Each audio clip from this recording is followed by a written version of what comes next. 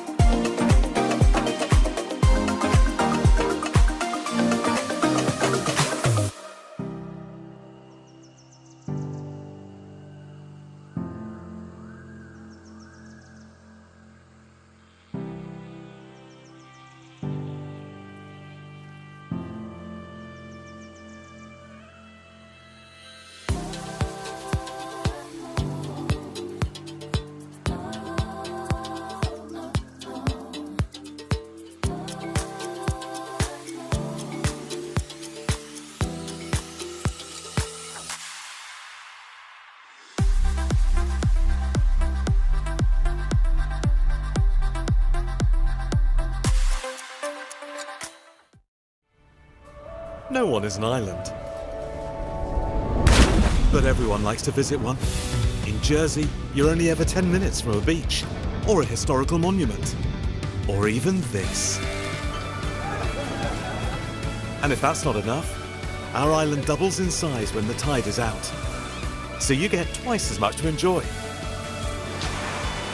Jersey, where sea meets soul. Come and pay us a visit at jersey.com. Yesterday was a red letter day on ECS, our first ever trip to the island of Jersey. In this ground in Granville, it is pretty as a picture. And some pretty exciting action as well. Yesterday on the field, we see 5 really even teams in this series. 5 matches today, rolling towards finals Friday, and of course the ECSW on the weekend. Welcome to Jersey. I'm Mr. Maximo. This is the ECS Liberation Series in Jersey, and it starts right now.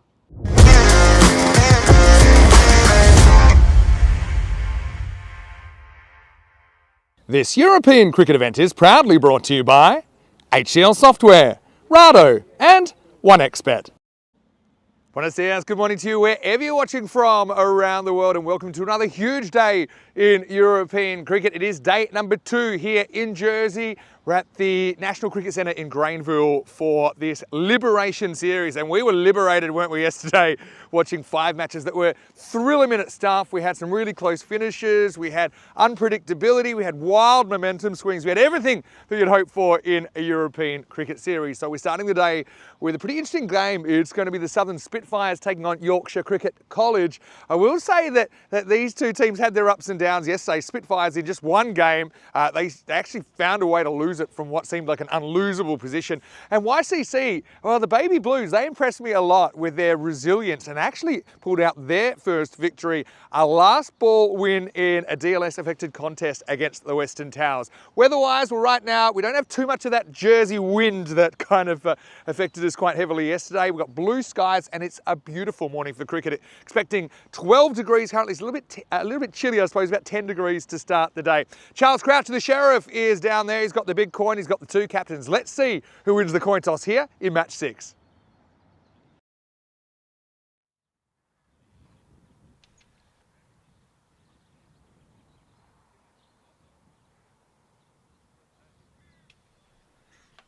So, news from the toss that Yorkshire Cricket College has won the toss, elected to bowl as we get ready for the start of match number 6. Southern Spitfires just played the one game tomorrow. We'll see it in a minute, and it was a scene. Let's have a look at the first game, though, of 5 yesterday. Eastern Royals took all 4 points against the Central Commanders, had a really good team on paper, but yeah, it was a bit of an exhibition from the Royals, who chased down the 97 target within the 7 overs and took all 4 points. Barney Aston, 4 for 7, was the player of the match in match number 1. And then the Western Towers would score. Was the basis of that 170 chase, which was brought up in the last over. So this is the table. It's very early. Spitfires have some work to do, but they have a big day today. Royals with 7 points out of a possible 8 on day 1, leading the way. Remember that the bottom team drops out for finals day on Friday, and the top 2 teams will get the double chance.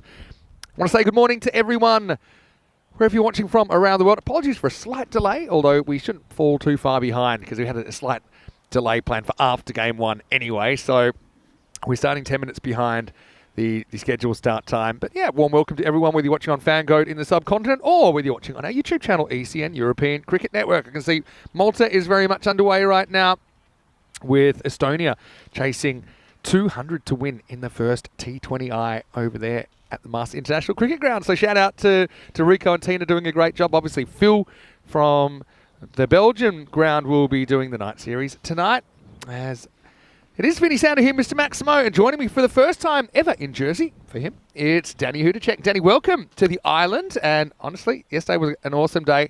Weather's great today. Get ready for some action. I'm looking forward to it, Vinny, and I did tune in a couple of times, and the ground looked amazing, and actually being here in person, it's even better. It's beautiful out here. Proper cricket ground in a traditionally cricket environment as well, with a clubhouse that caters, and it's lovely, Vinny.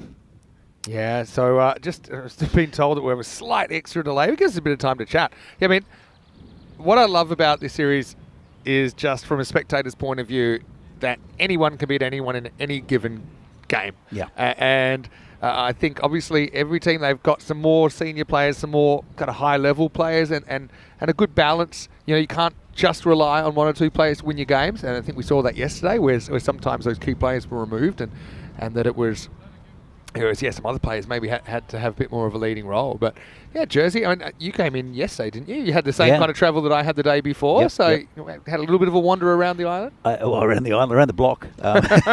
Close enough. I didn't go too far. I didn't really know where I was going, but it's very pretty. The drive up here, actually, Dee, the photographer, had the same idea as me. Because it's built on hills, it reminded me a lot of the town of Dreux, we've just been to. There's Government House on the hill, which looked beautiful. The grounds there, and it's a very similar, very tight sort of winding roads. Very different to what I expected, because I've been to Guernsey, even though I didn't really get to see much during the day. Here it's a lot hillier than what I expected.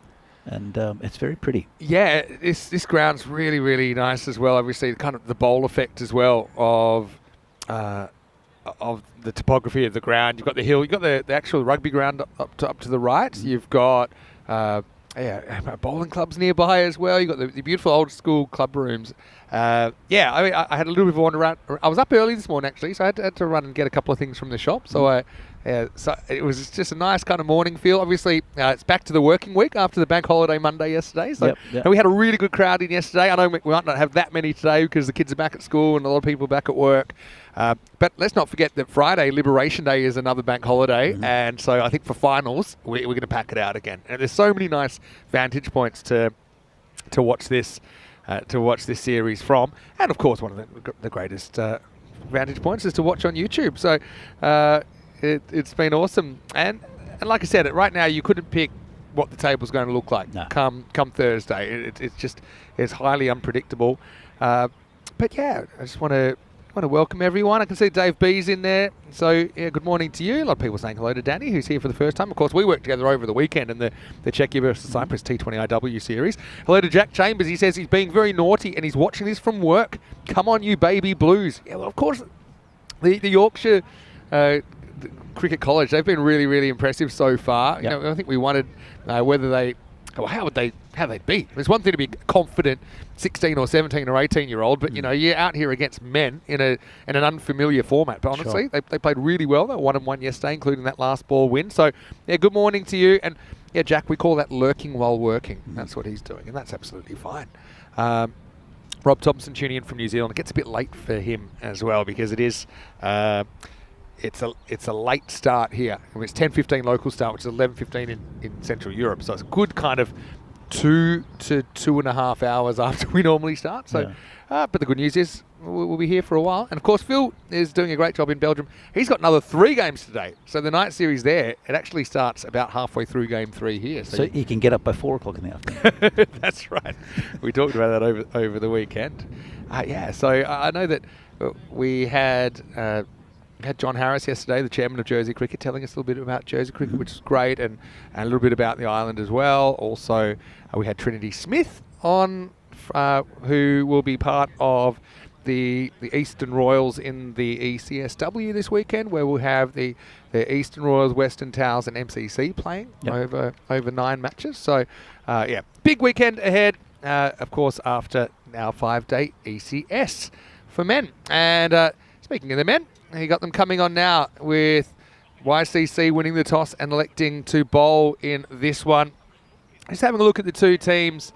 Yeah, some players to watch out for, and there are a few. Southern Spitfires, I think they don't mind batting first here. Zach Tribe looked in incredible form. He had an amazing ECL for Jersey Club Farmers, and he was in the MVP conversation for sure for the entire ECL, and he's likely to open up, and he looked in good nick still yesterday. They've got James Smith behind the stumps. I'm sure he'd like to get a few runs as well. With a Vegemite kid, Rick Firth comes in, and we're calling... Well, Rick we've seen before at the ECL a couple of years ago, but he's originally from Adelaide, and he actually gifted us, along with his family, a couple of jars of Vegemite, which is very Australian. I've got it on the table in front of me here, but we are... it's the first time I've ever been on a ground where the commentary... Well, it's not really an igloo, it's just a tent. very open, and it's very much in the hitting line We are- at long on. I can't believe we didn't have more balls come in. Luckily, we always have good fielders at long on, and I know we've got Max in front of us here who's not going to let anything happen to us. But we did have one on the roof yesterday. But, I mean, last time, you might not know, but last week in France, Danny had his computer smashed on day one by a ball that came in. So anyway, I'm fairly confident. Anyway, ready to get going. Something different, starting with spin with Daniel Marshall. Normally bowls the second over. He's going to bowl the first this time around. I don't mind that to Tribe. I think he likes the ball coming onto the bat. Zach, of course, his brother Ace is playing for Glamorgan at the moment. I'm sure Zach has similar ambitions of breaking into the first class game. Well, for me, it's great coming in fresh on the second day, because I'm like a brand new born baby, like a newborn baby. You're an impact player. All right, here we go. Marshall to get us going on day 2, and Tribe will get off the mark with a push. Got deep the wicket back, long on back, 2 fields in his power play. Pushes it through nicely. It's the first time you've compared yourself to a newborn baby, especially since you've got It's team, been a while. team of teenagers that are taking the field. No, just the players in you. It's their first time in Jersey. Oh, it's just over the top. Yeah, that's going to go for 4. So Bullen asked to open the batting here. His first game of the series. Thick outside edge flies away lots of fortune. And the first boundary of the day. Yeah, you're basically me 24 hours ago. Yeah. Even though I do know a lot of these players from the ECL and the ECC. Obviously, we actually have 2 clubs from Jersey and the ECL because they finished top 2 the year before. And also Euros in cricket, September, October. That's one thing I like doing, actually. Flatter one this time. All by Marshall, just a single. I like coming in fresh and not knowing too much about the players. I mean, of course, some we've known for many years on the network, but coming out and discovering and then seeing the strength in it.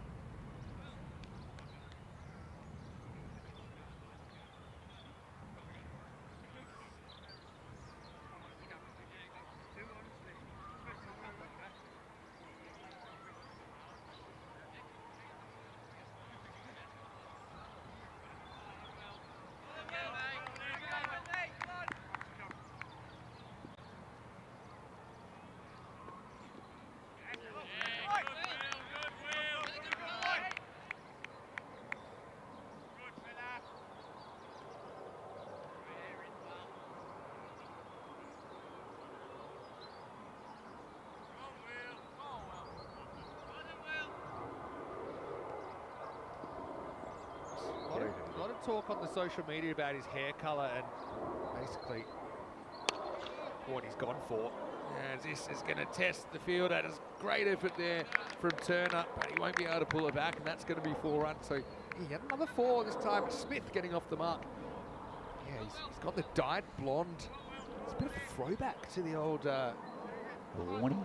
Yeah, Warning in the early 90s. He's got a bit more than the frosted tips, hasn't he? Yeah. I mean, I don't really have any hair, so I really shouldn't judge anybody else. He's working for him. That's a good look. Oh, wow. That's a launch on the leg side, but doesn't get too much of it. And we'll get through for a single. It's a lot more, how can I put it? It's a lot more correct cricket here with these teams. We haven't seen anyone hoik one out from outside off stump yet into the abyss. A bit like what we saw in France. Good contest this, so it's no ball for front foot. This is an issue for Harwood. Yesterday we saw some overstepping from the YCC faster bowlers. This one would have been a wide anyway, but the difference is now it becomes a free hit. That's it. Look at it, and easy call for the umpire. Nice early call. It's heavy length here. Backs himself to hurry the batters up. Good one-on-one. That's free hit, and Tribe needs no second invitation. Puts it out of the ground. Maximo, the first one of day 2. Tell me, Vinny, how's this pitch playing?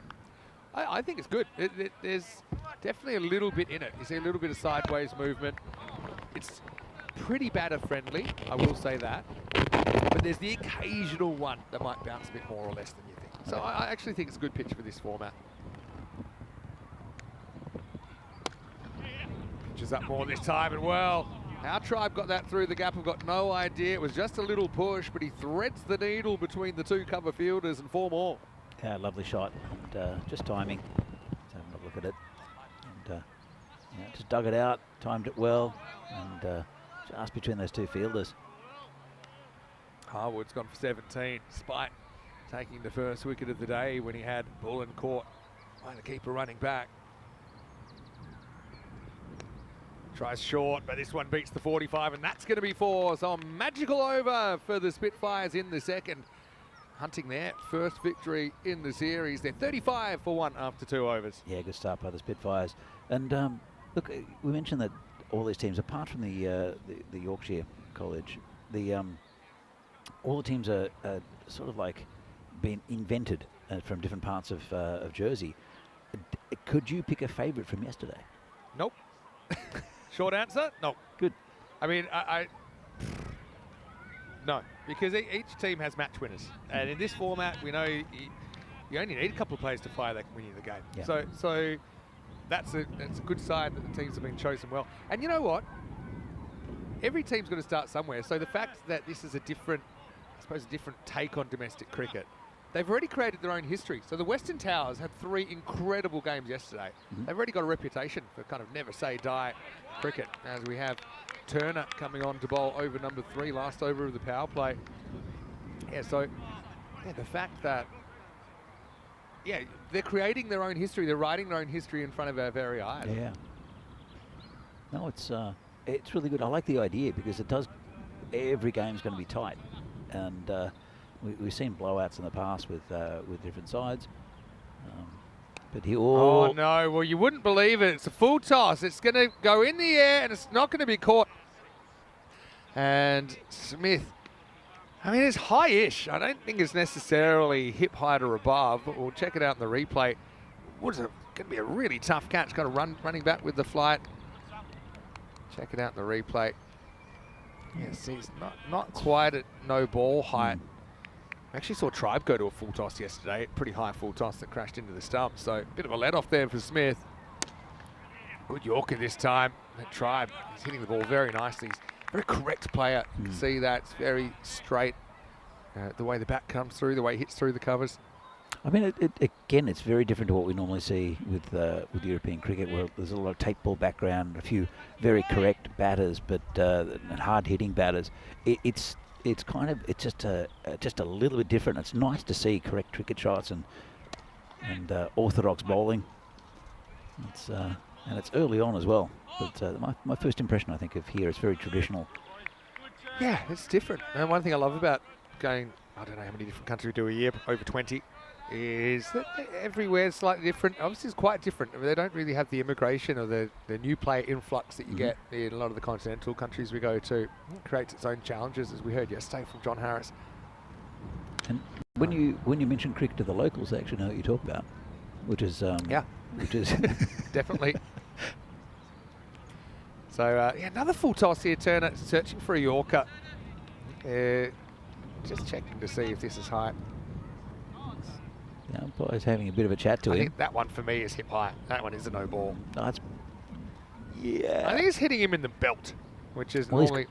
He's got his shirt outside of his trousers, so I'm not sure because you can't really tell where his belt is. Seems just smart. You tuck it in. But anyway, it is a free hit coming up after the no ball call, and I don't think it hadn't quite finished all their signalling protocols there, so we'll have to have that one again.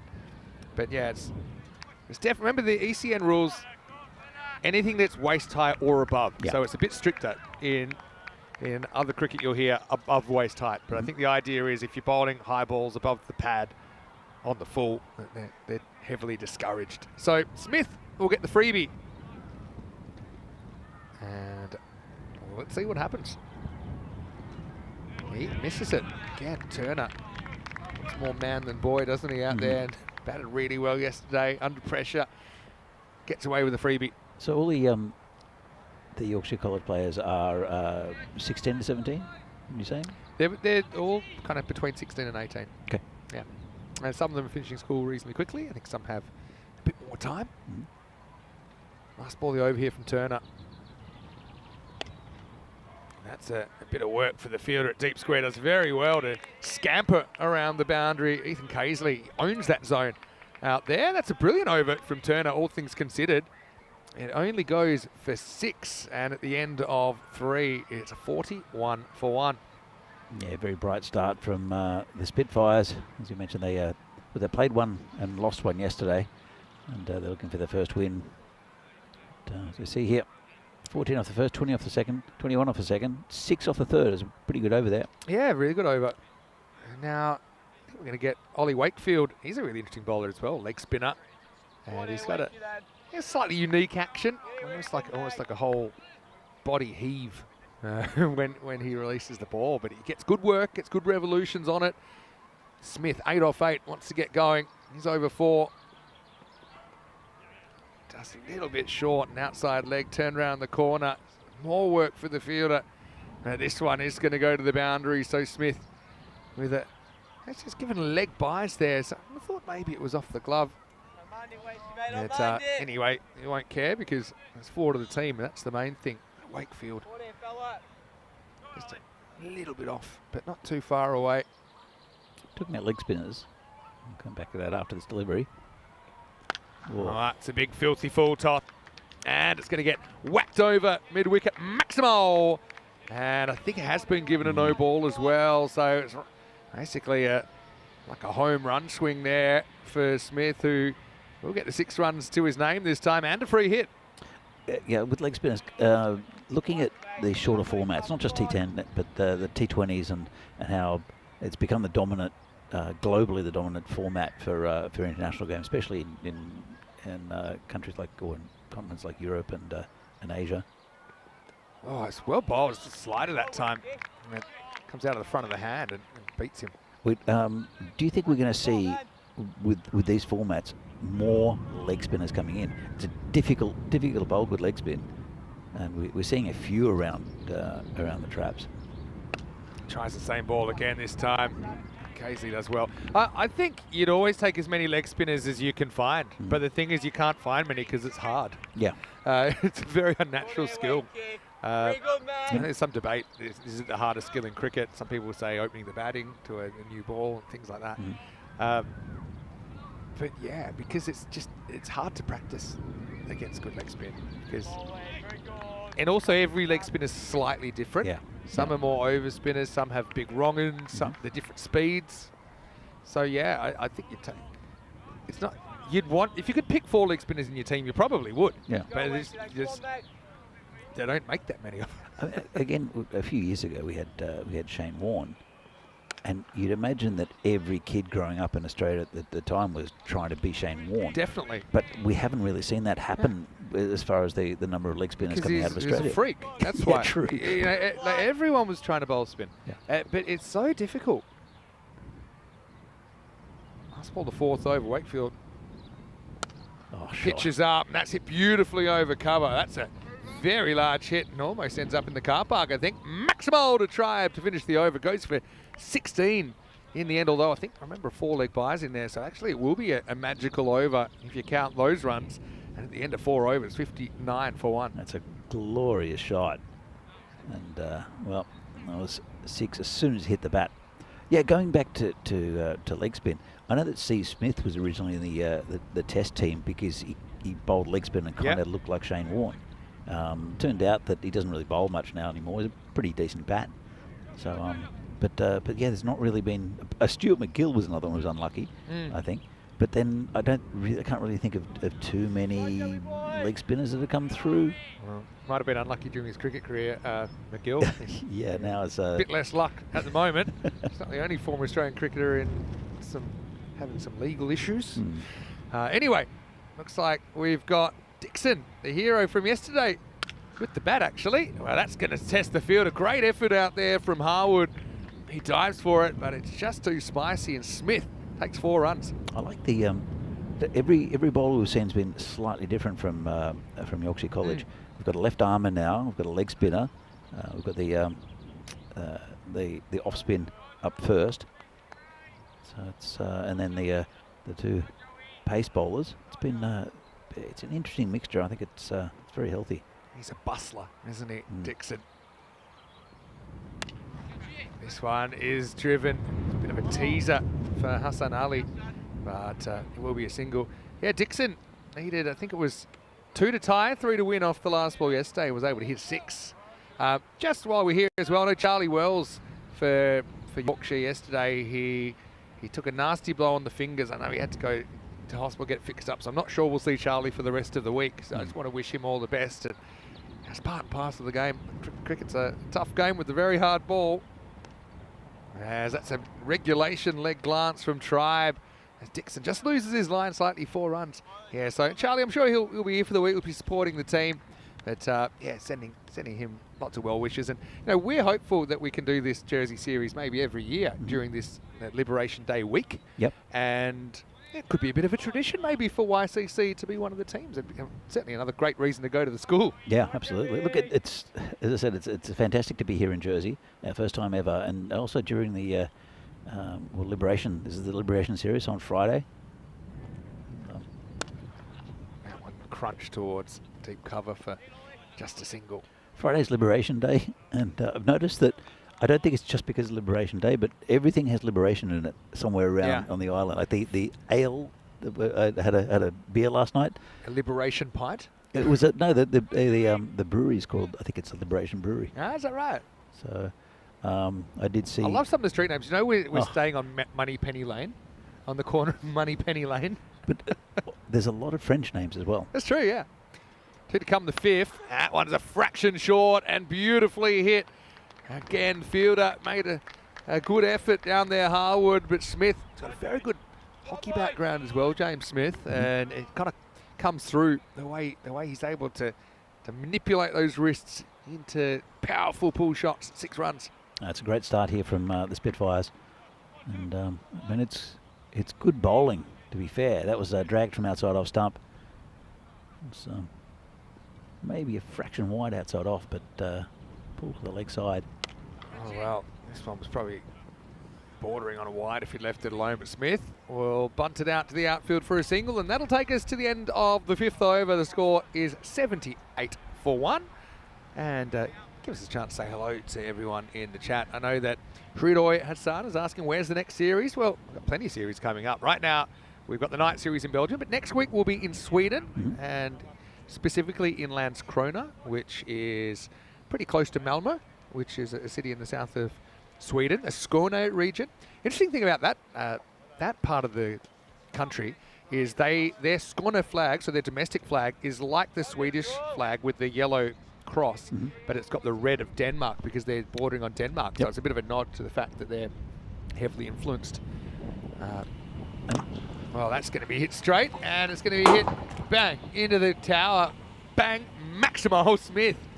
Well, that was potentially dangerous for our camera crew up there. But that will be 6 runs. This is Elliot Mitchell coming in to bowl for the first time. Of course, from Malmö, I think you can drive to Denmark. We actually fly into Copenhagen, and then we catch the train. Yeah. So, yeah, that's the nearest major airport that we go. We go to Mitchell with his off spin. Oh, it's well bowled. Good adjustment. Up in the air. Catching opportunity. It's dropped. Oh, he's a good fielder, Casely. Did all the hard work there. He got 2 hands to it. But Smith gets a life on 34. Yeah, it's another one gone down. The first one was one that sort of swirled around. That one, as I said, or as Vinny said, made good ground to it. Just couldn't quite hang on to it. Yeah, they practice those kind of catches a lot. It's a shame for Mitchell, who is searching for his first wicket still. This time he's knocked down the ground by Tribe, just a single. I don't see any Tortugas in this ground at all. No, well, you wouldn't think so. I mean, the only thing is the ball was hit super hard yesterday at times. You had a couple of unpredictable bounces, but less to do with the ground and more to do with a kind of spin on the ball. Yeah, Mitchell's a clever bowler. I like him a lot. He mixes up his pace. He gets good loop. I think it's just part and parcel of the game that you're going to get smashed. There's one thing for sure, you're going to get smashed at some point as a bowler, and you're just going to have to deal with it and just keep trying your best. This time he's overdone it. It's full toss, it's high, and that's going to go as well. Tribe goes Maximo. Mitchell just turns off gravity that time, unfortunately. Hangs up in the air. Tribe actually got out to a full toss yesterday. Just trying to think with the pace of Mitchell, it's not going to be a no ball. It was coming down enough, but yeah, 6 runs to the total. Yeah, he didn't get all of it, did he? But got enough. Got a lot of that one, though. Yeah, got even more of that. Maximo! Lucky the kids are back at school, because that's where the kids' game was going yesterday. Let's just say occasionally they had to have a bit of a lookout, because a few balls flying in that direction. 50 for Tribe, by the way, brings it up in 17 balls. And the Spitfires are flying at the moment after 6 overs, 99 for 1. Yeah, very good start here for the Spitfires. Did lose that the early wicket, but that's not enough. 1 off 6 overs, and 2 batters who were set. Zach Drive on 50, and 5 fours and 4 sixes. Looking pretty good up the top of the order for the Spitfires. Smith doing okay as well. It's been a good partnership. And it's continuing. Oh, it's a proper beamer this time. It's a clear no ball. And he's hooked it down to the ground. Smith. A little bit of hit or be hit about this shot from Smith. And well, sometimes when the ball ends up in that part of the ground, I think probably quite fitting. But anyway, it's 6 runs. Make that 7 runs actually, and a free hit to come. Yeah, I know what you're talking about. It was, well... It's actually an amazing shot. It's the last thing you expect. So, Turner had that good first over, only conceded 6. He's conceded more in this over without a ball actually being bowled already. Smith on 42. And a free hit, and he's able to bottom hand this one out of the ground as well. So it's the classic 13 off a baller to get us going. That's on the rugby field. They're going up the travelator. Don't you worry, boys. Come back. New ball's going to come out there. And, well, a little bit of the, what would you call that? Like a nature walk for Harwood as he goes into the bushes. Maybe they're a bit quicker getting, someone's found it. Oh, there's a rugby field up there. It's a rugby field up there. It's not like some places in Europe with a haunted forest that they disappear forever, as well as the people trying to find them. Like in France. Yeah. The rumours of the ghosts in the field. Well, that one's also going to be 4. Finds the hole at mid-wicket. This is just well hit from Smith. And that'll bring up his 50. Brings it up in 23 balls. Yeah, James Smith. In fact, we have seen the Carlton Rover. It's nice looking on drive, actually. And gets acknowledged for his half-century by his teammates. Yeah, the ball not going towards any of the fielders at the moment. There's been a couple of catches that have gone down, but otherwise they're finding the gaps very nicely here, these two batters. Yeah, let's get one here. It's funny, we just did the tournament, the women's tournament in Prague, and now I keep calling batsmen batters. So, because I can't really call the women's cricketers batsmen. Yeah, well, so it's the official term now in all cricket. So yeah, I don't know if I like it. Yeah, I mean, it was a traditional word because batsman only existed in cricket. Yeah. Because it was kind of... When I first started watching women's cricket, the generic term was batsman. Yeah. And over time, that's fallen out of favour, which also I can understand. Political correctness. It's I agree with it's it. an ongoing debate. Some things I agree with political correctness. I always just think definitely words are important, but actions are more important. So, you know, obviously supporting women's cricket is actually the action of doing it and showing it and having it is way more important than esoteric kind of language debates. Just my personal opinion. And the funny thing, a good example is third man, the position. And every women's cricketer I've ever known calls it third man. It's a position. It's just like blind man's bluff. It's a bit unusual with cricket also because we have batsmen, we don't have bowlsmen. Yeah, true. Yeah.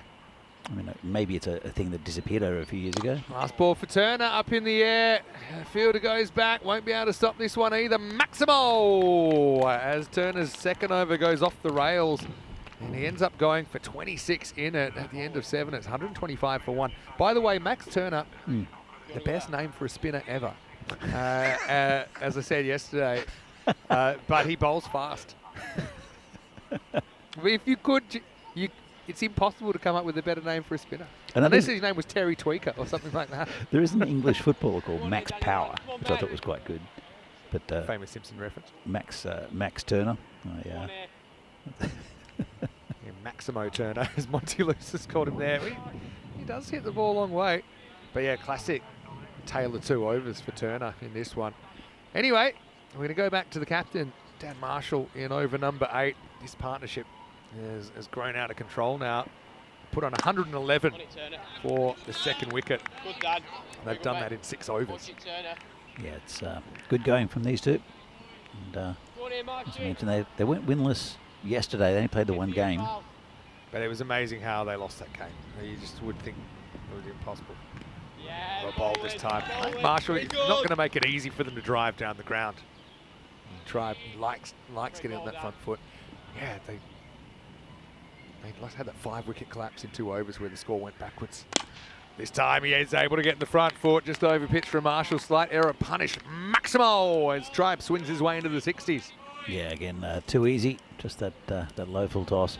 There's been too many full tosses for me in this innings. He used his reach well. But there have been too many full tosses bowled by Yorkshire College. 32 for 1. This is looking like 170s, maybe 180s if these two can have a big finish. That's well bowled again from Marshall. One thing about the YCC, they're all cricket crazy. Yeah. The fact that you can go to a cricket college and actually they're based at Headingley, which is pretty cool, isn't it? Very. Oh, wow, this one I think is gone. I think it's gone bat to helmet and then popped up, and Lamley's taken the catch. So Tribe will go, and Marshall deserves that wicket. Bit of an unusual one, but it's gone. Breaks the partnership, 132 for 2.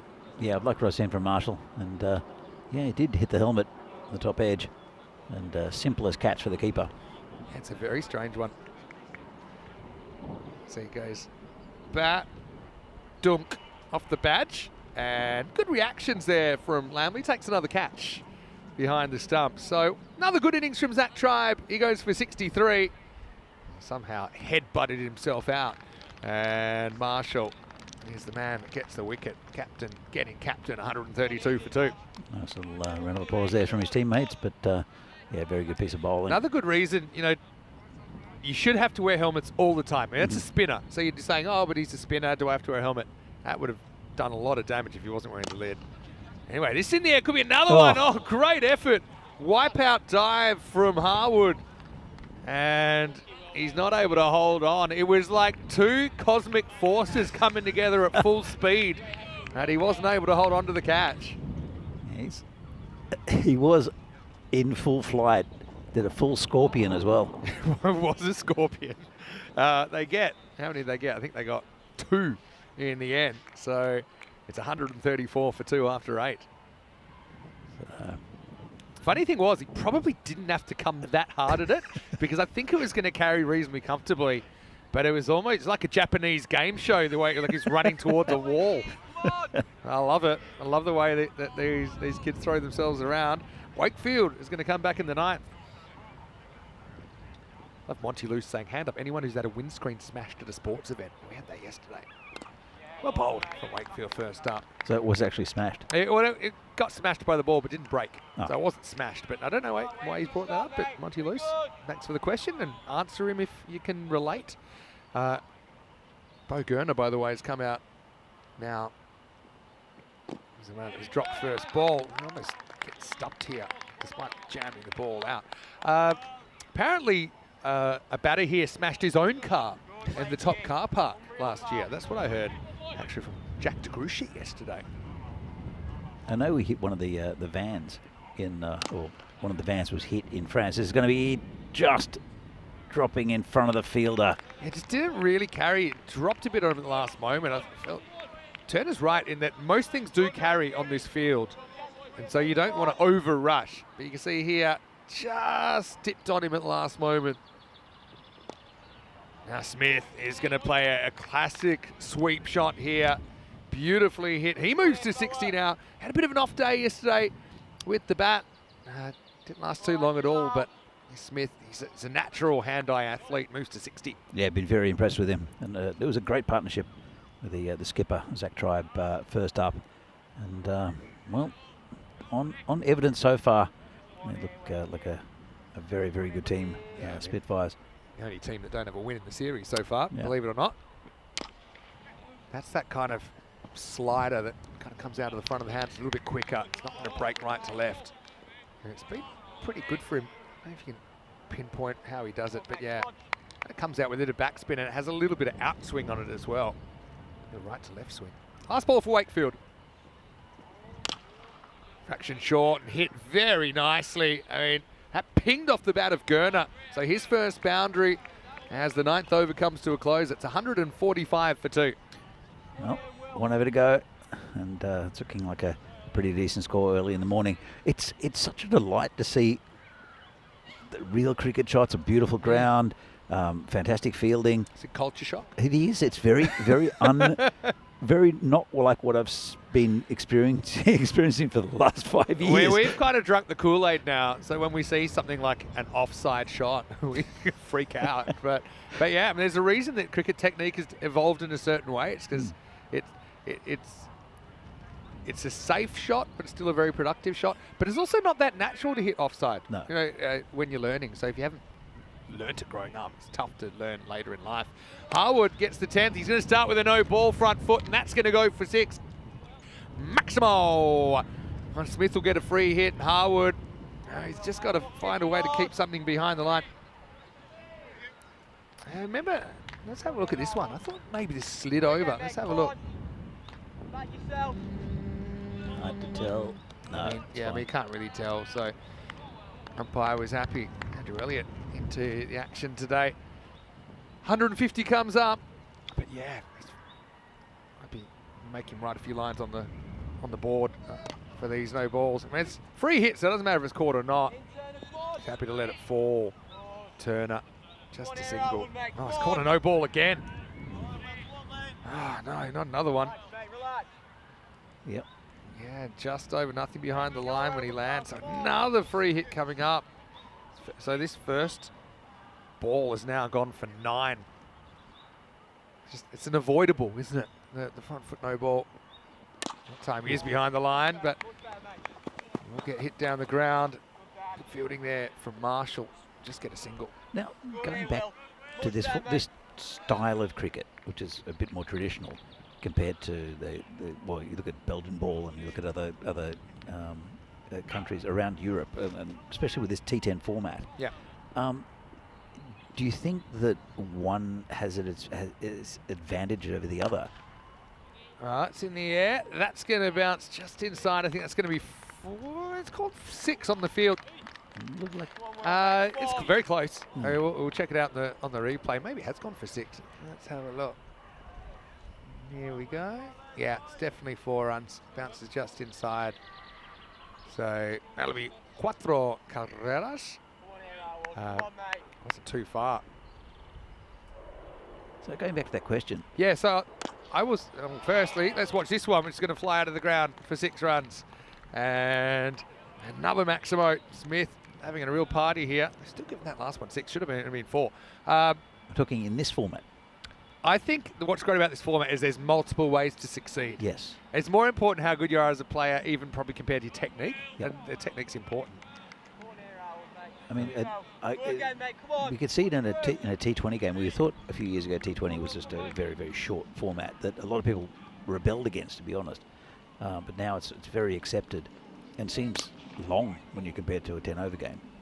But and that the technique in those games is still not quite what it is in the T10s, where it's a wicket's almost a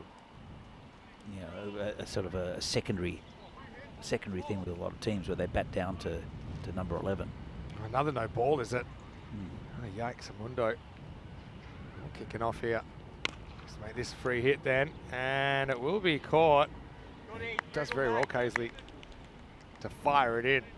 170 now. I've got a feeling they still might have to take a couple of runs off, because there's one earlier in the over that was clear 4, signal 6. I don't think they fixed it, so they might sort that out in the break. But anyway, it's an imposing total. Harwood trying to stay out of the 50s. He really should have been finished this over by now, but keeps overstepping. Some more work for the fielder on the boundary. That's Turner. He's got the confidence on this field to be able to throw yourself around a little bit. Yeah, it makes such a difference. And when you train on this all the time, this type of field all the time, and then you get to play on it, it's just it is a big difference. Last ball coming up. Was a long way behind the line. They probably should be pushing for 2 here. And with a fumble, they probably might have got it, but they will settle for 1. So again, I think the score might be under review, but at the moment it's showing 172 for 2 off the 10 overs. Harwood finishing right now. It says 1 for 48, but yeah, up in the naughty 40s. But mainly the naughtiness came to do with the fact that he couldn't keep his foot behind the line. So we'll keep you up to date with what the actual score will be. But right now, it's the Spitfires that have put a mountain of runs on the board here in match 1. Yeah, fantastic start for the Spitfires. Did lose a wicket early. We'll see some of the action from the first innings. And the Spitfires will be very happy with their performance. You see here, this one nicely driven down the ground. And runs kept on going. This was the wicket. The ground made by the keeper. And that was the end of the opener. But then it was a good partnership between Zach Tribe and James Smith. And some nice hitting over the top. Again, too many full tosses and too many freebies. But really, they didn't really give too much away with the bat. This one's hit up the hill onto the rugby ground. Bit of work to do for the fielder. But good batting by the Spitfires. And as I mentioned, they were winless yesterday after 1 game. But today, put themselves in a very, very good position to get their first victory. That was the end of Zach Tribe, getting caught by the keeper. That was the full Superman scorpion dive from the fielder out there. It's Will Harwood, the opener. But everything just out of reach for Yorkshire College. Good fielding team, but just a little bit out of reach. As I mentioned, a couple of difficult drop catches. But good effort from the Southern Spitfires. 159. There we go. They've altered the score. 159 for 2. So they'll need to bat well. Yorkshire College to get there. They're a good side from what we saw yesterday, and we'll see in the second innings. See if they can get this total. We'll see the scorecards in just a moment.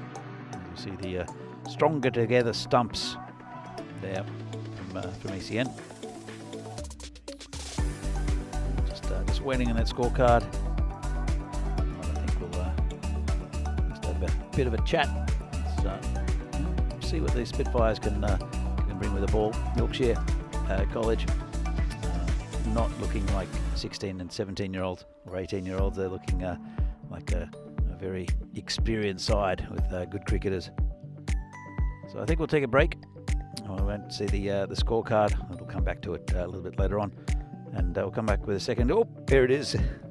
So you can see up here, Zach Tribe, 63 of 23. Batting very well, the skipper. Steve Bullen went for 5. And then we saw James Smith, that lovely 80 off 35, and Bo Gurner at the end. A little contribution. Quite a few extras, mainly no balls. No wides at all. You can see the discipline of the bowlers in a sense, but quite a few no balls, both for height and for front foot. And with the bowlers, wickets for Marshall and Harwood.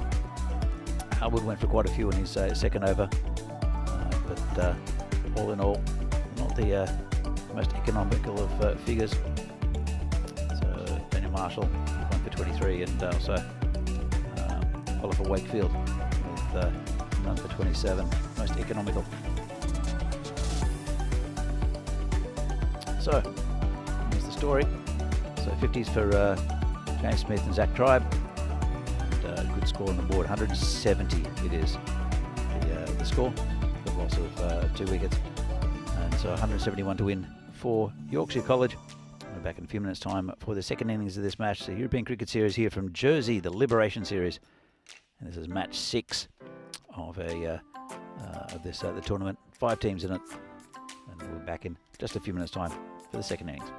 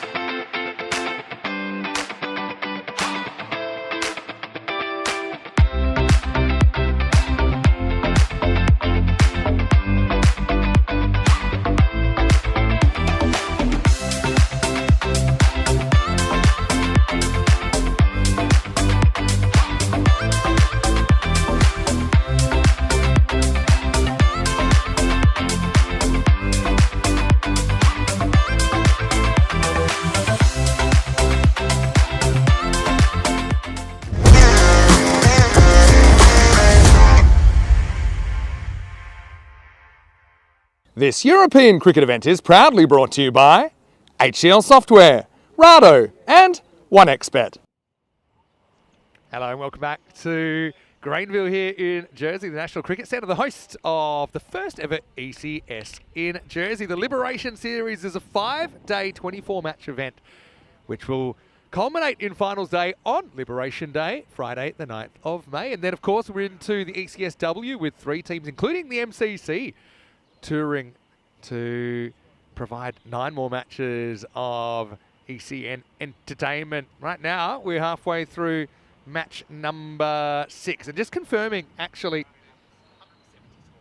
that the score was adjusted after the last ball, just reflecting the fact that there was that 4 instead of a 6. So 170 was the final score for the Southern Spitfires. So the target for YCC will be 171 for victory. I know there was some conjecture about one of the boundaries, and we thought it did say 172, but they have gotten it right, and that's really what it's all about. The Spitfires having that score adjusted to 170. Now, we did see a 170 chase last night. It was quite a dramatic one, but I wonder if we could see it in back-to-back games across the days. We'll say, just top of my head, that the Southern Spitfires, if they could restrict YCC to 119 or less, then they would take all 4 points in the contest. Many sound to here, Mr. Maximo for ECN on a pretty pleasant Tuesday morning on the island of Jersey. And joining me, of course, is Danny Hudacek, who's joined the action today. And looks a big chase for the young kids from Yorkshire, but they showed yesterday that they can chase the score down. Yeah, I don't know about young kids. They all look like grown humans, Vinny. They do. Well, here's Bailey Goodlad, who's a hard-hitting left-hander, opening up. First one down the leg side will be called wide. It's Everett opening the bowling for the Spitfires.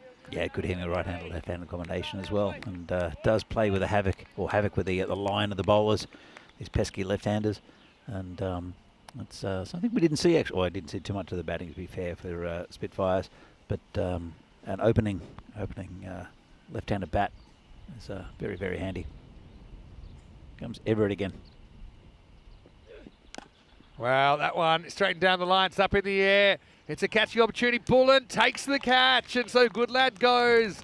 First legal ball he faces. That one certainly swung a little bit from Everett, stump to stump, and in the end, just didn't get the contact point right on the bat. It was skied.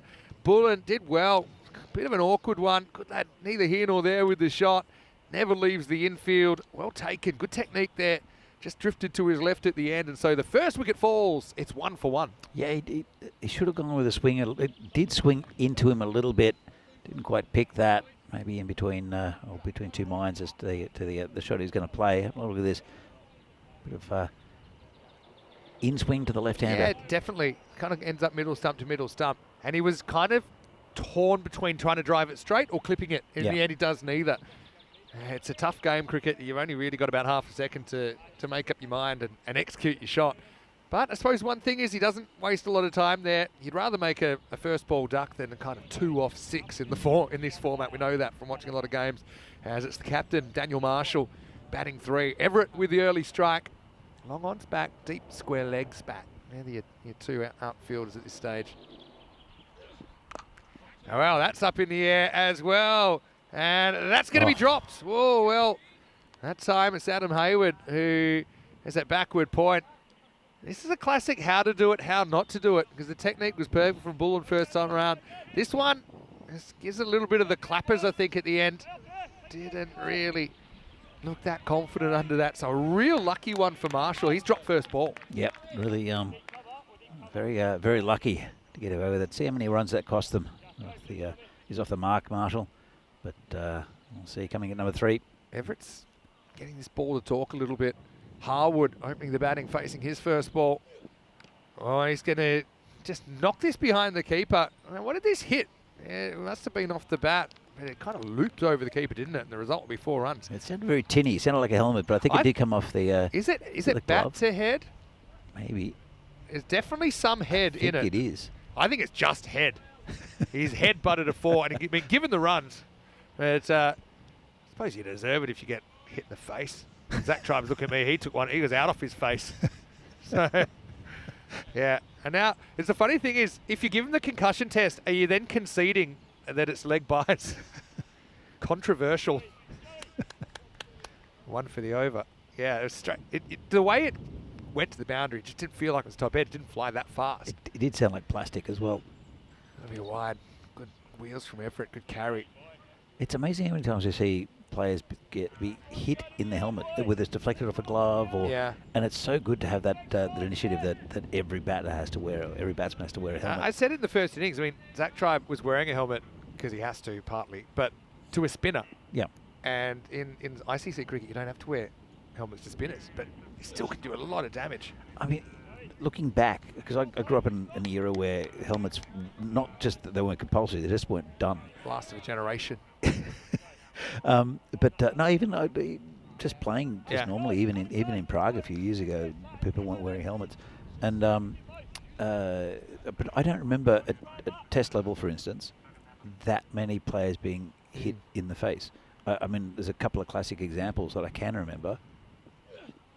Well, that's skied, and someone should catch this. They've got to decide whose it is. Four fielders come at it, Oh. caught it. The bowler, Everett, does a good job. I mean, he had the keeper, Smith, basically staring him down. He had the footsteps, sounded like a stampede there towards short mid-wicket. But in the end, the ball was always angling back to the bowler, and Everett has a brace in the first over after only 5 balls at 7 for 2. I think with the score on the board with 170, there's a bit of scoreboard pressure trying to create shots that aren't really there off decent deliveries. That was quite a way outside off stump and should never have been hit in that direction by Will Harwood. But I think I don't know about panic yet, but definitely trying to manufacture things that just aren't there. Well, he actually makes a big step outside off, which tells me he's thinking about this shot before the ball's bowled. And partly, I think also the field, they had deep backward point, and so there's leg side fielders were up, so he went looking for it. It wasn't there, and Everett executes the plan well. So I think that came into it as well. As Turner comes out, he's unable to score off his first ball, and a brilliant first over from Everett. Remember, there was a catch dropped in there as well, a bit of a goober as well. But he takes 2 for 7, and so that makes it 7 for 2 after the first over. That was a great caught and bowled as well, because he did have pressure with about 3 other fielders coming in towards him, including the keeper. But he kept his head and took a nice catch. Good start here from the Spitfires. Well, this is where, I mean, they need 120 to keep their point. And with every point, I think, crucial in such an even series, you maybe have to even refocus now on that. But It's still a bit early for that. It's only the first over, so there's still quite a bit to go. They need 8 in and over, which is not unattainable. yeah, true. And we know these guys can hit the ball very well. These 2 at the crease have been impressive so far. Kearns gets the ball in over 2. First one goes straight to mid-wicket. They scramble through for a single. I think, spoiler alert, but looks like Malta have continued their dominance over Estonia in the Malta-Estonia series, winning the first T20. They'll play another one in, I think, around about within the next hour. It'll start, and then game 3 tomorrow as Kearns muscles this one through past Turner. Yeah, it's a good ball. So Yorkshire Cricket College, they basically play this series, which finishes on Friday, and then first thing Saturday they're flying back so they can all play their league cricket on Saturday. And I'm just wondering what kind of shape they'll be in. That's in the air and gone. And it's the Vegemite kid, Rick Firth, who takes the catch. He's into the side, and Rick did actually give us both a jar of Vegemite. So yeah, we like him a lot, and he likes that result. And Turner, unfortunately for him, strike 1, strike 2, strike 3, you're out.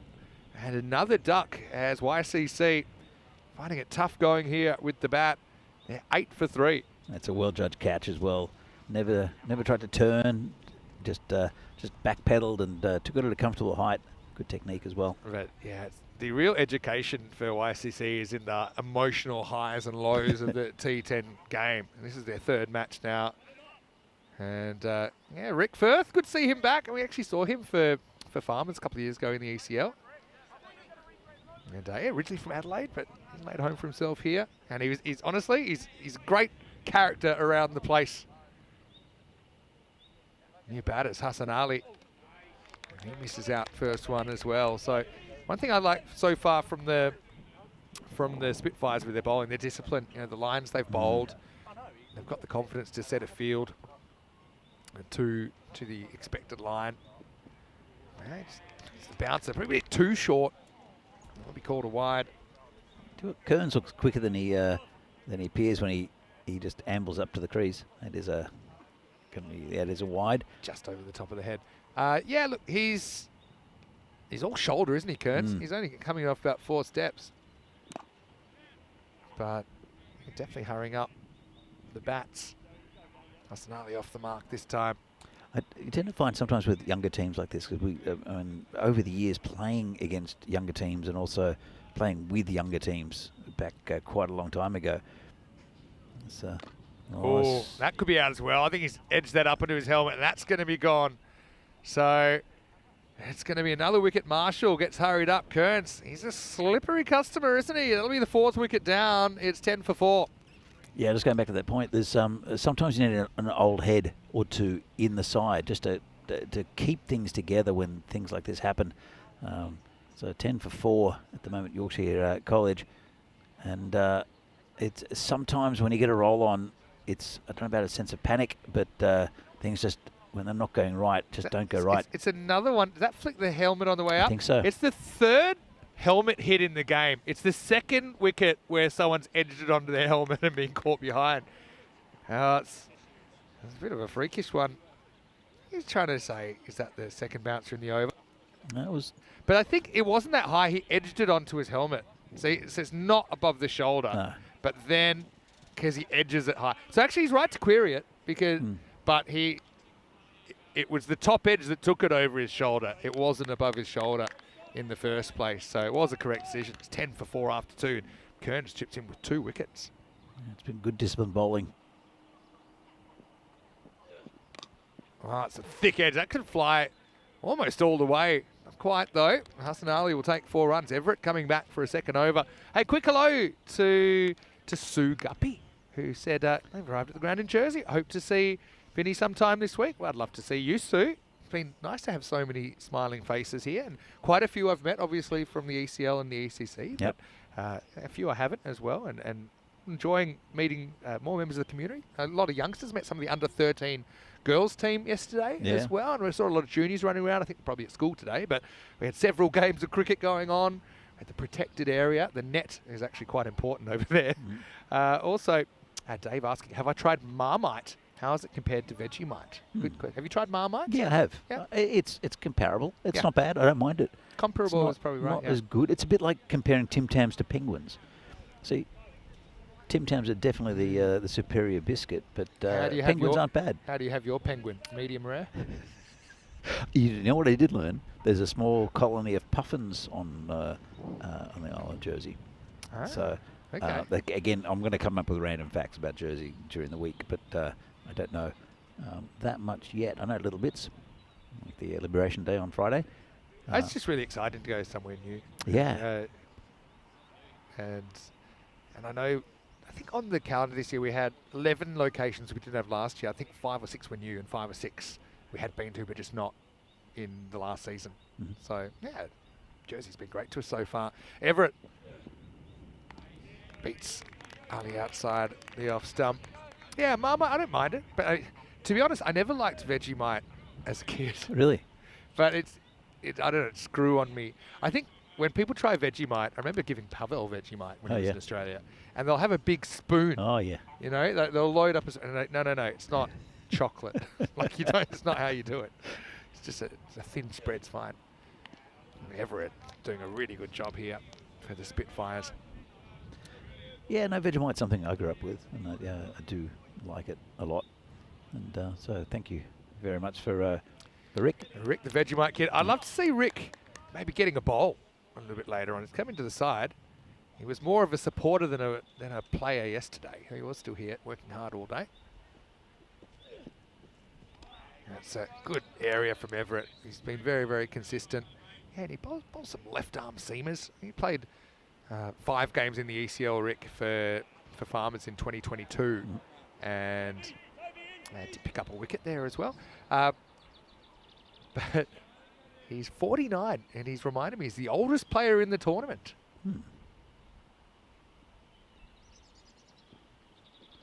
I've seen some old players in tournaments. Well, that's well cut off fired back to the keeper. And we're the oldest player we've had 76, Alfonso Giaraja in Italy. And he's not just anyone. He was the first ever captain of Italy in cricket back in 1984. Okay. His son plays for his team, which is Roma Capinelli, a club he's played for like over 30 years. Yeah. Or more, probably. Last ball for Everett. And finally, Ali gets his measure, as that will go all the way over the top. Maximo to finish the power play, and YCC needs some more of that. Everett still a good shift from him, 2 for 17 in his 2 overs. It's 20 for 4 after 3. Yeah, good power play for the Spitfires. And that 6, will it start something for Yorkshire College? They're already well behind the run rate, as you can see. They're already going at about 6.5 and over. They needed 17 at the start. It's over 20 now. They'll need to they need to get around about that 120 mark to save that point. I think that's, as Vinny mentioned before, that's probably the target now for them. They've lost 4 big wickets, but it is still a long way to go to this tournament. Only day 2. It's very early for food chat, but Adiun has come in with saying Vegemite needs to be in a 1-to-8 ratio with butter in his experience, but Marmite needs a 1-to-10, and that is really, it's very specific though. Whether you agree or whether you don't agree, the fact he's put that kind of thought into it, impressive. See, to me, Marmite's a bit more liquid. Like, it's still sort of pasty, but it's a bit more like a honey consistency rather than Vegemite, right? Not quite. Langford runs in like he's never bowled a ball in his life and just completely got his run up wrong. He'll have another go. Marmite's also a little bit sweeter, a fraction sweeter, if that makes any sense. It's definitely not saltier. Makes sense. Take 2 for Langford. This time he's able to get it off, but straight to the field, and that's going to be gone. A 5th wicket. Lamley goes first ball. He joins the Duck Club. Langford with a cagey, losing his run the first time, but the second one short wide, but hit straight down to the sweeper on the offside. And YCC with a bit of a wake-up call here on day 2. They're 20 for 5. We would have seen quite a few Derricks already this morning from these Yorkshire batters, but unfortunately Derrick is taking a bit of a hiatus. And 20 for 5. You can't quite believe it. He stood there for quite a while, did Lamley. And can't quite believe he hit that shot, but good field placement. Wasn't a bad option either. Just probably needed to get a bit more of it. Would have gone over the field if he just guided it. And so Lamley falls to Hayward, who actually dropped that catch earlier, but this time he takes it. Could argue that one was actually a bit harder. But anyway, Spitfires, who misfired yesterday, not taking the win, but they'll be hoping they can take all 4 points and get the tournament back on track. Remember, they've got a pretty interesting game against the Eastern Royals straight after this as well. It's Casely coming in, and he skies one as well. And keeper James Smith going all the way back. Brilliant catch. Unbelievably good catch from James Smith. It was short. It was a genuine top edge, and he just had to turn and go. And that is a quick bit of work from the keeper, James Smith, who ran half a marathon to get there. It's going to be a 2nd wicket of just 2 balls for Langford, who's on a hat-trick. It's 20 for 6. Do not adjust your sets. That's a great catch. He took off straight away, and he's quick. Very athletic, and very nice catch. And it's not getting any better for Yorkshire College. That's a great bit of keeping. Look, straight away, he just runs and thinks, I'll see it on the way. You know, but he had to take off straight away. Knew roughly the direction it went. You see, actually then curved a bit to the left when he tracked the ball. But he gave himself a shot. Look, this is my first view of these 2 teams, and we'll see 2 new teams next game as well. So for me, Spitfires look almost unbeatable, but there are still 3 other teams in the tournament that I haven't seen. I also haven't won a game yet. Yeah, well, but it was a bit of a blip. I watched the end of that game back last night. I wanted to see it. It didn't disappoint. Well, look, again, this time he's not going to reach. In fact, that could go all the way. In fact, it has, I think. It's a classic Maximo. Yeah, that's gone. I saw that go for 6, and it is signalled out. Maximo, well, Smith, it's almost like the degree of difficulty got ramped up on him. This one, you could see, just didn't make the attempt. Saw straight away he wasn't going to make it. Is that off the back of the bat? Yeah, it was just a genuine kind of leading edge. And Martin, I'll say he planned it all along. Now Martin, the lefty, getting a bat here at number 8 in just the 4th over. That was a hat-trick ball, by the way. Slow ball this time. Will be called a wide. It's looked, well, I don't know, wasn't watching the monitor, but yeah, good call. Yeah, I mean, it's just outside the line, I think. Yeah. Remember, if the ball gets any of the blue line, it's not a wide. But that one, I think, was fully outside. By the way, I'm saying hi to a couple of people in the chat. I really haven't been up to saying hi to anyone. Ooh. Uh-oh, that's missed the padding. I can just feel it. Martin wears it from Langford. So it's good to see Wayne in the chat. Thomas Martinez, also Ian Spullen. I know Rob Thompson was there earlier. Not sure if he's gone to bed yet. Phil G's in the chat. He's up. Hi, Phil. He's up. Well, they've got to remember the time differences. It's already kind of 20 to 1 in the afternoon for Phil. Or So, as it's known so there still in the night early in series. the morning Yeah. to him. For him. Breakfast time. Tries to waft this one to the leg side. Martin misses out. Hi, Phil, and great job in the night series as well. So Hasselt, we're looking pretty good last night. Bit of a tough night for 12 stars in the end. But I'm sure they still had the crowd behind them. And Phil has another big day with 3 matches in the night series tonight. Actually starts in broad daylight and continues for a while. Yeah. But eventually the lights will come on. So he has to do some work tonight. It's I can imagine Phil in Belgium there with, well, I know he's not going to be indulging in Belgian beers, because if you have 2 of those, no state for commenting on Definitely. cricket. No, you'd have to save that for after work. End of the 4th over. It's 27 for 6. And the thing in Belgium, when there's only 2 games and it starts a bit later, you can get out and you can explore a little bit. And Yeah. it's very, fairly close to go between cities there as well. I know when I was there, I went to Brussels, I went to Antwerp.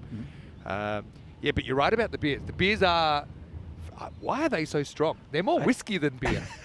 It is a traditional thing. I mean, they're all Trappist beers mainly, although the good ones. I mean, even the bad ones are good, to be fair.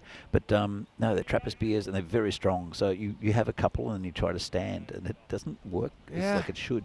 The whole standing. You know, the Scottish comedian Billy Connolly, he had a really good bit about that. I'll come back to it in a second. First, he's Hayward getting the ball. Good area first up, beats the bat. And he talked about that there's a certain beer, maybe it was in Scotland or something, where it would affect you from the feet up. So you're above the waist, you'd be completely fine. Then you'd say, "Excuse me for a second." You get up and just fall over. So that's kind of what you're describing. No, it's great, and great that we're back in Belgium, and we also got an ECS there in July. All right, this one up in the air. Fielder comes around. Oh, he drops it. Did all the hard work. I mean, he wouldn't say he's going to set any land speed records there. I think that's Neil Davies. But he did the hard work. He did get there with 2 hands. But in the end, just burst through. And another catch goes down. Yeah, it's never quite set, and sometimes those stick, but that occasion it didn't. Still 28 for 6. Still halfway through this innings. For a point, they need over 16 and over. That's the thing. So how close can they get? I suppose what it does do, it gives opportunities to someone like a Martin to show what he can do with the bat. And there's always something to play for. Don't forget YCC. They're into their 3rd game now. And we'll see them play against the Western Towers later on. That's a rematch of yesterday's last ball thriller. Banged straight to Tribe, who's come up in the circle, and even that's working for the Spitfires. So each team plays every team twice. Yeah, so they play 8 matches each. Yep, and then there's 4 teams in the final, so 1 team will miss out, and then there's the qualifiers and also the eliminators. That's right. So double chance for the top 2. That's a nice little swing away on the leg side, and it's got the journey. Maximo Martin is able to put this one out of the ground as well. He started with a 6 that could be labelled as accidental.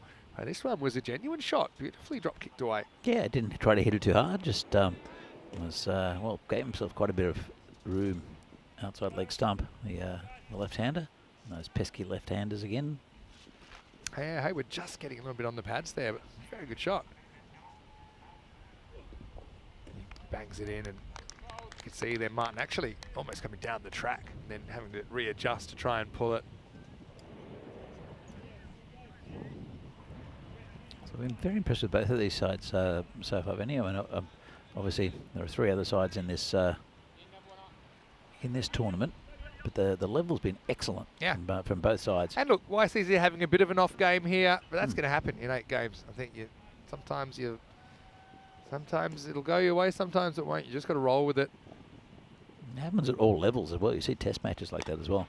Full toss this time, skewed away over backward point. That's going to run away for 4. So Hayward goes for 11 in the over. I think I might be checking this, but to me it seemed it was probably just below the waist. Well, maybe not. I mean, he is a step outside there. Definitely might be worth a look. Remember, even if it hits him in the waist, it's probably it's difficult. He is quite forward though. It's quite forward, but I think benefit of the doubt normally goes to batters there because he should be bowling that high. So I think he can probably use the break at the moment.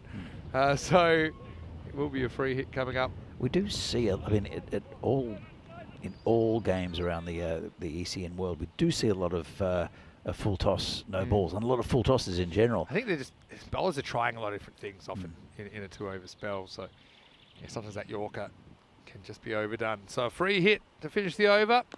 Tries to hit it.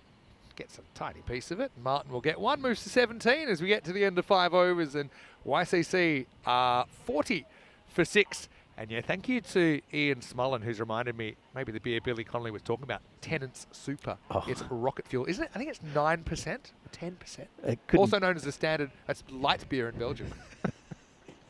The thing is with Belgian beers is they surprise you. They don't taste, a lot of them don't taste that strong. They all come with a unique glasses. Sometimes it's without even a base. They come with a like a wooden stand that you hold it in. And it's a bit of an event every time you try one of their beers. Whereas some other beers, you get Carlsberg Elephant beer, which is, I don't know how strong it is now. It's not made with real elephant. Not squeezed elephant, no. I don't think. It reminds me, I'll tell you in a minute, as we're going to get Langford bowling a second over. Took 2 wickets in his first. And this in the air could be a 3rd wicket, should be a 3rd wicket, is a 3rd wicket as Hayward takes the catch. Was Meatloaf once said famously, 2 out of 3 ain't bad.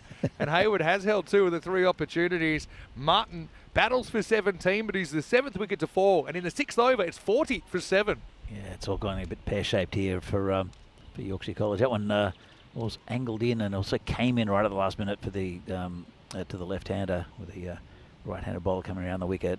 So it's not going to plan for Yorkshire College, but they'll be back stronger later in the day. Yeah, I've got an interesting one. I mean, they're going to take on the Towers, who they beat on the last ball yesterday in the rain-affected game. Right on the edge of the circle. Nice catch from Hayward, judged it well. Haven't really got the wind that we had yesterday where it made the high catching even more difficult. Yeah, I was going to say, as we see Joseph Dixon, he was the hero yesterday against the Western Towers, hitting the last ball for 6 to win the game for Yorkshire Cricket College. As Langford now has 3 for 7. Comes into Dixon. Wow, that's in the air, but it's going to fall safely. Dixon off the mark. Yeah, there's a place in Perth, obviously where I grew up and played all my cricket, called the Belgian Beer Cafe. Oh, yeah. But they have these very, very special glasses. Yeah. And if you want to use one, they'll give you one, but you have to give a deposit. Yeah. And the deposit is one of your shoes. Okay, come back to that in a second. It's Langford to Hassan Ali. Just manipulates this one, but only a single this time. Yeah, and they'll hang your shoe up. So you can tell how many glasses are out by how many. So just one shoe as well, not both of your shoes. Yeah. You wear one goes up, and they hang it up kind of from the ceiling, basically. Yeah. But I always thought, what if you just bought a really cheap pair of shoes that you were happy to sacrifice to take the class? Like with bowling shoes. Yeah, kind of. I've seen a few people go home with bowling shoes. It's probably not a good thing. Yeah, I never thought of that till you said it, but now I can't stop thinking about it. But they're quite fashionable. Well, Langford, for a guy who lost his run-up horribly first ball, it's gone very well for him since then. 3 for 9 off 10 balls. I'm still getting used to this tablet, Vinny. Which is the replacement for your computer that got smashed. Yes. A couple of weeks ago. And it's in the foreign line for being smashed again here. Oh, is that another I think it's facer? helmet. Yeah. The helmet manufacturers will be having a good day. This is definitely concussion test worthy. Let's have a look. Oh, jeez. That was lucky. That would have hit him right in the eye. But luckily, he's wearing the helmet. Well, I've seen them go through helmets before. Yeah, and it's kind of a rule now about how big the gap can be or is between the peak of the cap of the helmet and then at the top of the grill. So that's the thing. I mean, the good thing about the high school kids, they're used to being tested. So you'd imagine that they'd be okay with the concussion test. But that hit him flush, didn't it? I saw a really good replay there from side on. But, So, luckily the helmet's on, and I'm sure he'd be okay to continue. Maybe though, if there's some concern, the head knock protocol will say that maybe it's time he can sit out, especially with this situation of the game. Yeah. Where maybe it's not the worst thing for him to leave the field, but it depends how he's feeling. If he feels that he's fine and the umpires are satisfied he's passed the test, then he'll be allowed to continue. going back to beer talk and strong beer, Of course. and Scottish beer. So Yeah. the strongest beer in the world is brewed in Scotland. There was a bit of a rivalry between a couple of different breweries, and they brewed this one, and it's not been beaten yet. It's called Snake Venom. Okay. Right. Have a guess at how much the alcohol percentage of Snake Venom is, the world's strongest beer. Okay. Oh, nice comeback from Dixon, who will play that for a single. Langford finishes with pretty good figures, 3 for 10. And after 6 overs, it's 43 for 7. I'm going to say 19%? Well, you're sort of close. Up a bit. Up a bit, 22? No, keep going. 25? No, keep going. 26? Come on. 28? Keep going. Keep going. 30? I wasn't close, in other words. No, you weren't close at all. 32? No. Do 30? you want me to tell you? Please. 67.5%. Whoa, 67% beer. 66.5% beer. Yeah, it says here it's not for the faint-hearted. Snake venom. Snake venom. And it's 67.5%. You can buy a bottle. Just a normal bottle, 330 ml, is around about £50. Sounds awful. It's stronger than most Well, tell whiskies. you what, It's stronger you know, than nearly every whiskey, actually. Alcohol, Cask strength. where it is So- legal, alcohol should only be consumed in moderation, and that's probably a good advertisement for not partaking. You wouldn't want to drink a whole bottle, put it that way. 43 for 7 then after 6. Zach Tribe's going to get the ball. Okay, yeah, I mean, Zach's actually a pretty handy bowler. You didn't see him yesterday. He's going to bowl to Dixon. He thinks it's a good time to try it. And Dixon plays the first one out. So it does look like Spitfires are going to get back on track with 4 points in this game. With the rate required even to get a point up over 20 and over now.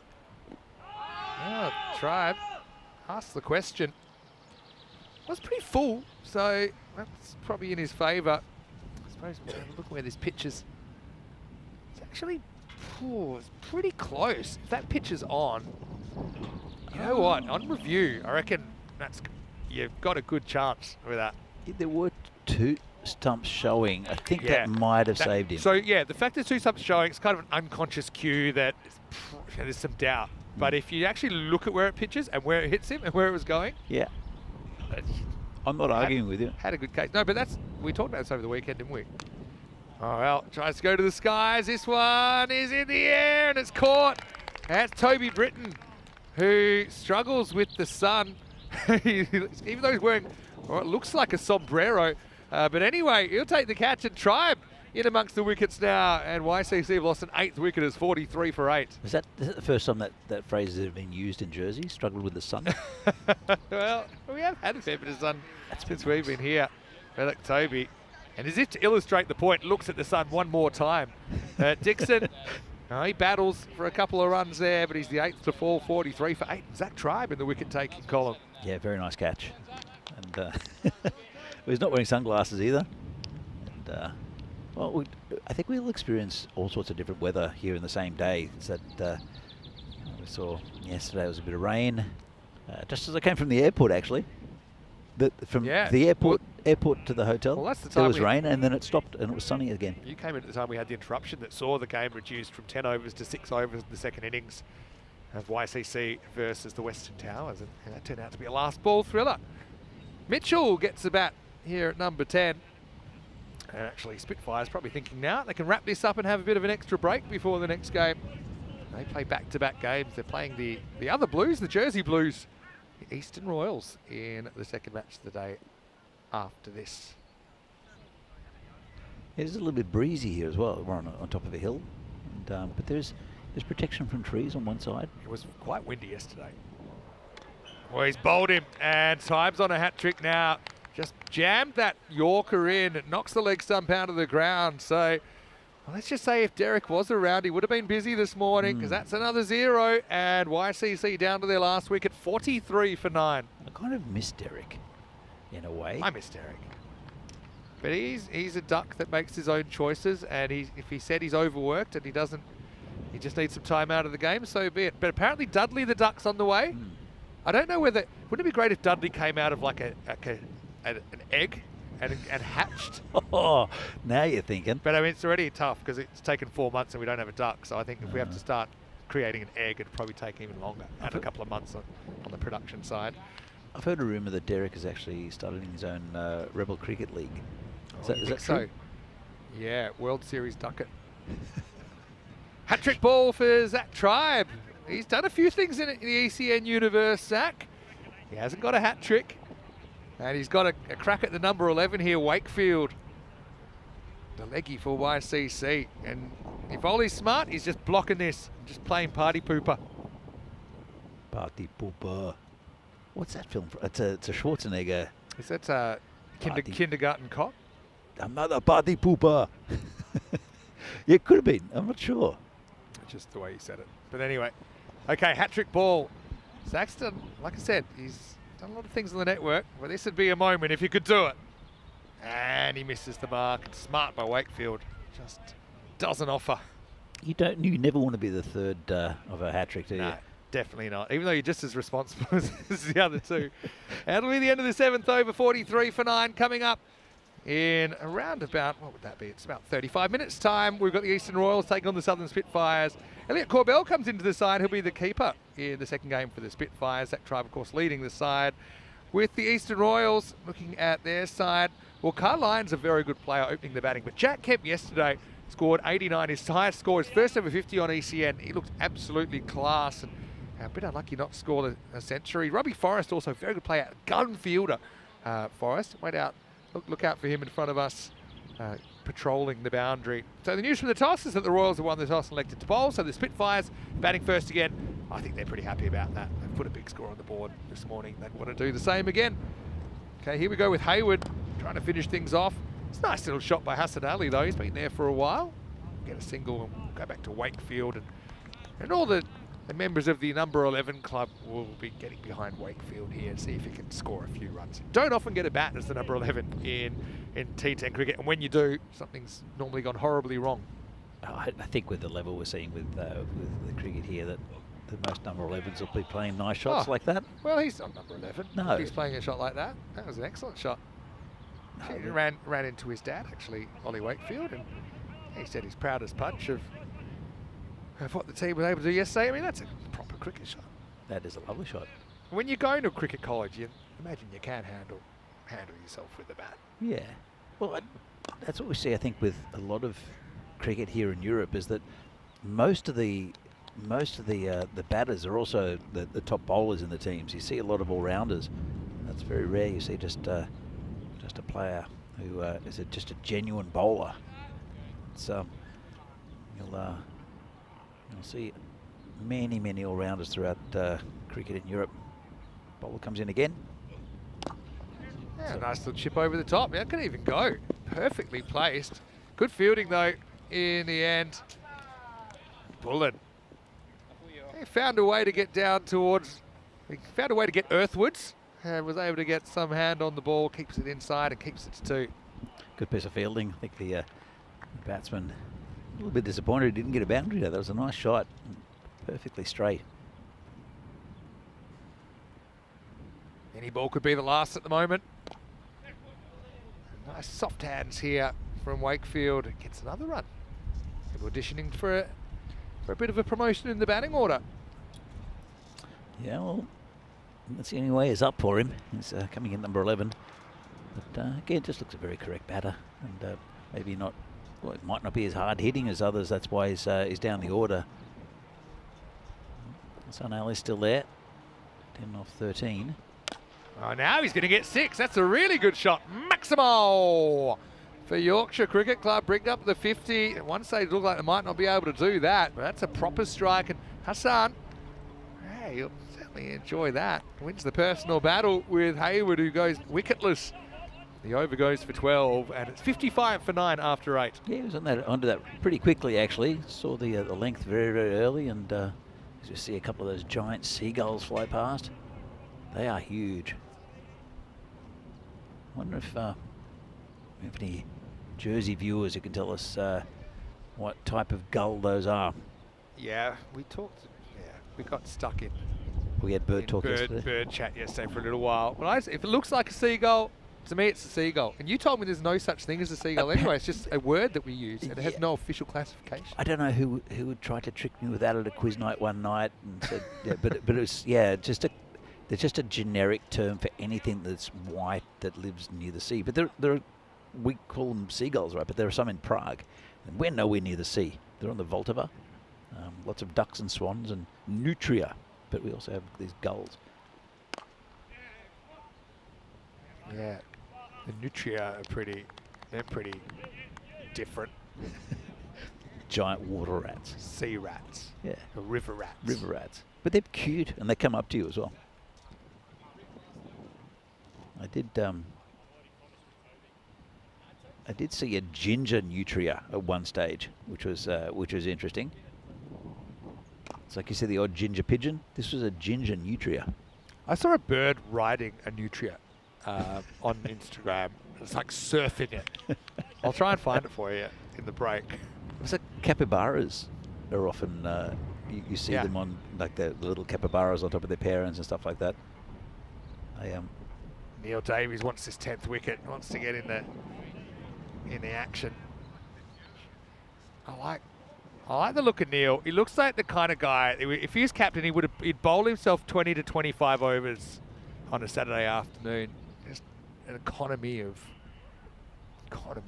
energy in the action. Puts in good areas.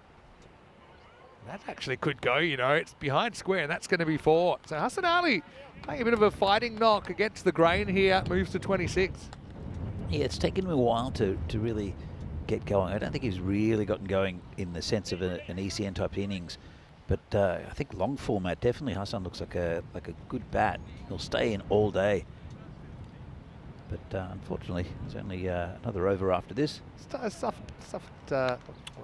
Survived through a tough initiation.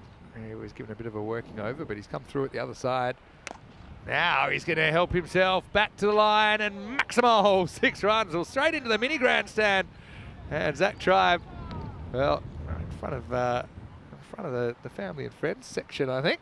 He's done a good job trying to pull that one back in, but it'll be another 6 runs to Hassan Ali. Yeah, nice shot there. And those 50-metre boundaries are always difficult to protect.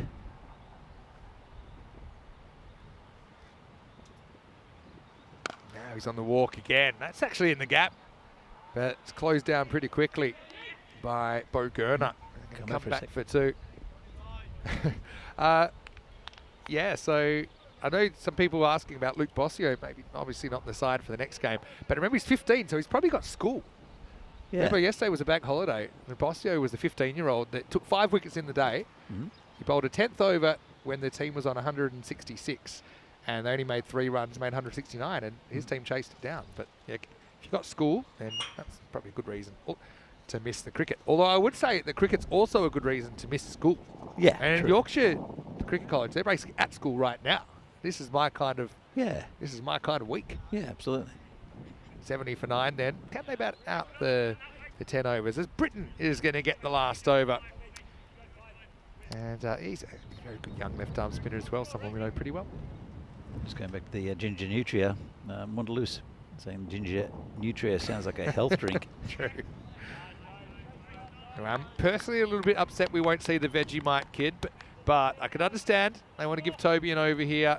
probably have a bit more of a leading role with the ball in the next game against the Eastern Royals. But the tournament's young, so maybe we'll still get the Vegemite kids, Rick Firth, at some point. Talking about ginger nutrias. Well, that's in the air. This could be game over. Fielder comes in under it. It's Langford, and he drops it. He launches himself. That's the Superman part of the ground. Well, that could have been run out as well, so it could have been the end of the game two ways. But somehow they survive and get two. Look at this throw. Throw comes in, beats him easily. Britton couldn't gather the ball. You see, if he did, he would have been able to run him out. That catch in the end, I mean, he made good ground, but this wind is a little bit difficult. It just hits the pad. And it kind of looked like almost like a comical attempt in the end to take the catch. Well, it was a good attempt. But without going into the physics, the higher it goes, the faster it's coming down, 9.8 metres per second acceleration. And if you're out of position, then you've got no time really to adjust. That should be the end, and it will be the end. So Britton tosses one up. Ali falls for a fighting 36, but it will be the end of the innings as Yorkshire CC will finish all out for 73, though they do pretty much bat out their 10. Just a couple of balls left on the table. Smith with a regulation stumping here. And Britton, he will take that 10th wicket. So the margin of victory ends up to be 97 runs. The Spitfires right back on track with a 4-point win. And don't forget they play back-to-back because they play the Eastern Royals next. And Yorkshire CC, well, for them, obviously it didn't quite go their way, but they will have the chance to make amends. They've got an interesting rematch against the Western Towers, who they beat on the last ball yesterday. They will play them in the third match of today. Yeah, look, very well done there for the Spitfires. As you can see here, we'll see them up against the Eastern Royals in the next game. A couple of changes for both teams, actually. But going back to this one, this was very impressive by the Spitfires. Yorkshire College had just too many runs to chase, and the scoreboard pressure was on straight away, and they lost early wickets. It's a neat catch taken there. This one went down, but didn't really matter. And in the end, what a fantastic! Oh, this is the one that James didn't take. James Smith. Yeah, well, that one was off the head. This is the one where there were about 4 people herring at the ball, and in the end, it was the bowler who did very well, Joe Everett, to grab that catch. But then the Vegemite kid get on the action, the oldest player in the tournament. He's trying to make out a case that was a harder catch than it probably actually was. Smith was outstanding behind the stumps as well. He had a really good game. But the helmets were certainly given a workout in the first game of the day here.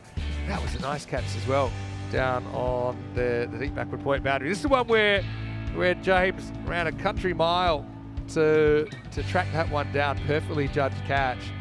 So, yeah, YCC, they were kind of out of the running even for the point early on, but they fought it out. They almost batted out the 10 overs.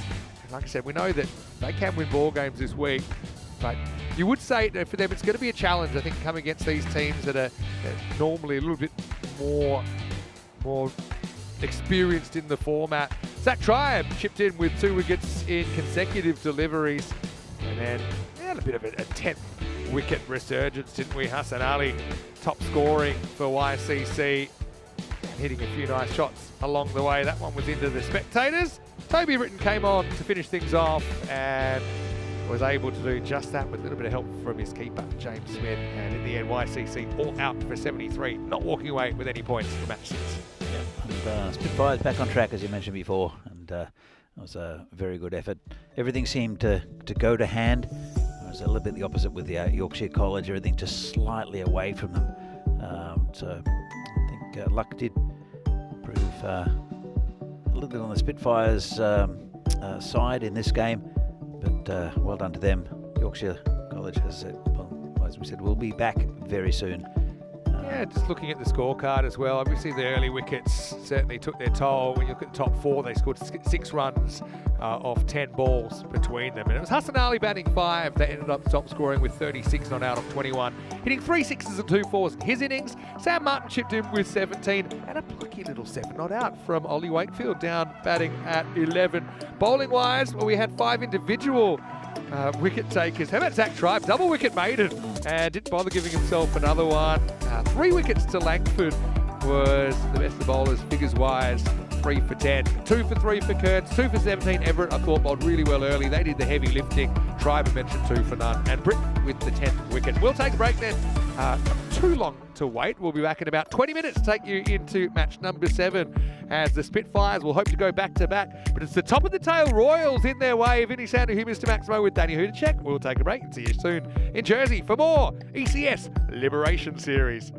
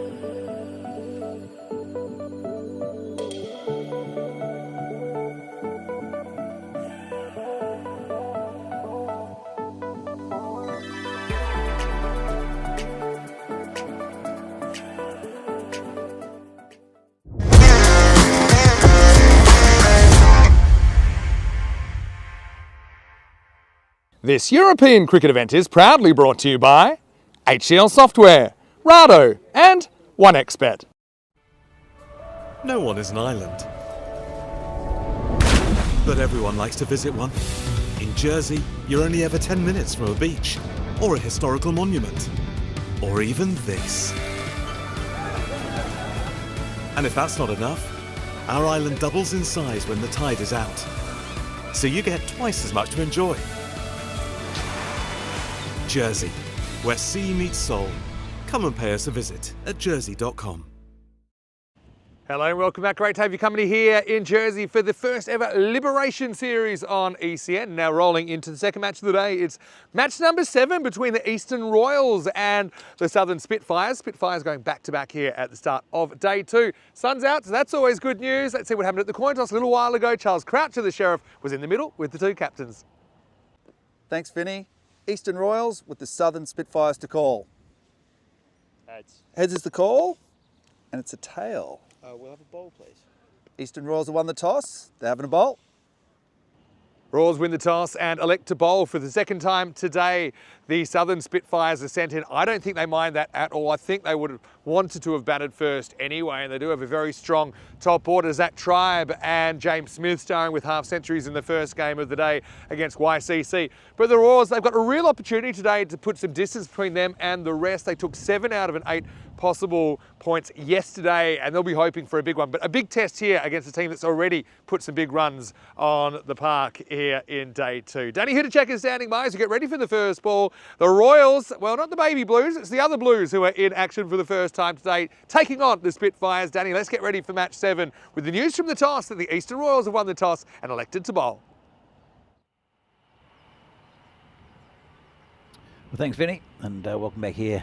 This European Cricket Series here from Jersey. Lovely ground on the top of a hill here in St Helier. And, well, it's beautiful. Beautiful day for cricket. Light breeze, a little bit chill in the air. I'm going to see a very good game coming up between the Eastern Royals and the team just picked up their first win in the tournament with the Southern Spitfires. Should be a very, very good game between two good sides full of talent. Here's the Eastern Royals that won the toss, elected to bowl. And well, Southern Spitfires, I don't think they'll mind that. They hit 170 odd in the previous game. And they'll try to do the same to the Eastern Royals, who are 2 wins from 2. Spitfires just won that game, picked up 4 points against Yorkshire College. So here the win predictor, the supercomputer. Not sure how you can pick it yet. Just on current form with those 2 wins yesterday. 59% in favour of the Eastern Royals. So it will be Zach Tribe to open the batting. Hit a nice 50 in the previous game. Just about ready for a start. Expected score according to the supercomputer 141. We Steve Bullen to open up with Zach Tribe. Opening bowler will be Adam Bradbury for the Eastern Royals. Well, he's got the 13 on his back. Lucky for some, unlucky for others. Let's see how it goes for Bradbury. So 2 men back on the leg side. One at a pretty wide-ish, long on. The other is a pretty straight mid-wicket. Looking at the cow corner. As we get with the first ball of this game. And this is lifted over the top. Nice shot over cover, 4 runs. Good start by Tribe. Also put in the right areas by the bowler. Let's have another look at it. Maybe a fraction of in swing. But, well, we saw how good a form Zach Tribe is in the previous game. The sparkling 62, I think, he hit against Yorkshire College. It's been prodded through the gap. It's going to go towards the boundary, and another 4 runs to Tribe. Good start. That was a highlight of his game in the early game this morning, the first game. It was just the placement And we started here, one over the top, and just this one dabbed down on the offside through that gully region. Right, two fielders protecting that. So hit high in the air, could be gone, but not. That's gone for 6. Fine margins though. There was a fielder out there, took him on. In the end, it was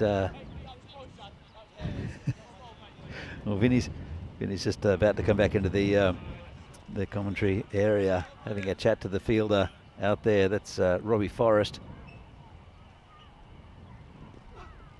It's lovely flick off his hip by Zach Tribe. Again, not too far away from a fielder. It's fine margins. That's Adi Singh, who's there at square leg. Let's have a look. We'll have a good view of it here. Just flicked towards the square leg umpire, just out of reach of the fielder. And again, the placement is spot on by Zach Tribe. Just out of reach again. So it's been a good over with the Spitfires. 18 from it so far. That one's bye-bye and just missing the facilities. So lovely shot there. That was just a bit too short. Let's have a look at this one. Short leg side, and can't bowl there to a batsman like Zach Tribe.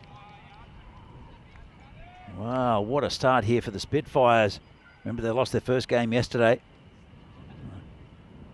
And Spitfires now 54% to win. Supercomputer changing its mind pretty early. Can't judge it yet. There's a long way to go in this game. As the sun's out, the wind's died down, and it's getting a little bit toasty. Very nice. Comes in again. Oh, smashed over cover for 6. Well, in fact, it's more over point.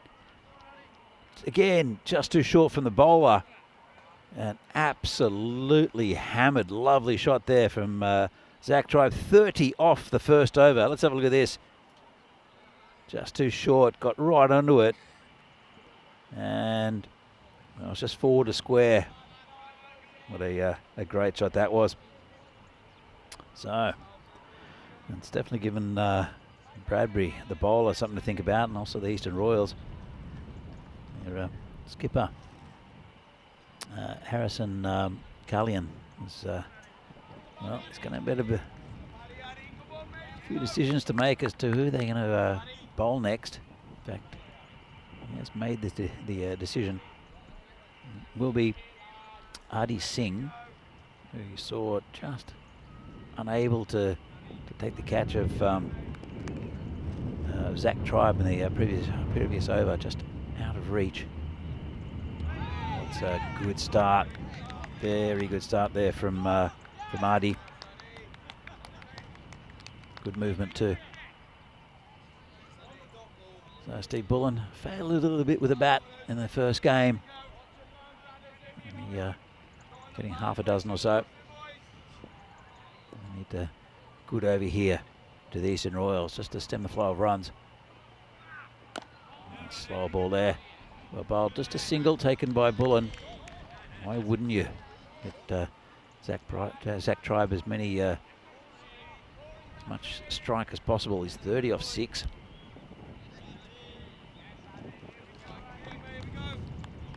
Let's see. These players all based in Jersey. Mixed up the teams throughout the island.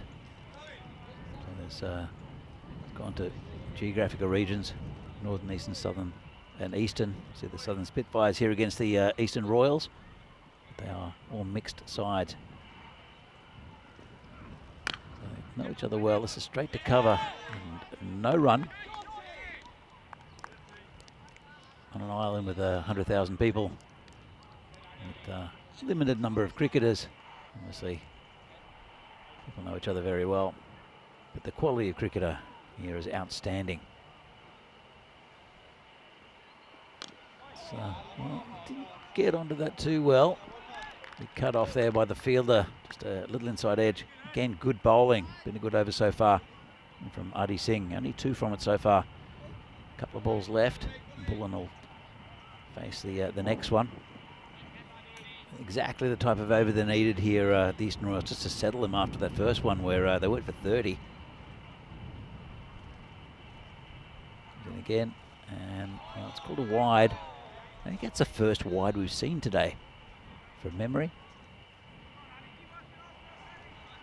Wasn't much in it either.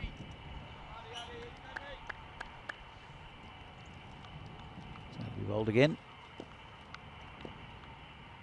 Going about 20 and over. So this is lifted over the fielder. In fact, not over the fielder. Over the infield, but straight to the fielder out there on the boundary. And just a single.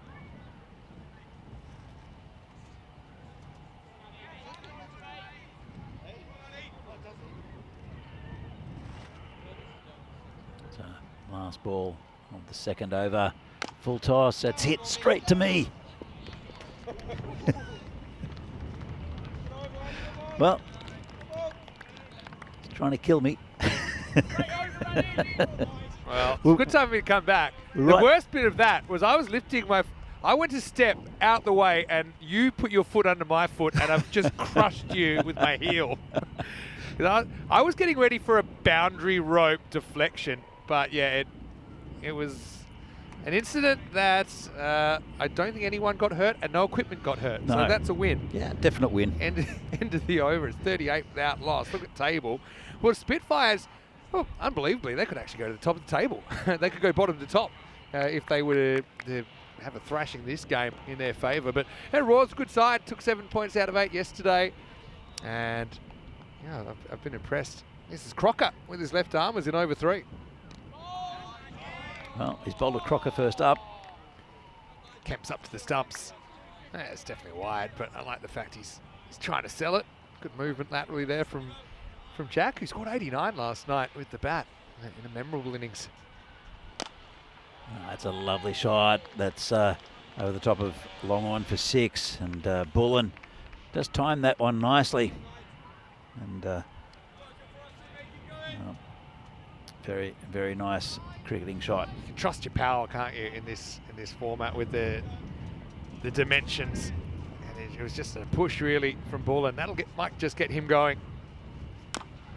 Straight down the ground. That'll be 4 again. Again, lovely shot. It's a lightning fast outfield, isn't it? It is. It really is. It's like playing on a snooker table, really. These drives, he hit that into the pitch and just absolutely no hope. And it ends up going so far past the rope as well. That he ends up crashing into the club rooms. Good shot by Bullen, holds his shape nicely there. Hello to Sue, by the way, and yeah, Paul's here as well. They were saying hello to me in between games. They've made the trip. They said they left at 2:30 this morning to be here. Where did they leave from? From UK. Oh, okay. Yeah, so they've come in and yeah, they're here all week until Sunday. So yeah, couldn't have picked a nicer day. Oh, it's lovely. Still a little chilly, but lovely. I mean, if there is such a thing as a nice day to get up at 2:30 in the morning. That's well by Crocker. Beat Bullen on the outside edge. Again, straight down the ground. Lovely shot. Well, that's another 4 runs, and Steve Bullen. He didn't like missing out this morning. Oh, if there was a beauty pageant for bats, Bullen might be wearing the sash. How about that? Look at the footwork. Nice stride towards the ball. Hits straight through the line and crashes into the sight screen. 50's up in the 50 partnership now. That one's not quite as pretty, but very effective. There it is. And that is a proper denter. It's gone straight through the camera tower and it's crashed into the production van. And if you thought it couldn't get worse for 2 circles, Alex has been trying to reboot several computers and get them working. Well, now they're going to have to walk home because that one might have punctured a tyre. That was a distinctive sound of ball on van. And Bullen, well, we might have to get his insurance details. To be honest, it's not the wisest place to put a van. I mean, you'd think you'd be safe. That's the end of the over, by the way. It's 59 for 0. Because you've got 2 full-size sight screens and the camera tower all protecting the van and another gate. But it's somehow missed. It sailed through everything and it hit it flush. I think it hit just above the rear tyre. Yeah, the wheel arch. Just above the wheel. Yeah, there's a nasty little dent. Yeah. Yeah. And I hit it on the full as well. So, oh well. Thanks so much to our crew at Two Circles once again. Thanks for the last ever event. They're never coming back. Honestly, it's not that it's been parked in a way that it's without thought. Yeah. They've definitely parked it somewhere where we're going to give ourselves the best chance of not getting hit. But they've been hit anyway. You'd think somewhere away from 20 metres away from the edge of a cricket field would be a better place to park it. Maybe. Let's keep the cars count. That's 2 cars hit. Anyway, here we go with Adi Singh. Oh, Uh-oh. Going. Oh, hit something else. clubhouse. And actually, it screams into the kids' play area, bouncing off the wall. And well, I'm glad the kid's gone back to school today because that one was let loose like a bull in a china shop. How about the power here from Tribe, though? It's a big hit. And watch it bounce off the wall straight into the kids' playground. At least it would have hit the kids low down if they were here. It was definitely aiming for structures. Oh, this is in the air. Should be gone. And taken. Well, that's the end of Zach Tribe. It goes for 41. That's a big wicket for the Royals. Yeah, Lonsdale takes the catch. And, yeah, we've seen him behind the stump sometimes. This time he's at backward point. It's a big moment in the game because Tribe, he just can't seem to get that really big score so far. He's looking so good. But that time, he went after one that wasn't an easy one to drive, to be honest. Outside half for the bat, skewed away, and Lonsdale does the rest. So well done to Adi Singh, who just keeps on persisting. And one thing about this game, it's longer than you think. So we're still only 3 overs in. This first wicket down, 65 for 1. Yeah, it's well, it's I've got a feeling all these games are going to seesaw. It's just very fine margins. Gurner comes out at 3.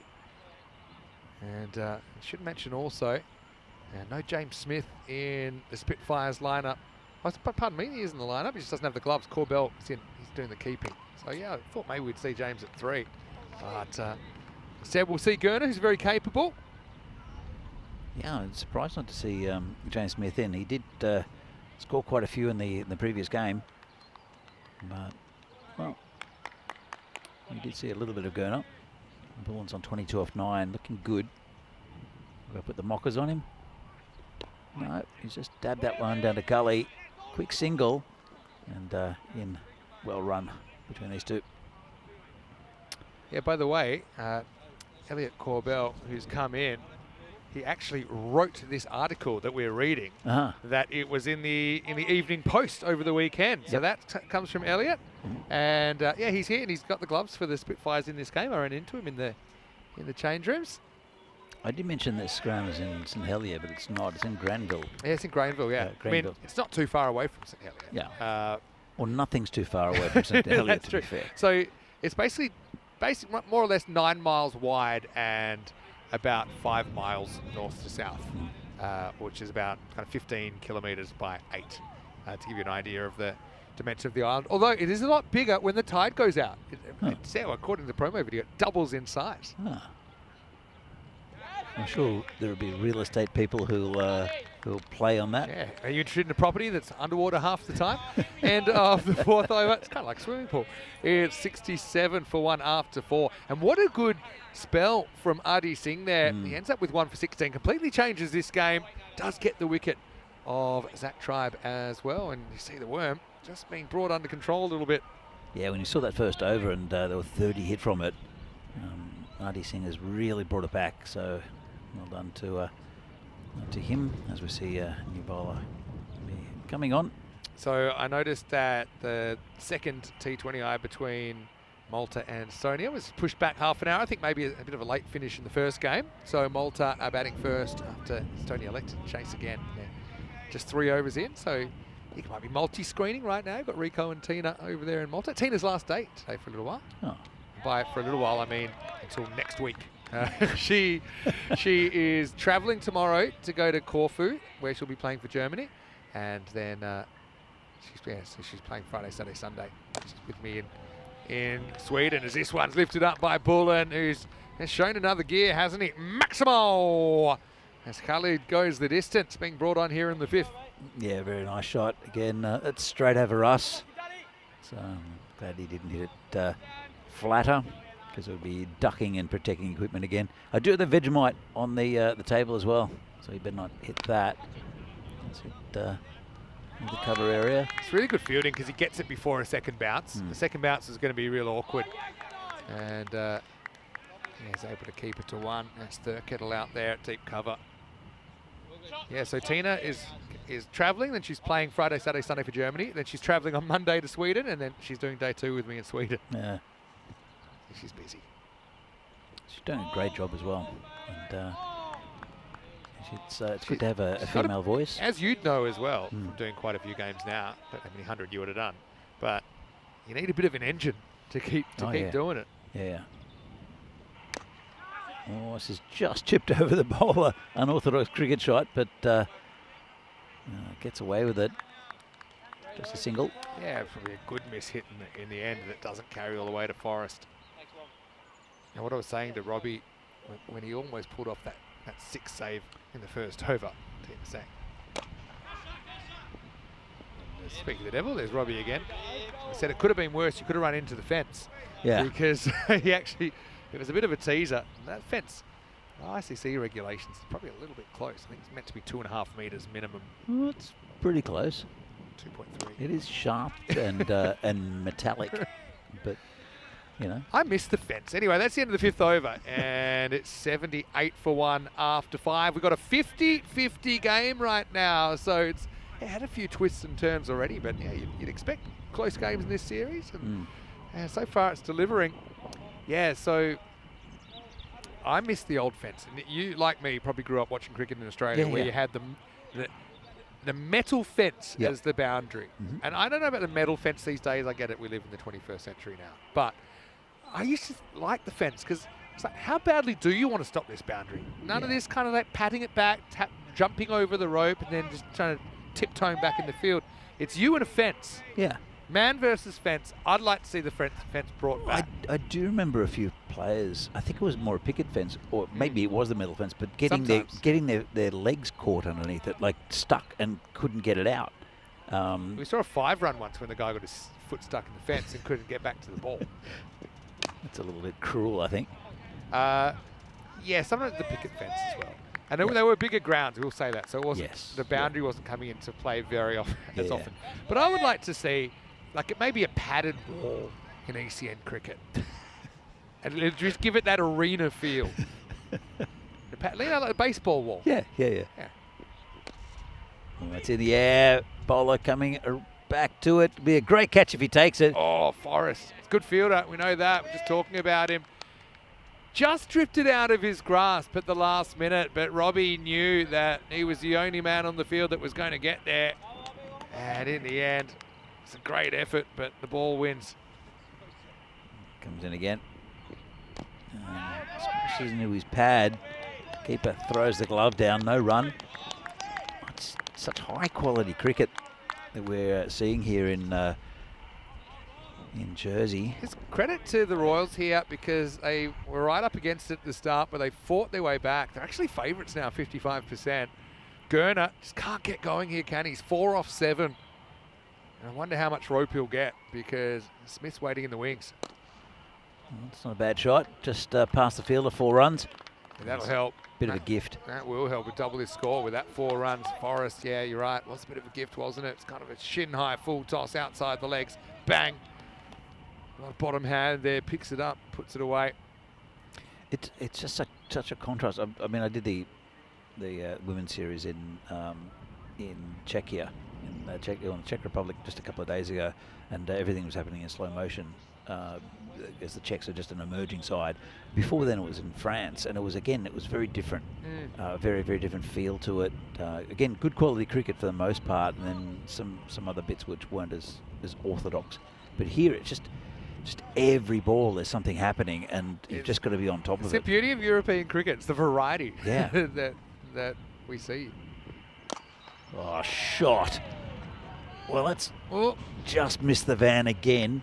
It's not a day that you want to be having a cup of tea and not be watching the game from that area. Every single table says beware of cricket balls coming into this zone, and you can't miss it. And you know why? Because, again, this one, beautifully hit. Forrest slightly slower ball, I think, but he smashed it. And actually, it's just missed the club rooms, I think, but crashes into something down the side. I'm going to stand for a while because it's easier for me to get out of the way of the ball. Even though I'll try not to step on your foot this time. Okay, if it comes our way. It's inside edge on that one, just be a single. That's a good finish from Forrest. In the end, it's not a bad over at all. Goes for 13. Pretty interesting over, actually. And the Spitfires at the end of 6 are 91 for 1. Warm welcome to everyone. No Kroom is in the chat. Nice to see you, Kevin. How are things? And Thomas Martinez. Buenos dias, Thomas. And hopefully you are enjoying the action as well. And just explaining, how to play in European cricket. Well, be in Europe, join a club. Different countries have different rules about residency and how long you have to have been in the country before you can play. But most want players. Yeah. So it's not too difficult. But I will say, cricket's an amateur sport in Europe 99.9% of the time, especially in the emerging countries. Yeah. And here in Jersey, I think they've really taken steps towards trying to professionalise the cricket setup. Obviously, they actually played their first ODIs last year, which was a big moment for Jersey, and they've got quite a few players that are emerging into the English domestic setup as well. So there's a bit of a pathway for them as well.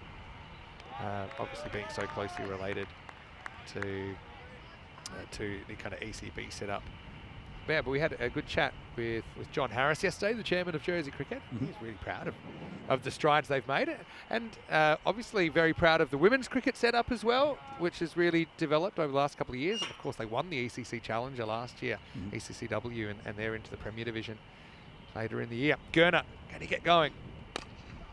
So again, hit on the leg side, good piece of fielding, just around the boundary rider. I think Gurner's got to the end of the over to whack a couple of sixes. Otherwise, I think you might see Smith coming out.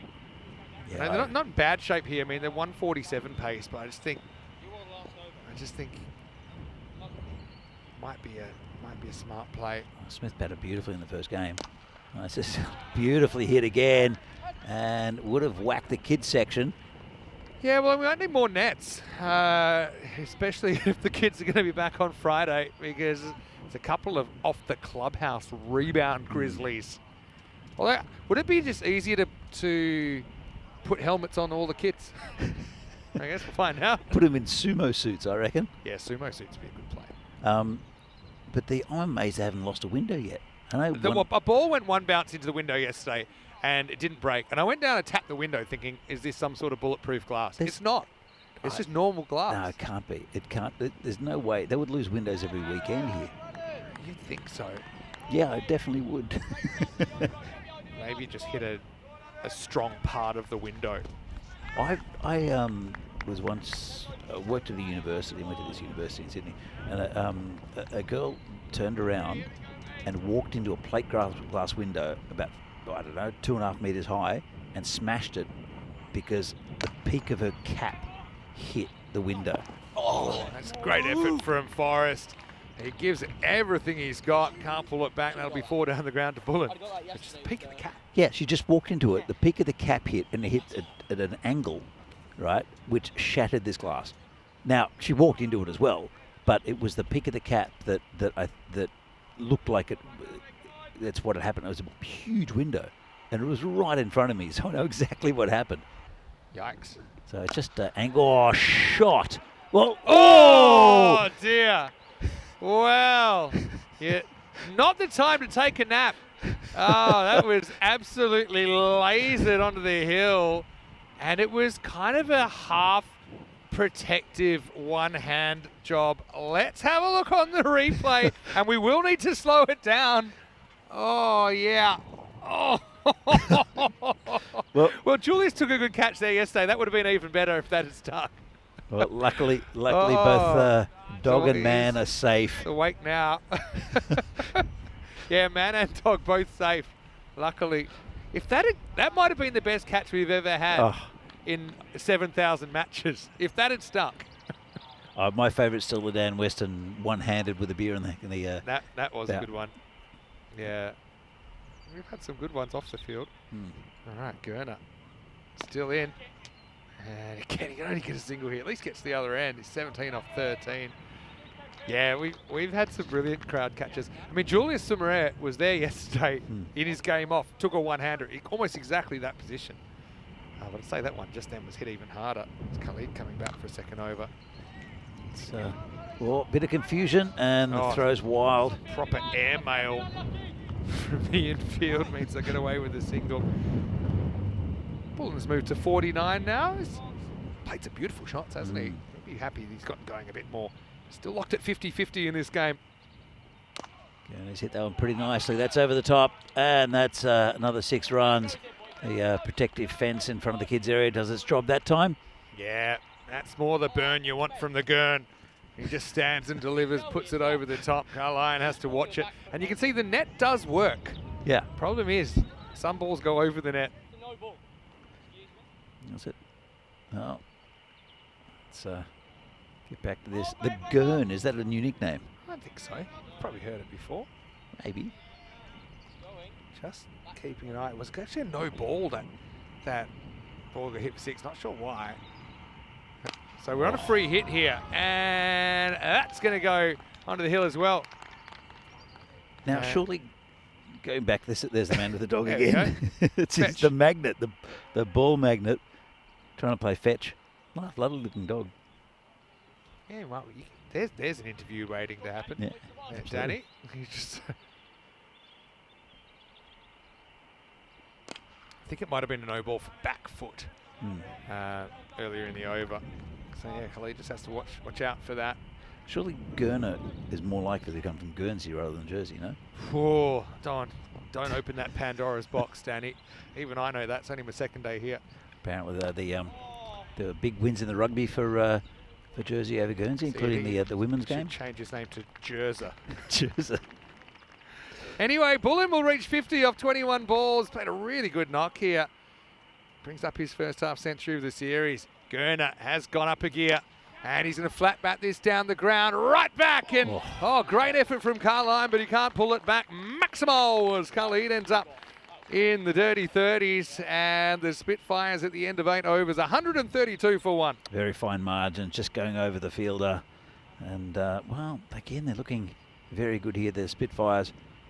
Just right back in his crease, almost stepped on his stumps, and just couldn't get up there, the fielder. Andy Brown's been so great for our Jersey tips and a bit of the inside info, and he's put in the chat that Gurner is 17-year-old at Millfield School, formerly Victoria College, so plays for the old boys team, Old Victorians, and he's a Jersey under-19 player. Of course, Old Vics are runners-up in the ECL in 2024 as well. So he needed to go up a gear, and he has. So he's done kind of what was required.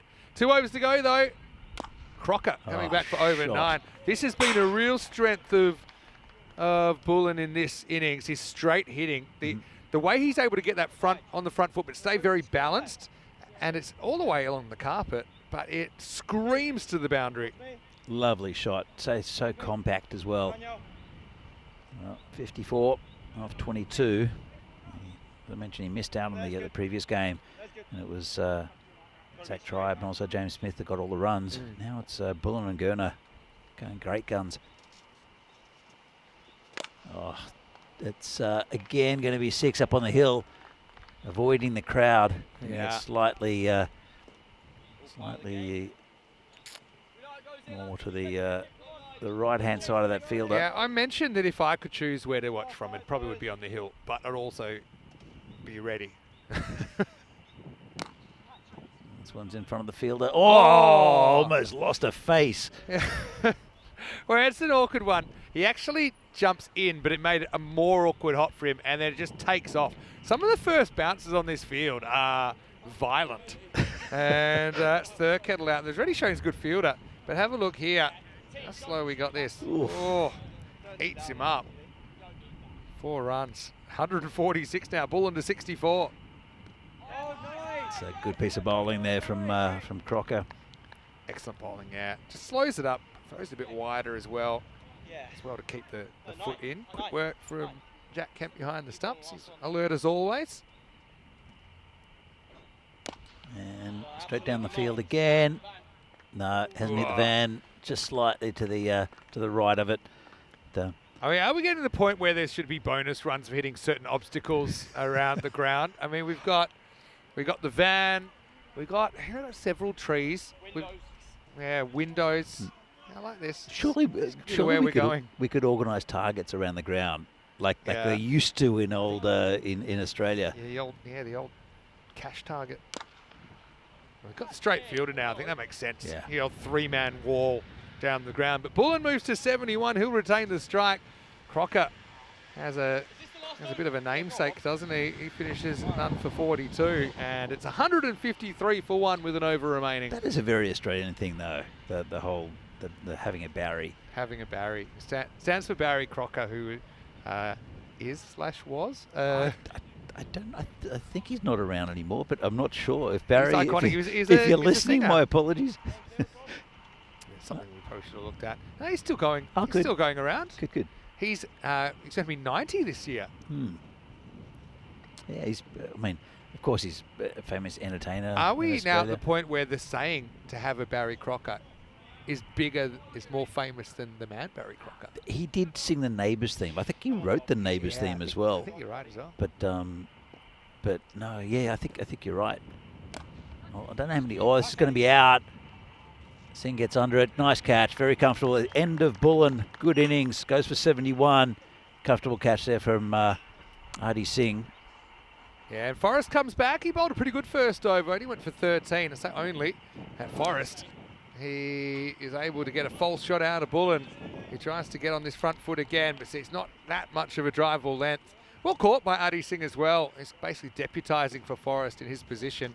And what do you think about the little bit of the celebration from Forrest? A bit of an interpretive dance. Yeah.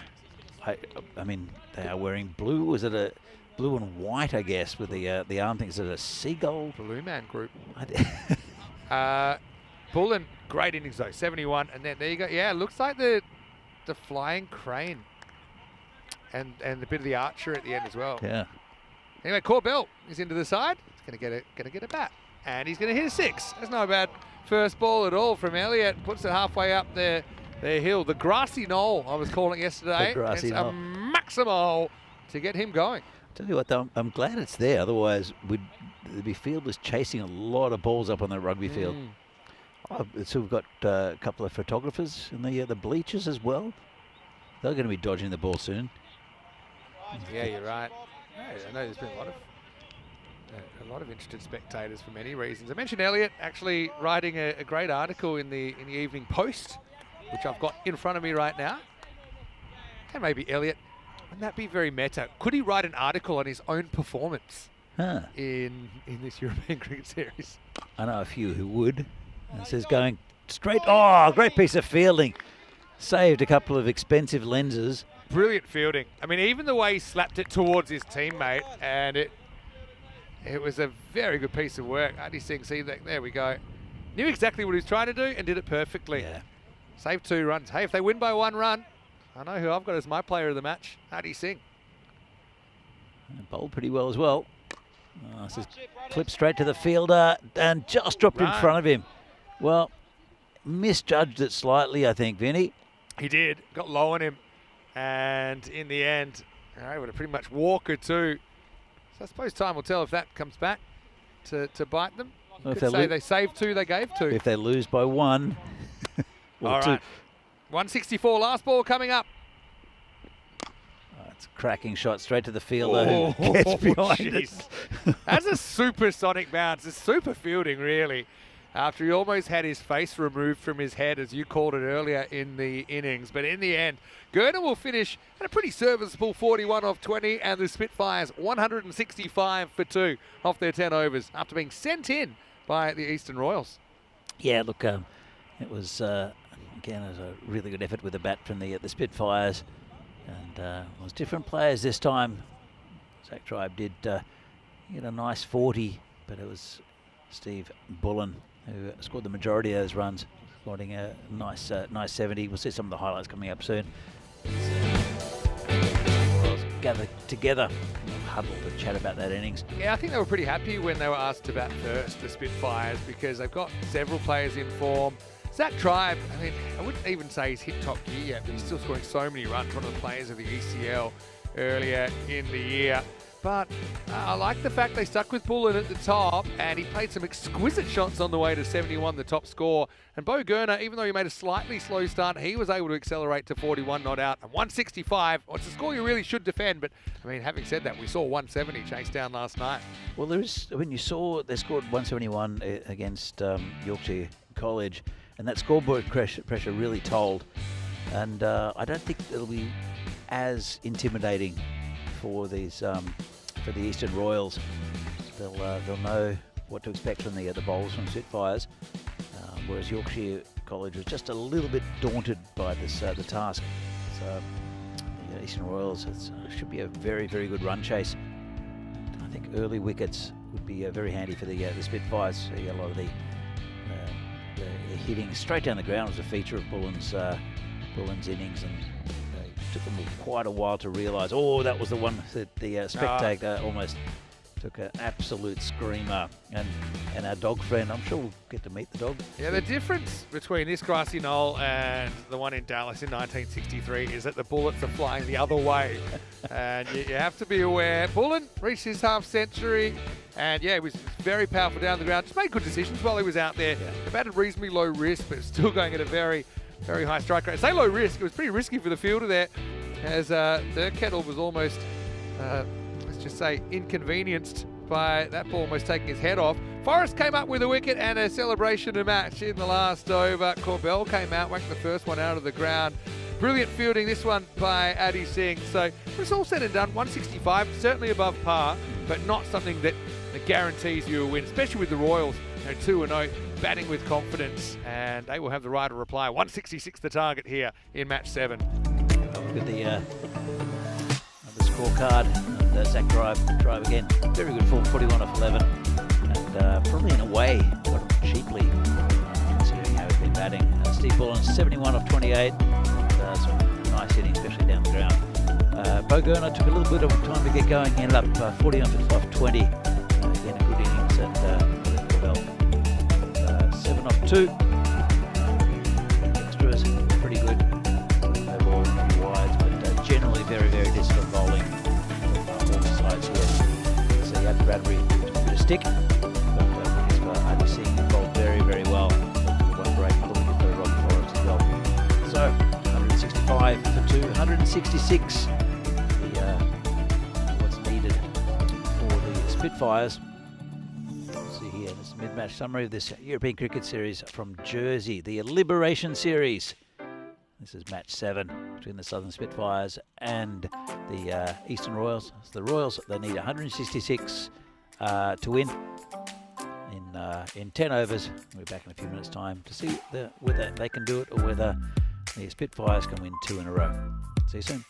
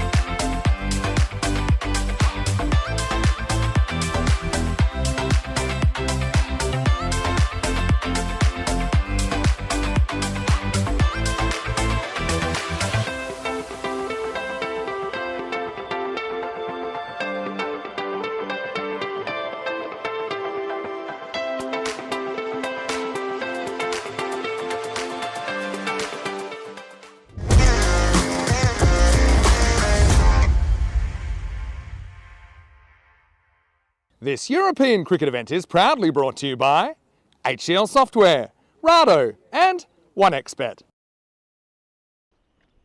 And welcome back to everyone for this European Cricket Series here in Jersey. This is a very interesting game. Pretty evenly poised, I think, between the Eastern Royals and the Southern Spitfires. Pretty good total set by the Spitfires. And the Royals have to bat well to get there. But there'll be no surprises coming from the Spitfires. These players know each other well, even though they are mixed teams, in the sense that they're not the old Vics or the Farmers that we're used to seeing. They're all split into different regions around the island. And so we'll see probably even contests between the four sides from Jersey and also the young side from Yorkshire College, the 16 to 18-year-olds who took on the Spitfires earlier today. Spitfires coming out with their first win of the tournament, taking 4 points. It will be Joe Everett to open the bowling. Of course, only bowling from one side. Be Carlian and Kemp, the openers. Sorry, yeah. Carlian and Kemp opening for the Eastern Royals.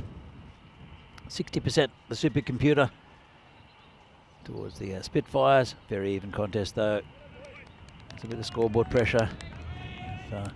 Pretty decent total of 166. But honestly, nothing in it between these two sides. Umpire gives the bowler the ball. And we're just about underway with the second innings of this game. Joe Everett comes in to bowl. And it's short and wide, called wide by the umpire. And, well, started off inside that line and cut off the seam pretty sharply.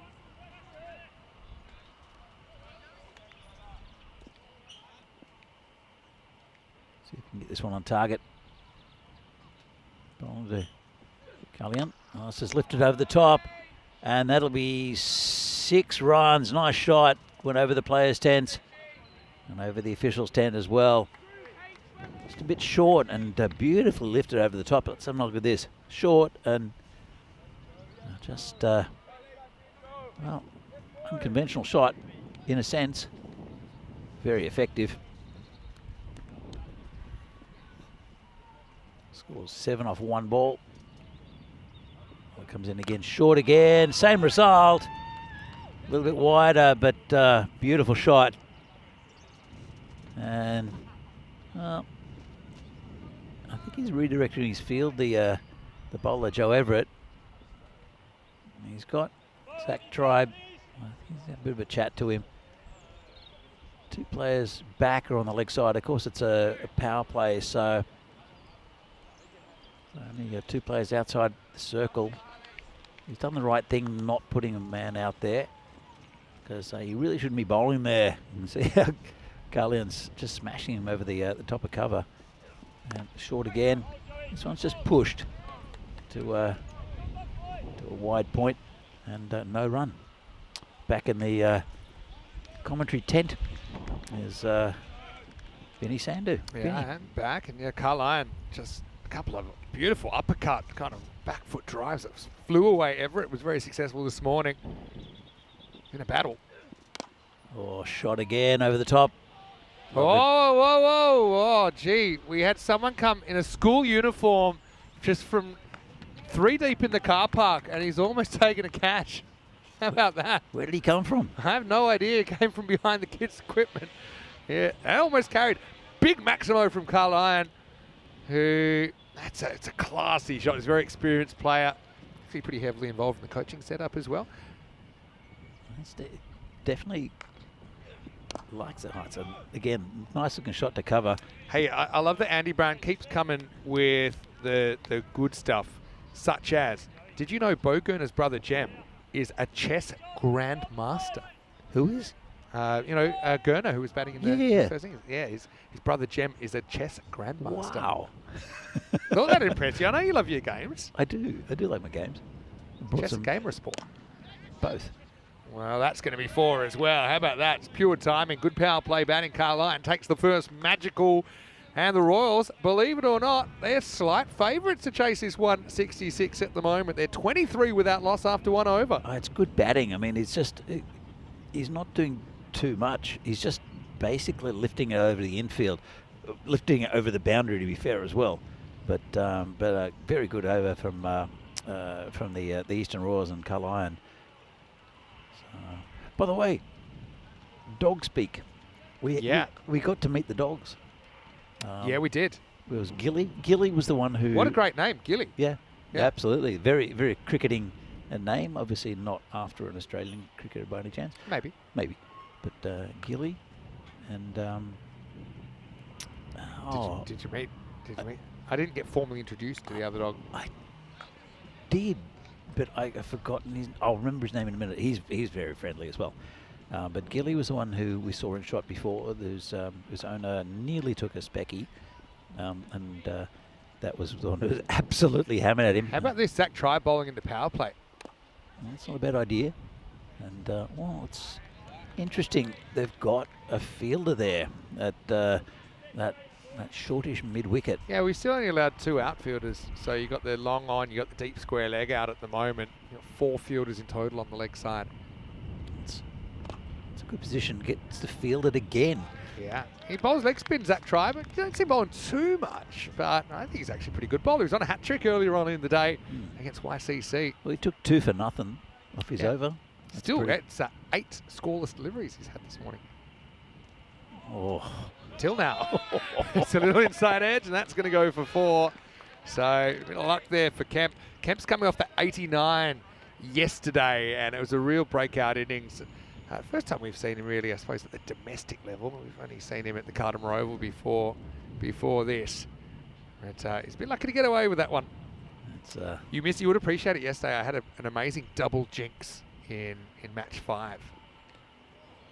Oh, look at the bounce there that Tribe gets.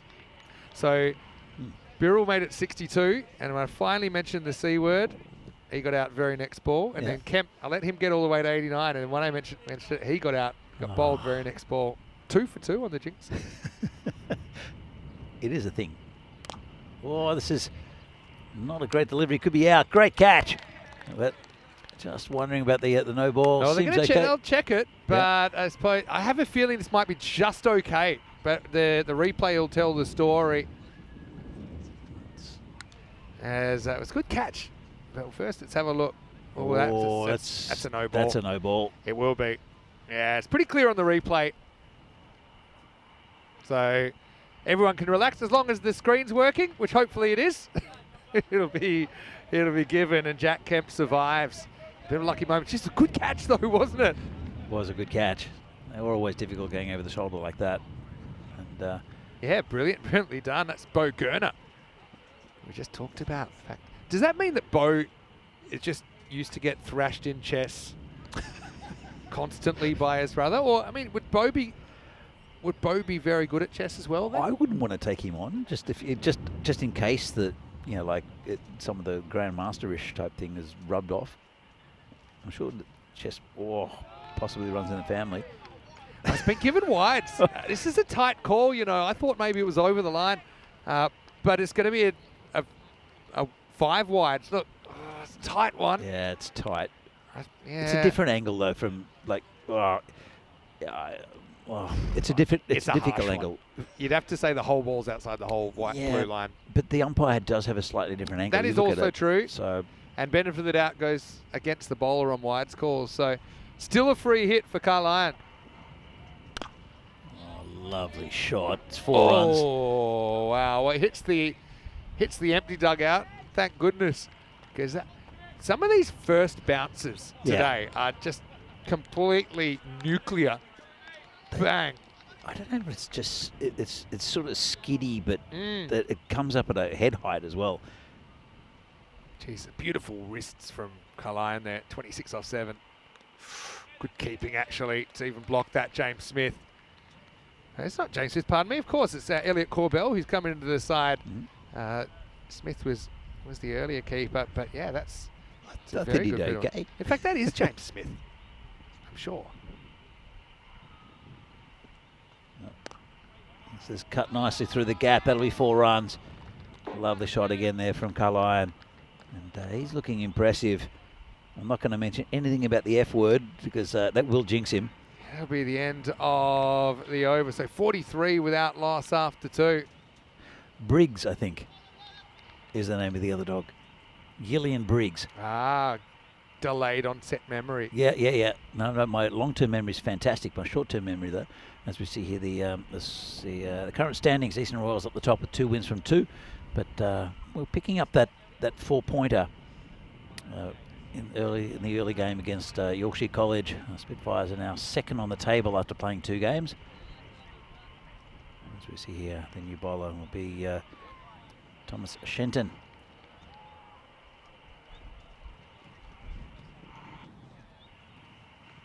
So, come in again. Shenton's into the lineup for this game. The left armour. And gets a treatment first up. That's up on the grassy knoll.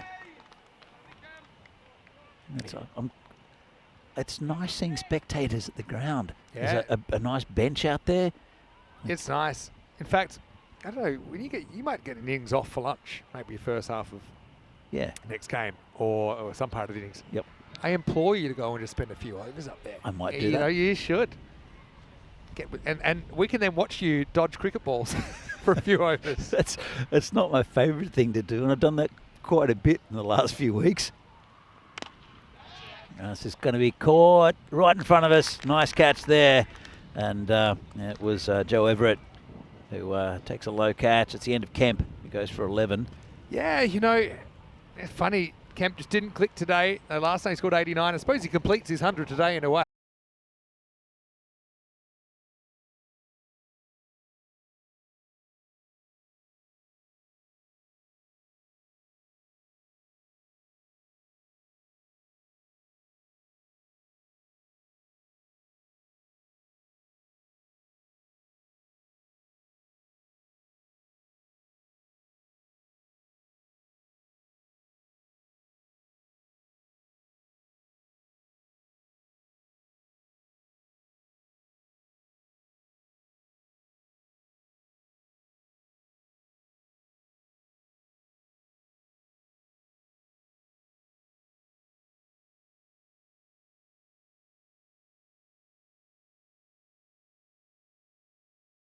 And hopefully we've rectified this technical issue. We'll just have a little bit of delay before we... But it's been a pretty good start from the Eastern Royals. Chasing a hefty total. Still attainable though. They're hitting the ball pretty well. Carlyon is still out there. And especially early on was lifting the ball beautifully over at the top of the infield. Kind of getting it a little bit windy and a bit chilly, but the sun's out. Just about to hit our commentary desk here under the tent. But I'm glad I was told to rug up, because it is a chilly wind coming from the north. And Vinny's back. I'm back. Yeah, so there's a few gremlins in the system so far. Some people are saying it's Y2K, delayed onset. Wasn't Y2K a bit of a fizzer? I mean, It was. Now we're talking that's like 25 years ago, so nobody would remember under the age of maybe 40. Are you suggesting that Jersey's 25 years behind the rest of the world? I'm just saying the computers stopped working, which crashed. But anyway, I think that we're pretty much ready to go. You see Corbaz, he's taking the gloves now. So yeah, we are almost ready to get going. Now the score's 59 for 1 off 2.5. You might have missed a couple of balls. So there was a 4 off the last ball. It was cracked through the offside by Khalid, who actually looks the goods, doesn't he, with the bat. Looks very good so far. Well, both of these batsmen, I should say, are looking very good. Carlyon's hit some lovely shots. Good news is, looks like we're ready to resume. So it's last ball of the power play coming up, 59 for 1. Shenton. It's, again, nice shot to the covers, but couldn't get it past the fielder. Yeah, so that is the end of the 3-over power play, and a pretty good start for the Royals. 59 for 1, Carlyon on 30, and Daniel Khalid on 10. And have a look at the Manhattan here. You can see it kind of grew to a bit of a climax there. The Spitfires having a good second half. They were 78 in the first half, and yeah, in the second half they were able to score 87. But yeah, you compare the power plays, they are exactly the same runs-wise anyway. 59 for none in the first innings, 59 for 1 right here. Is Toby. I thought Toby would get a bit more of a bowl in this game. Only bowled one, or not even one over, partial over in the first game, took the 10th wicket. And he's going to come on in over number 4. Vinny, tell us a little bit about Toby. Toby made his debut on ECN a couple of years ago for Farmers as I want to say about a 16-year-old. But he's got a maturity beyond his years, the way the ball comes out of his hand. Hard to describe, but he's a very clever bowler. And that's his tactic a lot of the time, this form of the game, just to slide it through around that tram line. Mm-hmm. But he's very good at mixing up his pace. Just, you know, he had a lot of success very early in his ECN career. He's had a bit some ups and downs since then. Occasionally kind of loses his line. It's great take by Corbell down the leg side. But sometimes you forget he's so young. Yeah. The other thing is when he started, he had an amazing mop of long hair, which now he's since kind of cut down to size. And I know a lot of the fans are calling for him to bring it back. There's still quite a bit there, though. Yeah, there's a reasonable amount. Oh. Called wide. Yeah, not a bad spot to miss, though. Carlyon looks on so far. He's 30 off 9. And, Britain, would love to get him out of the equation. Doesn't seem as comfortable, Carlyon, against Toby Britton. He's missed a couple. There was a wide in that, but got a little inside edge on that one. Let's see how Khalid does against him. Thanks everyone for your patience as well. I know that slight unscheduled delay. Let's hit down the ground again, just to inside edge of the bat. Just another single. Been a good over so far from Britton. Yeah, hasn't gone to the boundary. Famous last words. But, you can see this game's right in the balance with the percentages. There you go. That one's up towards. Nice catch. Great catch by Zach. Should you make a rule that if you catch it over the boundary, it's just like a dot? Like it cancels out the 6. It's a one-hander over the boundary. It will be a Maximo though. Carlyon moves to 37. He can handle one boundary in the over though. See if Toby can come back. Nicely down the ground, but fielder there. Just gets right behind it, and just a single. Yeah. So 11 off the over. Chalk that up as a win. The asking rate's about 15.5 right now. Still the ball left. Ooh. Exactly. So 6 will get him back onto that run rate. Yeah, Khalid freaked him out. Maybe with where he's standing. I like this because he's basically saying, Toby, look, do you want to change your tactics? I'm trying to take, and are you brave enough to maybe spear one in at the stumps? He's going to change angle now.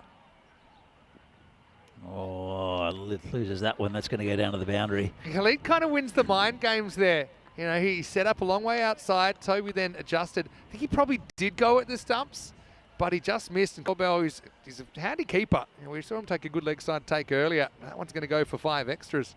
Yeah, suddenly that 11 off the over goes to 16, and there's still that last ball to come. Yeah, that's just missed it. Another good shot. Going to go towards the. Well, credit because he does get down. I suppose, yeah, Kearns is a big man, but he actually overruns this. And the side spin, I think, does him in the end. It crashes into the scorer's tent. That'll be the end of the 4th over, which somehow goes magical thanks to a 9-run last ball. And the score is 79 for 1 after 4. You definitely jinxed it there because you were saying it was a win with only. Is that the biggest jinx since Corey on Joe Cope? Where I think he's something similar, except his last ball went for 20. That was amazing. I was watching that game, of course, because keen supporter of Czech cricket and a Vinarati Cricket Club. It's a famous one for the ECL. Oh, that's smashed. Absolutely hammered. That's Carlyon again. Hits the ball so cleanly. And, well, that's welcome.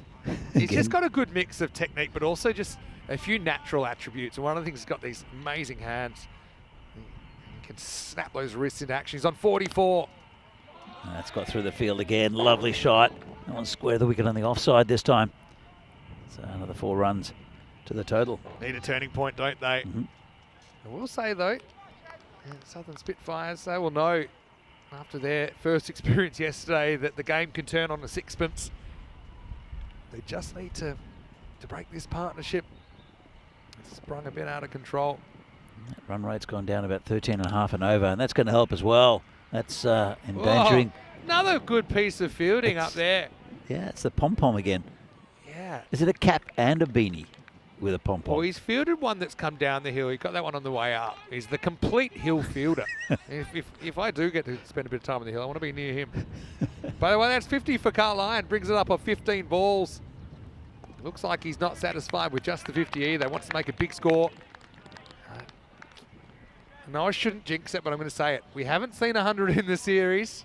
I feel like it'll happen. It's only the at some second point. day, Vinny. But we had some close calls yesterday. We had a couple of batters that looked like they were on for it. Carlyon kind of does here, the way he's looking. Oh, it's just over the top of the fielder. Well, you know, the funny thing is their tent is getting more action than ours. That one's gone over the top. Maximo for Carlyon as he moves to 60. Well, still, they're surviving, but they are being peppered over there, the Hundreds officials. up, and we're not even at the 5 over mark yet. I think there's revenge over to the sheriff who's there somewhere. It'll be the end of the over. So 101 for 1 after 5. So they've got themselves in a very good position. They only need 65 off the last 5 overs to win from here. But yeah, it's all about, can you create a chance? Can you take a chance or two? Get some new batters there, and suddenly that 13 and over isn't so easy if you're not set. Yeah, exactly right. And it's, well, I mean, you look at the context of ECN, you think of 13 and over as a pretty easy, not a comfortable run rate to get. About a It's par really rate. not in any other form of cricket. No, true. You got to be brave and still take risks. So this partnership's worth 52 in only 16 balls. And Khalid's been very good as well as, I suppose, a support, but I mean 15 off 6, he's come out and he's looked pretty confident. He's been quite bold with some of his choices and how he's setting up. This is Kearns, who is going to bowl over number 6. I like his bowling from the last game. It's just very, like the short run, as you mentioned, just all shoulder. If there was a 4-step run-up Cricket World Championships, I think that Kearns would be in my squad. Anyway, here we go with over 6. This is mistimed, or has it been? It hasn't. It's been very well timed, actually. I thought he just got rushed a bit, but that's gone over the boundary for 6. Ball's flying off the bat today in Jersey. Khalid pops that one over the rope. Zach Tribe thought he might take another catch off the field, but it was too far for him to track down anyway. 107 now, 59 off 29 required. Just waiting on a little bit. I just think they're checking this one at the over, but it's kind of their call on the first one. And didn't seem it was over the shoulder to me. It's, well, it does pretty well in the end. Looked a bit uncomfortable trying to get down to that one stage the fielder. Now he's checking that his leg's still there. It's fine. But yeah, it looked a bit uncomfortable, but that's all right. He gave himself the best chance. Yeah. He got down to the ground level, did Toby Britton. Carlyon on 60. Sit down the ground, should just be a single again. And, that's the difference fielding on this field compared to some of the fields Yeah. we'll run into over the summer. For example, those that can't be watered, yeah. where that ball bounces over your head. Hopefully, if you're lucky. The old Tortugas. There are a few Tortugas. This is clipped away nicely. Oh. And, well, it was a spectator there. Almost a diving catch, diving out of the grandstand from the back row, which probably isn't a good idea, but he makes this, doesn't he? Sets up one stump outside off. Can't miss it. If he misses it, he's gone. It's right in front of the stumps. But Yeah, it's good, strong bottom hand from Khalid. He helps himself to 6 more. He's been very impressive so far. Totally agree with you. Very, very impressive as Khalid. Well, Carline, though, was doing a lot of the heavy lifting, but both of these batsmen, that could be close. And not out, says the umpire. Yeah, he's got a slightly different technique, Khalid, compared to some of the batters in the series. And this one, if he hasn't hit that, that's dead. Dead to rights. All I can think is he must have got an inside edge. Had to have. Because otherwise it's an easy call. Meanwhile, this is going to be right in his wheelhouse, and that's going to fly away as well. Maximal, 6 more. And the Royals are having a right royal rampage here. That'll be the end of the 6th over. It's 121 for 1. Yeah, really good batting. And Kearns not quite getting that last one right. But that was fielded by a man with a helmet. So the spectators are... I think if they're handing out helmets to spectators, it's a sign that the batters are getting on top in the series. I mean, I still think you got 45 runs to play with. You just need to rate the partnership. Who's your best bet? They're going to go back to Britain here, I think, with his left arm spin. So on paper, I think 2 right-handers at the crease. He's a good option. It's almost like Toby couldn't quite settle on a tactic, though, in that first over, whether he was going tramline or whether he was attacking the stumps a bit more. Going the kind of Southern Crossfield here, I like this. So you got the very straight fielder, and then you've got a long on, long off, more or less regulation. And Carline does hit well straight. But now he'll be thinking, okay, where's my gaps, basically? If he can back away and go over point, that's one region. A bit like that. No, he didn't have to back away. He's just got magical hands once again. Wasn't a bad ball for Britain at all, but Carline's in and trucking 4 more. Yeah, it just seems like he's picking gaps. He's hitting the ball nicely. Because when you set the field, you basically got a 5-man straight outfield. Yeah. But Toby's tactics are kind of to hit the tram line. Yep. So if you that's the shot for Carline. If he can get bat on it, there's nobody back there at deep point. Maybe he's got to change his tactics and bowl straighter, but then that's going to fly over the boundary if he does. Correct. Comeback ball from Toby. Down leg side, called a wide. Yeah, drifts. This is what I mean. Yeah, you're always getting tested. No matter what the situation is. Khalid versus Britain, this will be interesting as well. Kind of spooked him last over. Straight down the ground, play it back there. Let's get a bit of an odd bounce, but it was well behind it. So 28 for 1. You're right, Vinny, they do need to break the partnership somehow. Well, that's not going to help in breaking the partnership. That's flown over the boundary for 6. Massive shot there from Carline. Yeah, I mean, I don't actually like that tactic because you might get an overswing. But if he hits in the middle of the bat, it's going to fly. But it's just what you might get a mishit with a pace off kind of above the eye line, especially Carline. He's been so good so far. You can throw him something a bit different, but he's batting so well. Hit that as well. This is coming towards us, but I think it's all right. Vinny, I think you panicked more than I did, but I didn't spot it, but I knew it was coming our general direction. Yeah. Luckily, it was around us, and 6 more, 77 walking sticks. And Toby's saying, "What can I do here? This guy's just taking me to town." And well, he's right, but he's only 1 ball away from breaking the partnership. But 26 off 20 now. They've pretty much got themselves there. He's shrugging his shoulders. He's speaking to Zach Tribe as well, who I don't know what he said to him, but probably get us a wicket, son. Oh, that's a better ball. Good comeback. There's a lot to like about Toby. Someone we followed for the last couple of years quite closely. It wins a small battle. He's got 1 more chance to remove Harrison Carline. It's mishit slightly. Good end of the over by Britain, but 141 for 1. 3 overs left, only 25 runs needed. This is where you feel this game is a foregone conclusion, but if we've learned anything from yesterday, it ain't. But you do need to break the partnership. They got the double click going, both batters clicking. It doesn't really matter who's on strike at the moment. They're both looking very, very confident. Khalid's actually going at almost 3 a ball. Carline's going at over 3 a ball. He's going at a strike rate of 325 right now. Britton ends up with none for 40.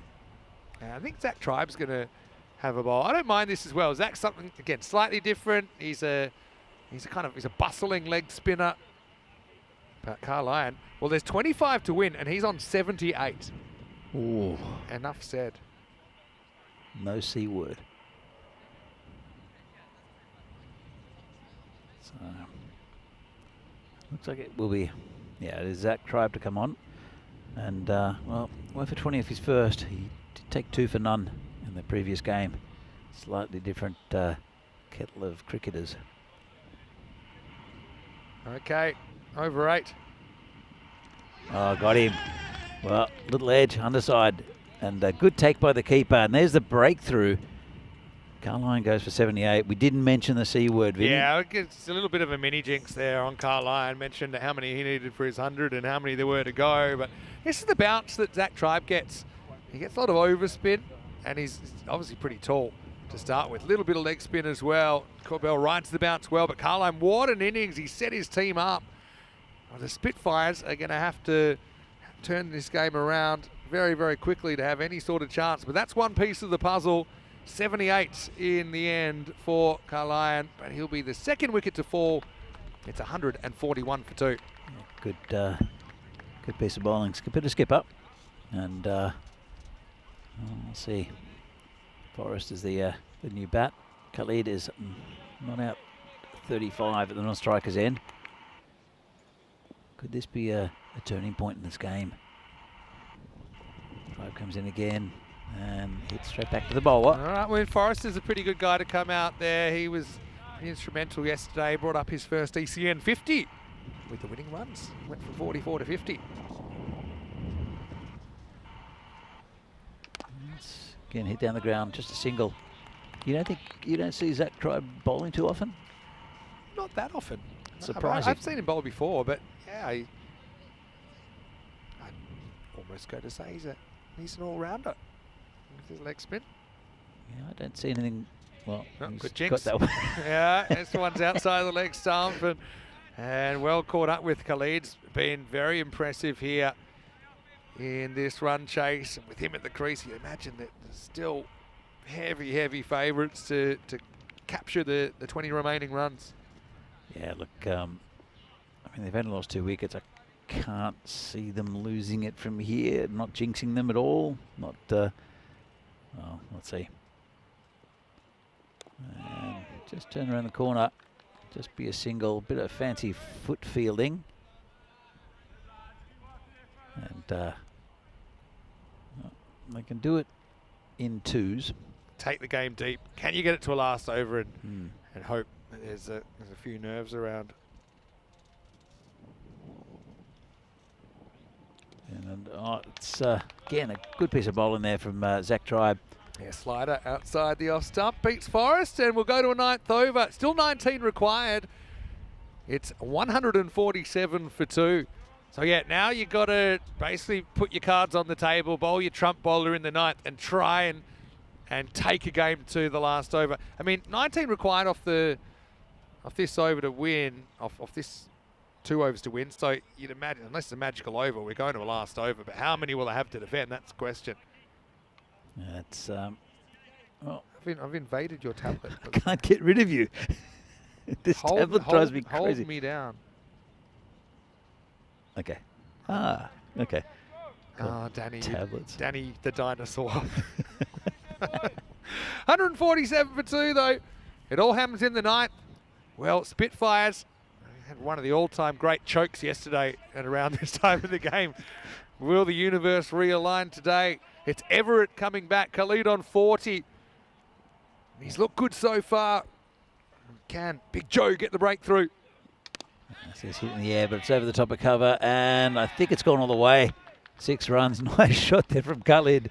Jeez, that's a great shot. Just look at the field. I mean, they've got 3 leg side outfielders, including a deep square. I just think with today, Joe Everett's been very off stump and outside. So I just think that's somewhere I expected them to have an outfielder. They'll move the deep backward point more to a traditional deep point now. But Khalid's moved to 46, and it's been a very, very good innings. Has been very good, very impressive from ball one. 150 up for the Royals.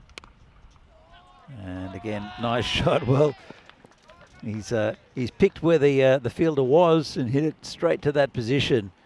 And again, Khalid is a classy looking bat. That'll be his 50 as well. It's been a brilliant innings.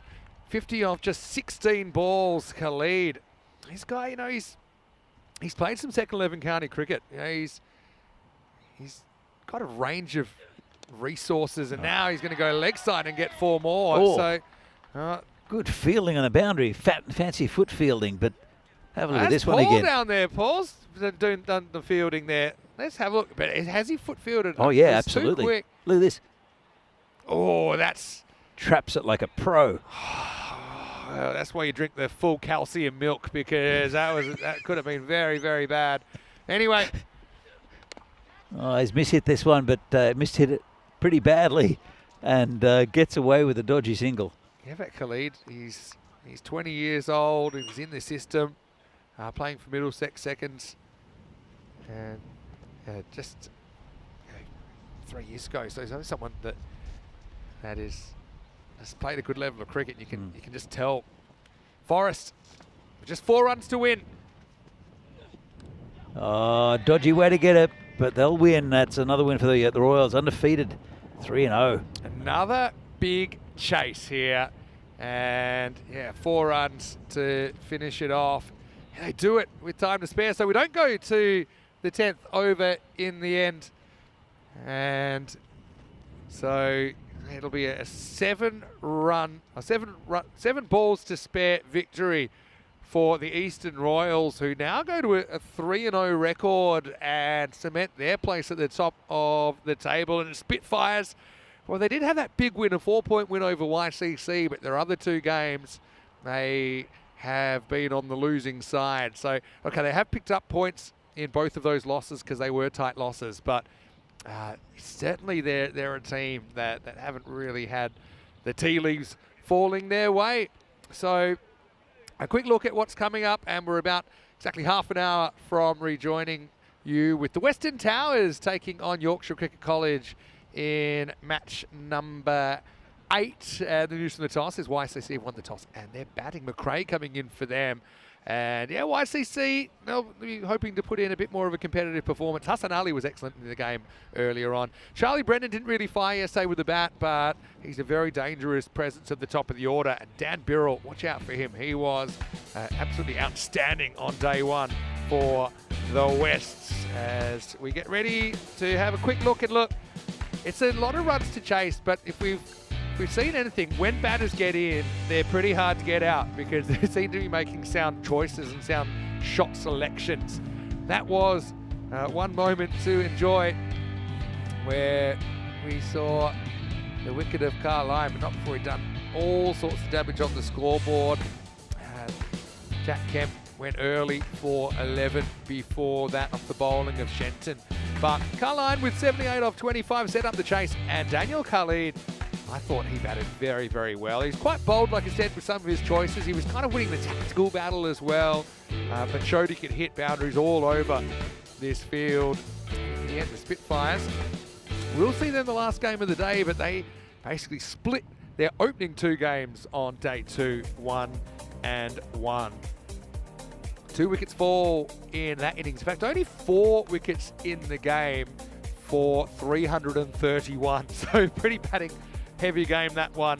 78 to Carline, the captain, top scoring. It was a beautiful innings to watch. And then Khalid, slightly different style, but very effective as well. Brought up his half century there as well. Kemp fell early, but it didn't matter. Didn't waste too much time. Forrest was there at the end as well. Nicked the last ball of the match for 4. Zach Tribe with a wicket in there, 1 for 26. I think, he has to be in their best 5 bowlers on that performance alone. Thomas Shenton with the other wicket there, but it was a tough old day at the office, wasn't it, for the other bowlers who all went at 24 worse. So we'll take a break, back in about 25 minutes, and we'll have an interesting rematch for you with the Western Towers taking on YCC, a game that went to the very last ball yesterday. We'll stop for a little bit of lunch, though. If you want to turn over to Malta, I know that the second T20I is in full swing between Malta and Estonia, but we'll be back here in just under half an hour. Of Any Sound of Humour, Mr. Maximo with Danny Hudchek. Enjoy yourselves and see you back for more Liberation Series action when we return to Jersey for more European Cricket Series.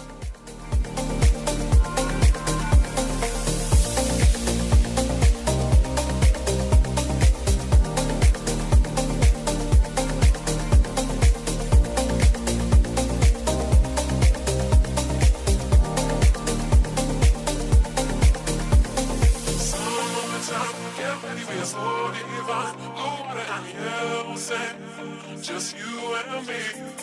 Summertime, get ready, we are so divine. Blue water and yellow sand.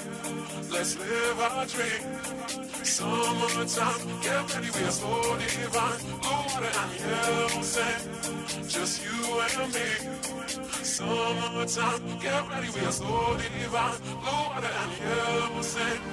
Let's live our dream. Summertime.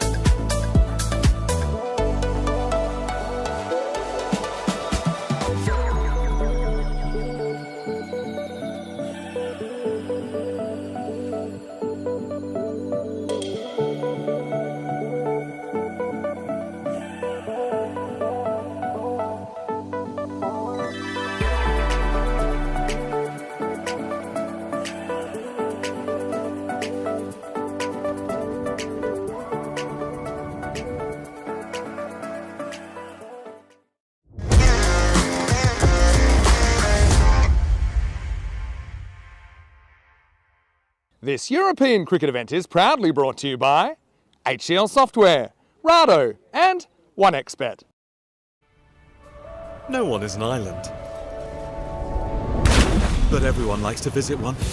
In Jersey, you're only ever 10 minutes from a beach, or a historical monument, or even this.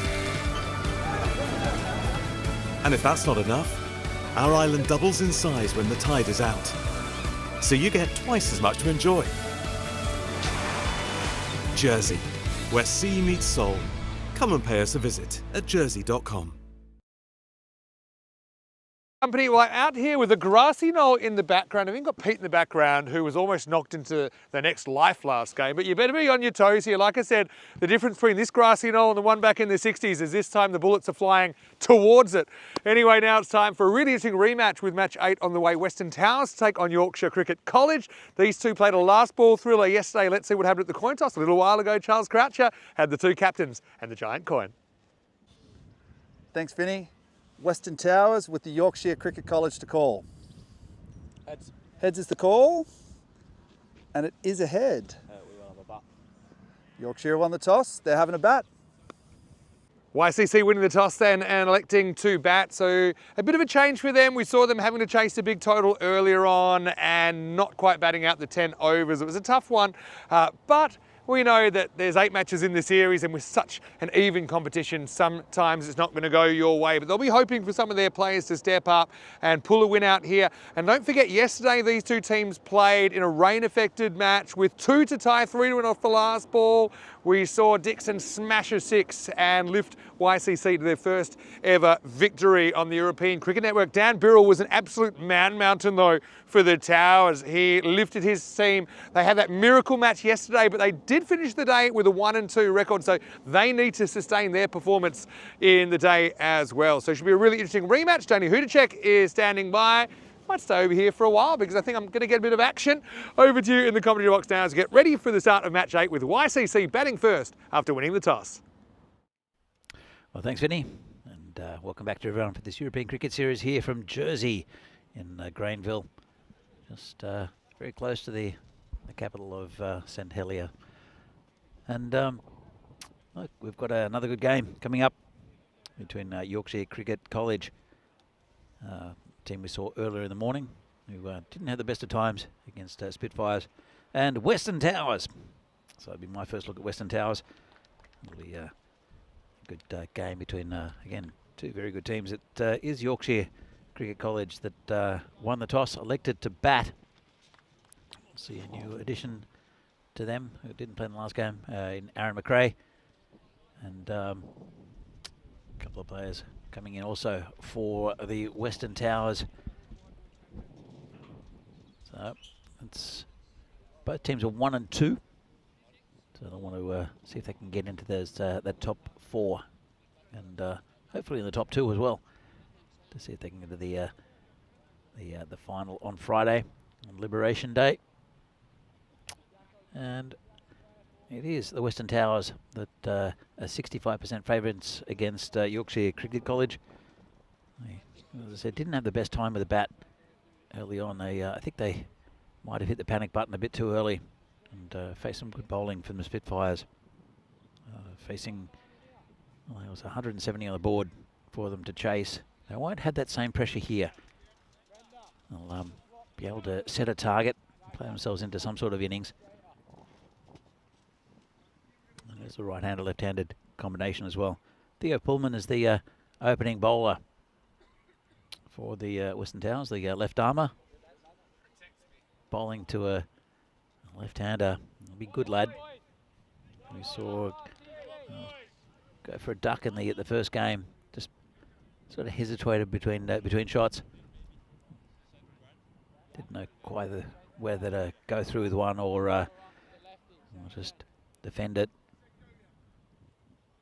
Ended up just hitting a pretty simple catch for the fielder. Harwood is the other opening batsman. It's Will Harwood. So just about ready for a start. Here we go. With a wide first up. So, Just a bit of a warm. I haven't seen too many wides actually in this tournament. Seen a few no balls, both for height and for front foot, but wides have been kept down to a bit of a minimum. Shows good discipline with the bowling. Comes the bowler again. Bowling right arm around, sorry. Not left arm. Flicked away. And well cut off the boundary. They'll come back for 2. Good leg gets off the mark. 3 for no loss. So I think a really good toss to win here for Yorkshire Cricket College. I said they struggled with the bat early on. This is just defended. But there was a lot of pressure put on by the Spitfire bowlers. And for Western Towers, first time we see him today. I'm liking their yellow strip. Looking very Western Australia. Comes in again and right in the block hold. Nicely played by a good lad. And just a single. Bring Will Harwood on strike for the first time. And Pullman, the bowler, will change to over the wicket as the sun starts to peep down onto the commentary area. It's very pleasant. And just defended down the ground. Just pushed and comfortable single. Gets Harwood off the off the mark. And brings good lad on strike. Still a couple of balls left in this over.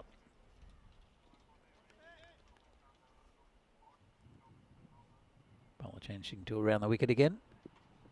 And again, just a nicely hit shot. It's knocked down by the cover fielder. The look for 2. And pretty well run in the end by these two.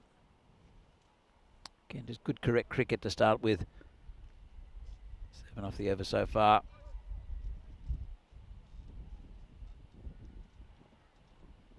Yet to score a boundary. And beats him outside off. That's a good end of the over by Pullman.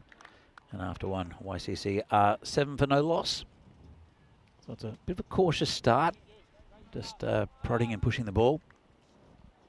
But very tidy over from Pullman.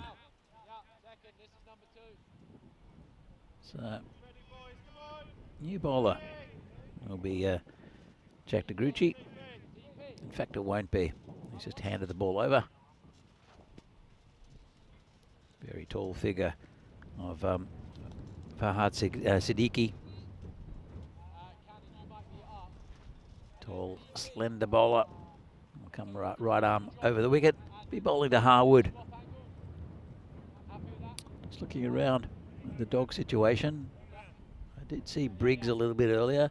He was still around as we had a bite to eat. Very nice, actually. Some pork and potatoes. Bit of baby spinach. Just hit down the ground, past the fielder, and that's 4 runs. Nice shot.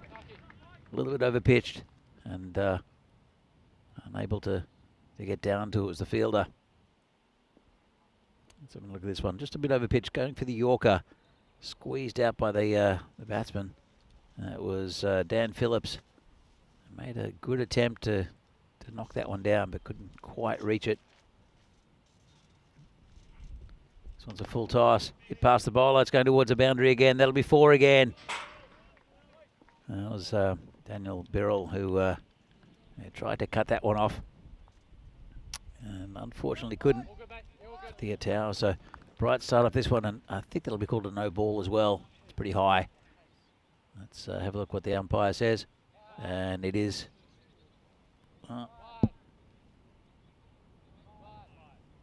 hasn't been called a no ball. Not quite sure. It is a free hit and a no ball. So hold on, the fielder's gone back to the boundary, so maybe it isn't a free hit. It's a bit of ball by Siddiqui. It was a free hit. Because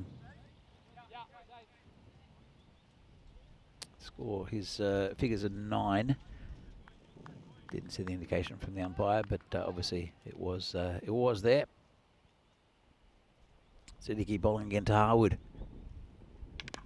That's cracked through cover. Good piece of fielding. Just knocked down there by Toby Marrett.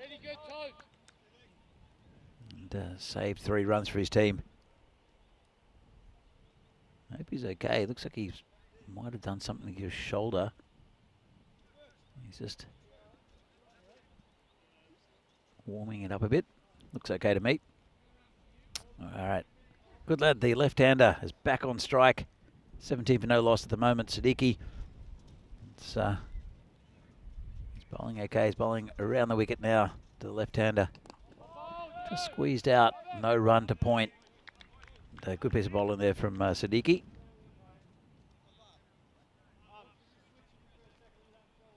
So it's good to see, again, another good side in Western Towers. And well, the high-quality cricket we're seeing here, and we're going to see for the next few days from these teams in Jersey, and also this one from Yorkshire. Well, talking about high-quality cricket, that wasn't high quality from the bowler. Full toss on leg stump, put away easily by good lad for 4. So look at this one, and it well, started straight and then drifted out past leg stump, and far too easy there for good lad. So 1 ball left of the second, 21 on the board. Another full toss. Again, just prodded straight for another single down to long off, and it's a pretty good over there for YCC at the end of 2. They are 22 for no loss. Vinny, you're back in the in the tent. And I liked it. It didn't occur to me, and that's really obvious yesterday, but it very Western Australia vibes. I know there's a few connections to Western Australia here. I know that James, who's behind the bar here, he's played a lot of cricket for Claremont Edlands, which is a famous club in the Western Australian competition. Okay. And yeah, the yellow and black, very famous Western Australian colours. Mm-hmm. The black's for the Black Swan of WA, which is it's the only place in the world you really get them. And the yellow for the Sands? Could be. And of course, it sounds a little bit politically incorrect now, but of course, the Western Australians are known as sand gropers. Ah, yep. What is a sand groper? Is it a fish? I always just pictured people grasping at sand. And then, of course, the South Australians are crow eaters. Yep. Hopefully not literally. That's good, lad. We'll pat this to point. They won't get a run. So, YCC just lost a bunch of early wickets, and they kind of knew they were out of the contest in that first batting innings. But I like the confidence to bat first and just not have that scoreboard pressure. You can just kind of express yourself. Going back to nicknames, as we will back to Pullman, the bowler. Aussie second. This is over the top. Nice shot. And there's another dog there who gets out of the way. Another dog to meet. And that's hit onto the hill. Lovely shot. Beautiful shot. I like this from good lad. Play the line of the ball. So if it's outside off, go and hit it outside off. And Pullman is into the side today for the Towers. He's a good ball. We've seen him a fair bit before. Gets the comeback ball. Oh, well, that wasn't a good ball. That was absolutely hammered by good lad. That's 6 runs again. Good start for this over. Again, good shot selection there. Just able to go with the angle of the ball. Yeah, Pullman, for such a young guy, is pretty experienced in the format. But yeah, beautiful bit of timing there from good lad. Puts it out of the park. Back-to-back sixes. So going back to those nicknames, of course, with the state of origin, New South Wales always used to call Queensland the Banana Benders. It's Banana Benders, yeah. And then quite like that. They came back with something pretty good because they're underneath them, so they call them the Cockroaches.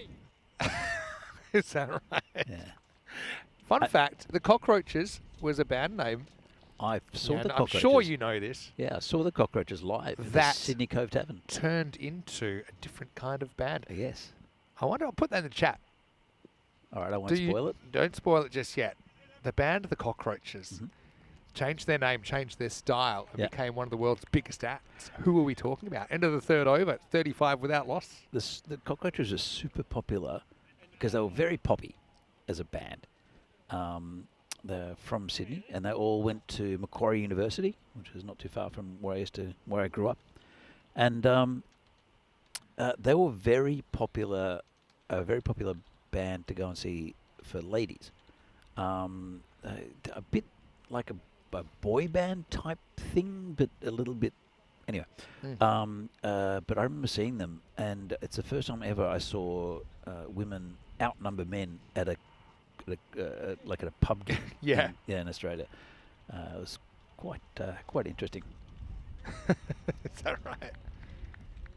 We'll give everyone an over to see if they can get it. And it's got to do with music, but it's not got to do with records. Record sales. Not really record They're sales. very successful. Very successful. Band. No matter which Still way going you too. look at Still going. Yeah. Different audience there. It's a slower ball from Merritt. First up. It's going to be a leg by. It'll bring Harwood back on strike. Did you ever see the Cockroaches or the other band? I don't think so. Only everywhere, but not live. There's a few other successful, similar, different productions and also artists that for this audience. I'm not trying not to give it away. Good luck. That from Australia that are huge worldwide, absolutely massive worldwide. There's a certain show, TV series that is just enormous as this goes over the line, and the umpire picks that one very well. I'm sure you know what I'm talking about. We're only one ball into this over as well. It's Merritt. Little French cut. That's going to sneak away to the boundary. So Harwood rides his luck here and cashes in 4 runs. It was interesting with French cuts when we were in France. Yeah, the home of the French cut. Home of the and French French cricket. Yeah. Do you ever play that French cricket at school? Oh, yeah, I remember French cricket. Yeah. Where basically people are trying to spear the ball into your legs like a tennis ball. Tennis ball, hopefully. Generally. Yeah, French cricket. There's a bus on the hill. Yes, Where- there I is. thought there was a That's rugby in the- ground. In the air, this one. It's going to get away. Oh, I think he's megged himself there. That's Siddiqui. He kind of slapped at it like he was swatting a fly, and I think it goes through his legs for 4 as the bus pulls away. It's the number 57. I want to see where the number 57 bus is going. Look, where's this go? Yeah. Good attempt. As Merritt comes in again. Oh, And he's got him. bowled him. Yeah, well, how about that? Harwood goes to the well once too often, maybe trying to hit the bus. And Merritt just gets it straight. So it'll be 4 and out. It's funny, that misfield actually kept the batter Harwood on strike. And so the very next one, he ends up going. It's 45 for 1. Yeah, it's a pretty good delivery and a bit of a ropey shot. It was angled in towards him, and it's just taken those 2 stumps. So, yeah, so are we going to give the answer? Has anyone guessed in the... I said we'll give him to the end of the over, so Okay. I'm prepared. All But right. let's have a look. So yeah, we're talking about a band called the Cockroaches. Yeah, they were definitely more successful in the reinvention of Yeah. that band. True. But The fact we've heard about them at all as the Cockroaches means Yeah. they must have had some measure of success. And you said yeah, there was, I you guess were aware of them. it was more local than anything. I don't know. Were they popular in Western Australia? A little bit before my time, Yeah. probably. But yeah, it's been a good comeback from Merritt. And you see here, run rate at the moment 11.7, expected 125. Hassan Ali gets a bit of a promotion. I thought he batted well earlier today. Last ball, the 4th over. Yeah, he was good. Took him a little bit of time to get going, but when he did, he was very, very good. Hassan Ali. So that is the end of the 4th, and a pretty good over from Merritt, 1 for 10, including a misfield that went through the legs of the outfielder. It's 46 for 1. Okay, I will tell you that we are talking about the Wiggles, that were formerly known as the Cockroaches, before they actually turned into a band that aimed their music at impressionable young kids, and it worked. And hey, bright colours, Who am I to judge? Right? Yeah, Bright yeah. colours certainly make you stand out from the crowd sometimes. Yeah, And they're still going. they are still going. And now they have kind of multiple. In fact, it's a very ECN type story. They have multiple iterations of like yellow wiggles and blue wiggles depending on where they're going. And I think there's international versions now Yeah. of There was another program called High Five, which was pretty popular. I think internationally as well. It was I know the High Five, but the one that's taken off, that's absolutely enormous, is Bluey. Bluey's massive. Yeah, And going around Europe, I see Bluey speaks all these different languages. When I'm in Spain, there's a Spanish Bluey. yeah. And yeah, it's amazing. It's cut through. Yeah. Here's Bradbury with some left arm spin in over 5. And he's got a great action, Bradbury, He because he does. basically stares directly at the sky as he's about to bowl. But it's just how he does it. And I wonder, we got a no ball maybe for a keeper encroachment. I mean, I don't know. Well, See, his left foot's outside the sideline, but it can be outside the sideline. Sorry, his front foot, I should say.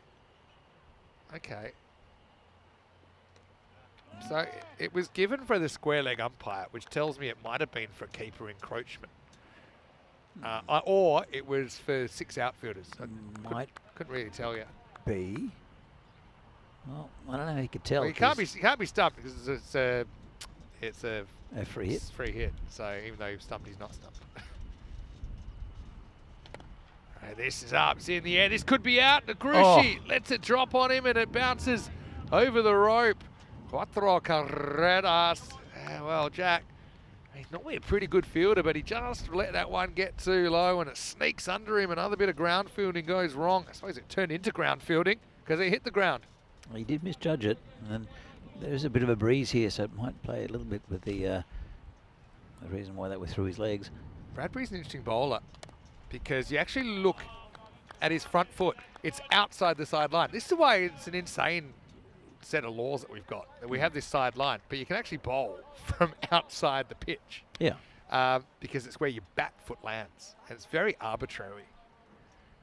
Because I tell you what, I don't really mind having a rule, but the fact that the umpire now has to watch 2 feet instead of just looking at your front foot, Yeah. it puts more pressure on the umpire. I'd like to see maybe just your front foot has to have something inside the return crease. That's for another day, though. What advantage could a bowler have by I mean, Yeah, it's coming at it at an angle? Or agree, but you need to have some sort of rules on sideness. Right, but what's strange is that it's your back foot that matters for sideways, but your front foot matters for... Shouldn't it be both, either foot? Maybe. I would just say, normally in almost all sports, like baseball or any throwing sports, any distance sports, it's just one foot you need to look at. No. So in baseball, it's your back foot. Just bounces on the pitch. He's a bit of a slinger, isn't he? Yeah, Bradbury's fun to watch because he's different. He's fun for me. Just bounces on the surface, so it'll be called a wide. Yeah, a little bit of growth on the edge of the pitch. Let's have another look. And just. I think with it not, if in doubt, I think you're going to go. It's on the pitch. It didn't deflect in any weird way. Exactly. Good lad, 22 off 16. The 50s come up for YCC. And this could be out, and it should be out to Grushi. Second opportunity. Oh! Yeah, he's got it. He's got the second opportunity at the third opportunity. And, well, Jack, I think he got nervous in the 2 milliseconds that the ball snuck out of his hand, but he was able to grab it. And so, pretty strange over. Bradbury will get a wicket. That one's not in the textbook, but it is in the book, as it'll be the end of Good Lad for 22. It's 54 for 2. He batted pretty well. Good lad. Again, he didn't really go through with that shot and have to go into the pesky left-hander. Gee, that was it was a lucky break for Jack. But you make your own luck. And Good Lad was the set batter. He'll go as the second wicket. 2 sixes in his 22. Max Turner comes to the crease at number 4. Remember, these two yesterday played a last ball thriller in the 6-over reduced game, probably when you just arrived, because that's when the rain came. Yep. But then it cleared in about half an hour or so, and we still were able to have a 6-over second innings. Yeah, I tuned in a couple of times, only yesterday because I was once at Heathrow to see what was going on. This is in the air. This should be gone. 2 and 2. Oh.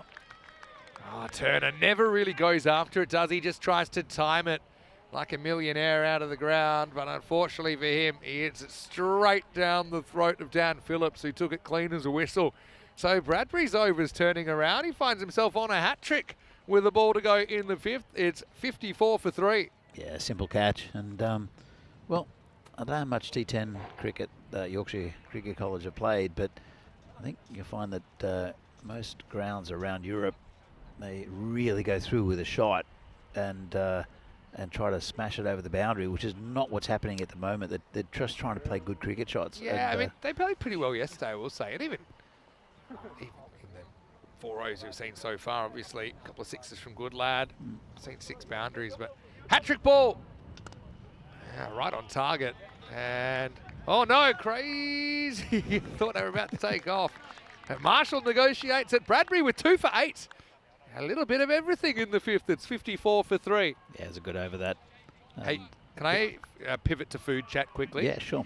Big thanks to Andy Brown, who's given me, and I know we don't have the camera set up at the moment in our commentary stand, but he has gifted me some of this Jersey black butter, which is very, very traditional. He said it's the best. He said, and it's kind of it's apple based and meant to have it with a bit of cheese. I'm looking forward to cracking this open. So big thank you to Andy. Get a little bit of culture. So yeah, you can have a look at that. I will have a look at that. It's apple based. Why is it black? That is a mystery to me, but maybe someone could help me out. You can see how it had all the ingredients listed on the front. You can probably tell me. It is. It's amazing how specific they are with the ingredients. Yeah. It's got. Well, okay. Here's Marshall, who gets the ball from Marrett outside the off stump. Are you taking your glass? Do you want me to read the ingredients for everyone, or are you going to read them first? I can read them. Do you on. want to read them? Oh, I mean, I don't Yeah, mind. go for it. Let's have a look, because I want to discover them. So it's concentrated apple juice from crushed cider apples. Okay. Yeah. Diced sweet cider apples, 22 barrels, and 2 barrels of sour Bramley apples. That is specific. Very specific. That's going to get through the fielder, and that's going to go for 4 as well. Wasn't too far from the man at 45, Tayabali. And yeah, unfortunately for him, it sneaks through for 4 runs. Again, just gets a bit too straight this time, does Marrett. Yeah, so 22 barrels of diced sweet cider apples and 2 barrels of sour Bramley apples boiled in a large brass pan, une pelle or une bashi. You know, my French pronunciation is terrible. Yeah. In the air, and that's going to sneak away. Will it get to the rope? It doesn't. Well fielded out there. Geez, very tight too. That's very close.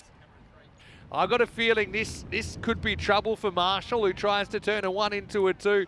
It was a good bit of keeping from Vanderwalt to get onto the stumps, but it's line ball, and we're going to have to go to the video umpire. Gets in front of the stumps. Is he just in?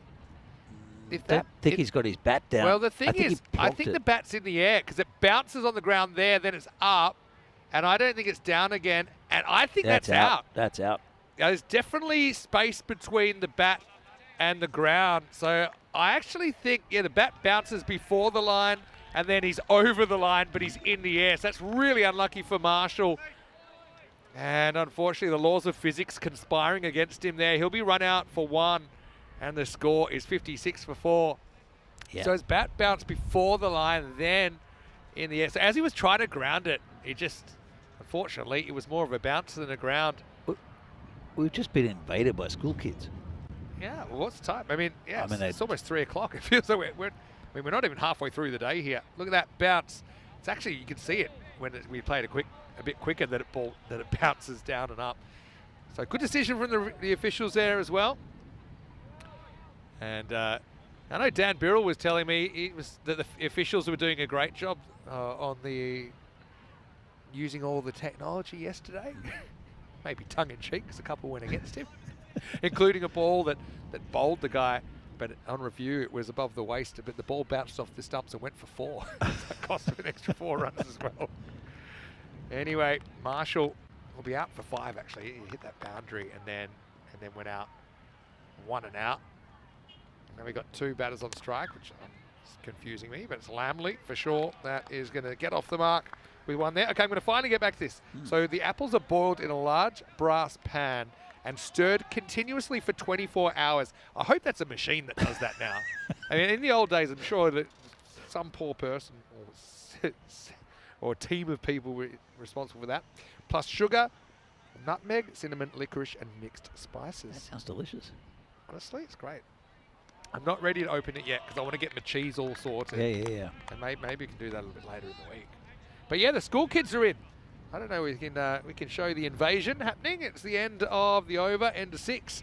It's 61 for 4. Yeah, it's And so actually the 57 bus, I was just looking it up. It's a school bus. And I thought, well, it can't be a school bus because surely school's in session. But I just realised that it's almost 3 o'clock. Oh, there we go. That's very similar to my school uniform, actually, even the colours that they're wearing. Imagine a young Maximo. I haven't seen a school uniform for a long time. No school uniforms in the Czech Republic. So I've been a teacher there for a while, and it's just nothing. It's not what you normally do. It's very English style. I mean, I went to one of these English style schools, which was great because we had 5 cricket fields that were manicured up to test standard. In fact, we actually had an international curator that was doing our cricket pitches. So yeah, I had it tough. Anyway, here's Taya Bali to bowl over number 7. YCC needs someone to click. Oh, that one hits Lamley. He won't get a single, so he just digs it in. He was on the charge there, wasn't he? But yeah, couldn't get bat on ball. I played once and actually got him into our side. A guy who he's a skateboarder basically, but then he said he played cricket at the private school he went to. Didn't look like a private school kid at all. And I says hit hard, but that's straight to Dan Birrell. And he said, yeah, I used to play at school. We had this coach. He was, he was pretty famous. His name was Gary Sobers. He was the high school coach for, I think it was Newington College for a little while. Really? Probably in the early 80s, mid 80s probably. Wow. So according to him, he might have been lying to me. And a bit of an appeal. Umpire says no, but yeah, apparently. So that'd be a handy person to have in your corner. Yeah, no doubt. Yeah, I love these stories where just through sometimes it's a dad, like the dad's the coach or something, and it's a former professional. Well, there's another story I'll tell you in a second. It's got nothing to do with cricket. It has to do with sporting legends. So growing up, my best friend, Steve, his dad used to play for a team called St. George Budapest, captain them for a while as well. And then he became a coach for them. But I used to go to a lot of the St. George Budapest games. I didn't really watch many of the games, to be honest, but I was quite young. We'd go out and play. Oh, dodgy edge. You'll get 4 for it. You might get 6, actually. Has it gone? I don't think it's gone quite all the way, but it's a perfectly timed walk over there to do the fielding. But, yeah, Lamley, he swings hard. He gets a piece of it. Not the whole thing, but he will get 4 runs. Yeah. Yeah, little bounce. So, anyway, so there was a guy who came out just onto the field to wave to people and then ended up coaching in Australia, again in the, I don't know, 70s, 80s. He's got all the shots. So he's got the outside edge for 4, he's got the inside edge for 4. And I'll tell you who's not loving this is the bowler, Taya Bali. There's a big edge, 2 big edges on that bat. He's finding them too. So this guy came on, Ferenc Puskás, who is one of the great footballers of the world, the Hungarian, who the Puskás Awards, the best goal of the year, named after him. Played for Real Madrid and all sorts. One of the great goal scorers. He just wandered onto the field, had a bit of a wave, and then went on to, I think he coached in Melbourne somewhere. Wow, that's so cool. Yeah. It's amazing. I mean, after people have professional sports careers, I mean, 90-something% probably go into pseudo-normal lives after a while. Obviously, the Tom Brady's or whatever, it's a different story. But Yeah, really fascinating. Yeah, just going back to the black butter. Yeah, and as Ian said, it is like a spiced apple spread. All right, that's in the air. This is catchable to Grushi. Oh, he gets there. He could have made up for it now. He's got to go chase it himself. I mean, it does well to actually get that on the full. Slides in feet first, but the ball doesn't stick. Good effort. Yeah, good effort. Doesn't look like his hands are working today, though. Even the one he took was a little bit of a juggle. He's taken half a catch. The one that he caught, he still dropped once. Anyway, I like that he went for that. Yeah. It might save you some runs down the stretch, even though it gives away another run on the fumble. But you can save your runs, I think, if you're able to take a wicket. And this is Huzaifa Saeed bowling over number 8. Left armour. And oh yeah, that's a good shot. Smart shot. That was deliberate though. That was very deliberate. There's no fine leg. That's fine anyway. More of a deep backward square. So he shows his stumps. I mean, he could have been in trouble there if he'd missed it. Probably his clipping leg, but yeah, Lamley does well. Picked up 4 runs. Yeah, Genuine shot that time. Absolutely. Yeah, no edginess with that one. So. It's a random plastic bag that's wandering across, unless it's a ghost. It's the only piece of litter I've seen in the country so far. Yeah. It's very clean. I think it's come from school kids. This time it probably gets a bit too inventive. The buses have gone by. Oh, they're going. They're still going. But, does that mean we might have a few youngsters in the junior zone? Don't think so. I think they've got gold. They're probably a little bit old to play with the toys. They've all gone home. They just walked past the ground. There's a few there. There's a few. But they got great facilities if you're sports mad here in Jersey. Yeah. Well, he's bowled him, and so Lamley is able to get 14 runs. That one is going to surgically remove his middle stump without touching the other 2. So I liked that Lamley was trying there. You know, he was able to glance one away, but then this time I think he probably just backs away, which makes this ball a bit harder to reach. So it's a wicket for Huzaifa Saeed. Lamley out for 14 at 78 for 5. Yeah, good piece of bowling, and that was just online, and I think Lamley did cause his own demise of that one. Yeah, I think certain things I noticed as trends, and one of them is if you're backing away outside the leg stump, it rarely ends well. Because you're giving up the leg side wide, really. You're making the tram line off stump putt balls very hard to reach. And even balls that are on the stumps seem quite far away from your body. Yeah. So here's Dixon. He was the hero yesterday, wasn't he, in this corresponding fixture? And he's going to get a filthy full toss first up. That's going to be a no ball. Might get caught. Does. Gets dropped. They're going to come back. Dude's going to be out as well. Yeah. Oh, he's going to be run out. You wouldn't read about it. It'll be a golden one off a ball that was a no ball. And Dixon, for some reason, wanted to get back on strike. Maybe the reason was he knew he was going to get a free hit, but now he won't. He's run out, and it is 80 for 6. Drama. Let's have a look at that round. He's ball watching there, and Siddiqui drops it. A strategic drop catch, I think. A good throw back to the keeper, and he's well short. Well, he's out by a metre. And I think that's Pullman out there. He takes the rebound. You couldn't script it because no one would have believed it. The drop catch, pick up, run out going for 2 off and no ball. This is ECN cricket in the first degree. And Dixon, unfortunately for him, that'll be his only contribution with the bat, out for a golden one. It's 80 for 6. Isn't that the second one we've seen going back for a second? Yeah. Run-outs going back for a second. The thing is, you assume with the ball so close to the boundary that there's 2 there, but you've got to remember the field dimensions. And that was actually a very, very smart throw from Pullman. It bounces in. It's it's going to scoot off the turf here if you bounce it in. Well, McRae comes in. He's got a free hit first up. Yeah. Backyard rules, can't get out first ball. McRae's into the side. Another full toss. This one's nicked and gets fielded, so he gets out of jail there. That'll be the end of the over. Pretty dramatic one. YCC 80 for 6. Well, 10 and over. I've seen on this ground that, especially today, that 10 and over is not going to win you a game. But you never know. Western Towers, I haven't seen them with a bat yet today. I see quite a few wickets falling from the 4th over onwards. But YCC, well, they lost their first one pretty convincingly against the Spitfires, and they crashing back down to earth a little bit after a win yesterday. Yeah, need a big couple of overs, although matter of time until we get another low-scoring thriller. Hassan Ali, 11 off 11. Needs to put the foot down. Here's Bradbury coming back.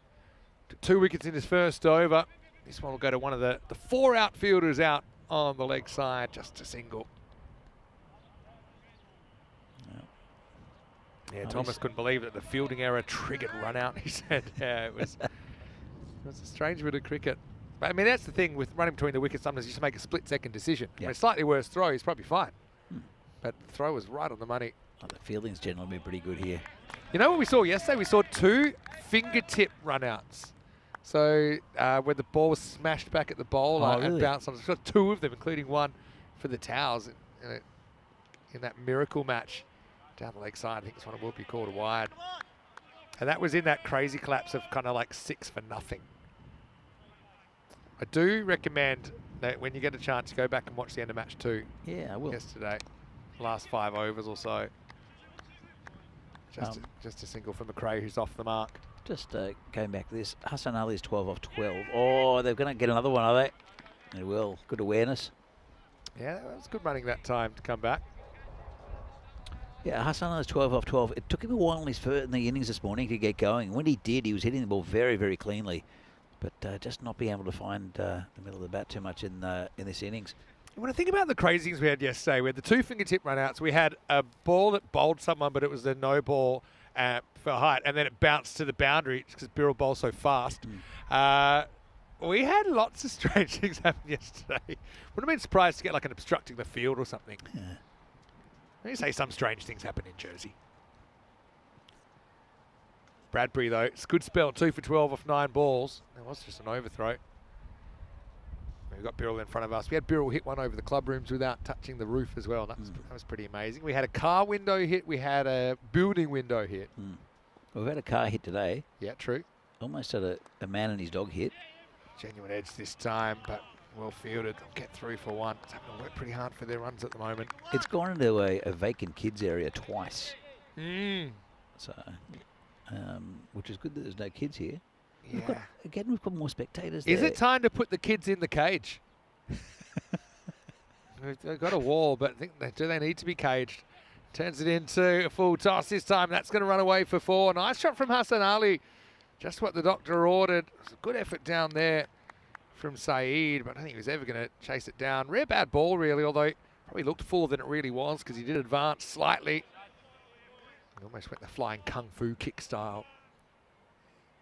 Yeah, I don't think I've seen any foot fielding yet, actually. I've seen quite a lot of it on the weekend. 1 from a spectator.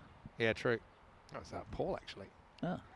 Well, that could be pretty close to a stumping. But it was actually so wide that Van der Vault, it's a very good keeper, had to move so far that he couldn't get back to the stumps in time. Good take, though. Very good take. He's a brilliant keeper. Shark also was in the runs yesterday afternoon. Advances again, does Hassan Ali. This time he'll have to settle for 1, and it'll keep the strike. End of 9, and YCC 91 for 6. Yeah, not enough runs for me at this stage for YCC. Still got 1 over to go. See if we can get off this one. But the bowling figures, James Bradbury there, 2 for 19, looking pretty good. Also wickets there for Marrett and Saeed. Birrell not bowling himself in this game as well. He's been a bit selective about when he's bowled. He can get the ball through the Towers skipper. He's giving a few more opportunities. Probably feels they're pretty comfortable in the game at the moment. They are pretty comfortable. And don't forget, YCC won this game yesterday. Yeah. And, they're going to have to pull something out with the ball if they're going to be competitive. About 19% chance. So still non-zero chance. Non-zero? Non-zero chance. Fahad Siddiqui to finish things off. Ali needs to go big. Last over coming up. So hit into the covers. I'll get 1 out of it. Yeah, I think at this stage just eat the ball. Are you happy with just conceding the 1? That was pretty good location from Siddiqui. Had the deep cover back. Had the cover in the circle as well. And forced Hassan Ali to play offside. Right, McRae, let's see what he's got coming into the side. It's not a bad looking shot. Very good shot, actually. And the scorers have been pumped with cricket balls today, haven't they? That one hits the side of their tent. And 4 runs to McRae. Good shot selection as well. You can see he just kind of did try to overhit it. He found that gap. It's pretty much straight over the infielder. If you can hit straight over an infielder, there's normally a gap behind him. Yeah, it was, well, you're right there. You can't put a man everywhere, or fielder everywhere, I should say. But definitely. Slide over pitch from Siddiqui. Needs to try and bounce it on the crease instead. That was a full toss. Comeback ball for Fahad. It's a pretty good one, actually. Gets that a little bit shorter than a Yorker, but still effective. Yeah, it was. I was wondering whether they brought him back, Siddiqui. Saw Yusuf Saeed pick up a wicket. Siddiqui went for a few of his first over, but it's been a pretty good one so far. This one's in the air, straight to the fielder. Nice catch. That's Dan Phillips out there. Yeah, Phillips got a really good pair of hands. We've seen that already, and you can't really blame McRae here. Just tries to go straight down the ground for 6, but he didn't quite get the height on this to get it over the outfielder. A good looking shot though from McRae, but a nice catch taken low down. That was travelling. Phillips makes it look easy. Siddiqui with the wicket in the last over, and the score is 84 for 7 now. Actually, might be a few more than that. My screen's falling behind. Bit of a change in the field. Moving. There we go. 84 seems a bit last over. Now it's 96 for 7. Let's go with that. So square leg coming in for the, or actually a point coming in, I should say, for the left-hander. Martin. It's a little scratch on this, and he might get 4. He does. So basically gets right in front of his stumps, and he gets bad on it. If he didn't, I think he might have been in some sort of trouble. We'll check it out in the replay. Probably pitched outside leg stump, so it wasn't going to be OBW, but yeah, inventive stuff and effective stuff. Brings up the 100 as well for YCC. We getting a little psychological bonus for them. Don't know if it's enough runs. We'll see. This is hit down the ground, and that'll be 4 runs. Nice shot. Yeah, great shot by Martin, who just basically places this, doesn't he? So they finish with back-to-back 4s, bringing up the 100 in the process.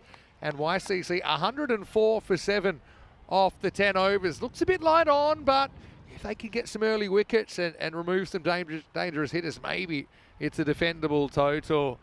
So yeah, YCC obviously found it a bit difficult with the bat earlier in the day. Better performance, you would say, without quite reaching what I would say is a pass score. But they've got a shot. 104 they're defending here in match number 8. Yeah, as I said, they've got a shot, but we'll see how Western Towers will bat.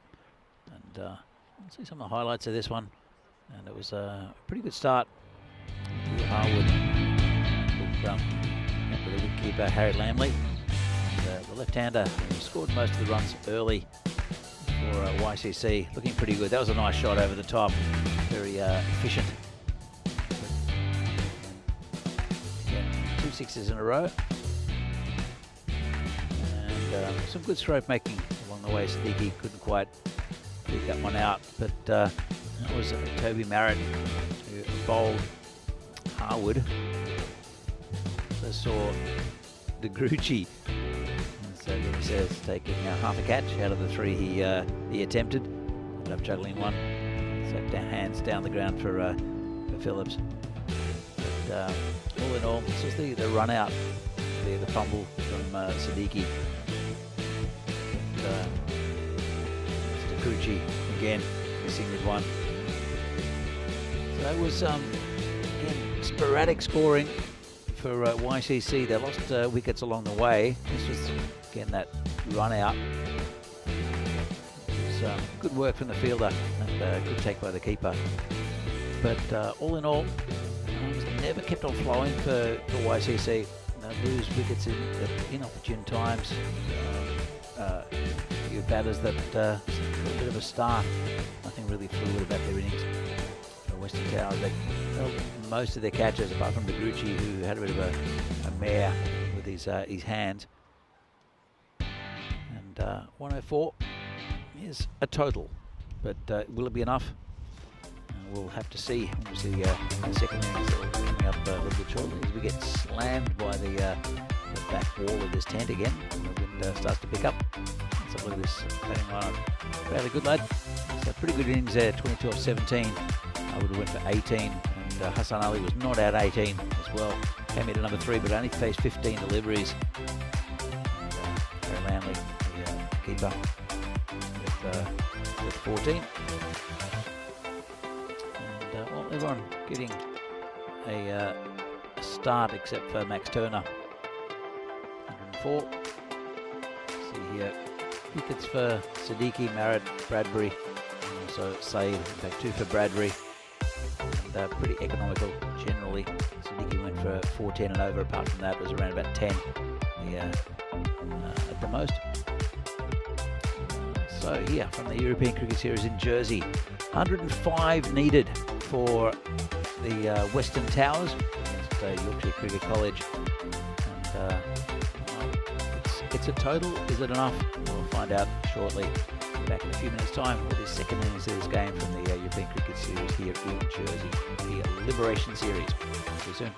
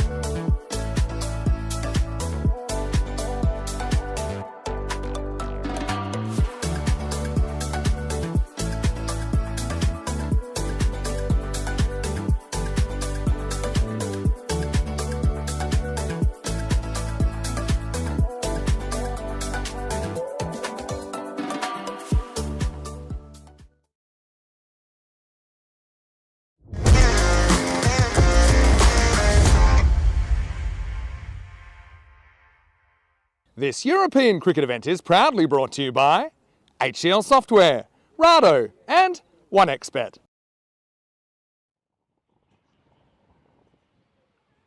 And welcome back to this European Cricket Series here from Jersey.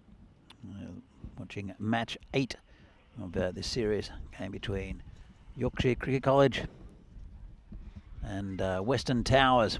And this Western Towers, you'll see walking on with the bats to start their innings, chasing 105 to win. And looks pretty straightforward on paper, but nothing's too straightforward ever in these games.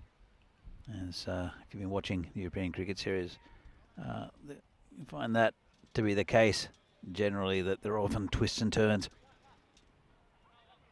So it will be the new batsman coming in, the Fahad Siddiqui. In fact, it's not, it's Dan Phillips at the top with Jacques van der Veld. And Marshall, the bowler, Daniel Marshall. The skipper for Yorkshire Cricket College comes in, and it's been hoiked pretty much on the leg side just for a single, and it's been called a no ball. Again, it's front foot. I'm not sure if he planted it behind the line, probably on the line. It has to be a part of the foot behind. And it's a free hit pretty well, and that's 6 runs. Just avoids his teammate. Like he's wearing a helmet, almost just went over his head actually. As you can see, lined it up pretty well, and it was a bit to the right of that dugout. So a pretty good start here for Western Towers. Dan Marshall, the skipper. Improved that. Oh, it's a nice shot through the offside. 4 runs. Well, he made a little bit of width for himself and pounded it just forward of point. Let's have a look at this one. Just backward of point. But just away from the fielder in that position. This one's turned around the corner. Bit of a misfield. Just a single. That'll bring Phillips back on strike.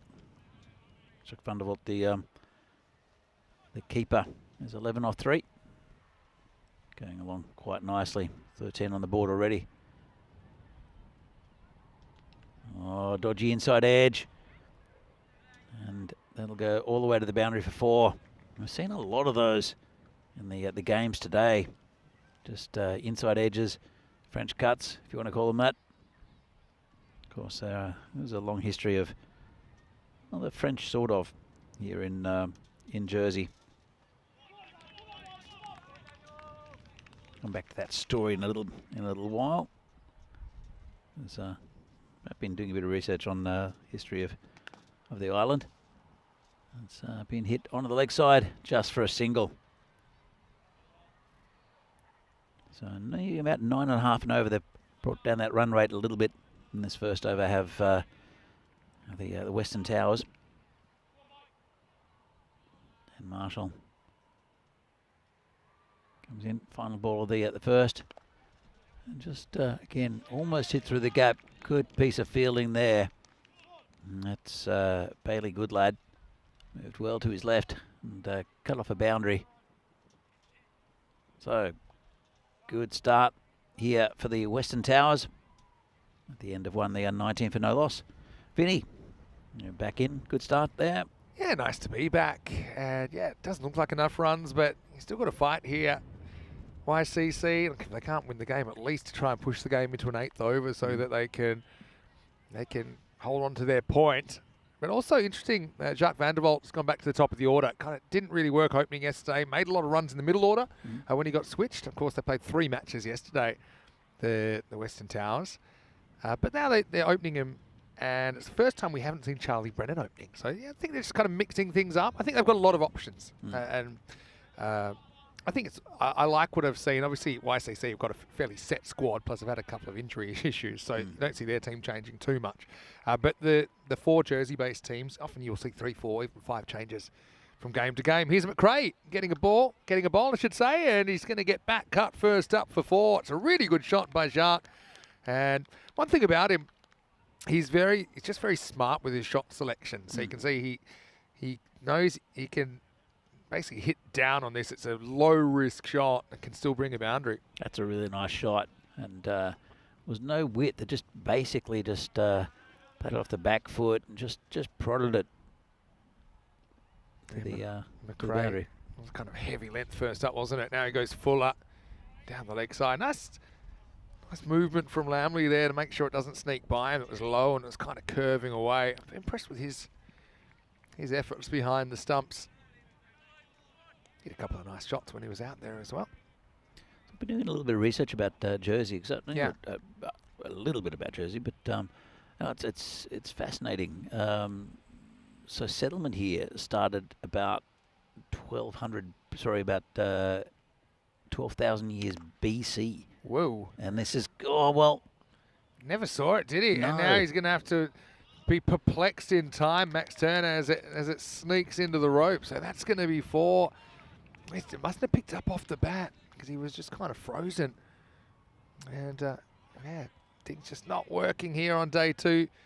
YCC, some of that, I suppose, my initial adrenaline has worn off after day 1, and they're finding it tough going. Nice looking shot straight at the fielder. Okay, so did you say 12,000 BC? 12,000 BC apparently. Yeah, from evidence they've found. But I assumed that it was originally a French colony. It's being so close to, especially Saint-Malo, which is famous for its privateers. I assumed that it was always some sort of nice shot down the ground. Oh, stop it, Jacques. Oh, ooh la la. How about this? This wouldn't look out of place at Lord's, because this is a classical high elbow straight drive. Well, I think some of the viewers would be as excited as I was watching that classical cricket stroke. That was lovely. McRae with a comeback ball. It's a good one. Give credit to the bowler there, who does come up with a good comeback. Okay.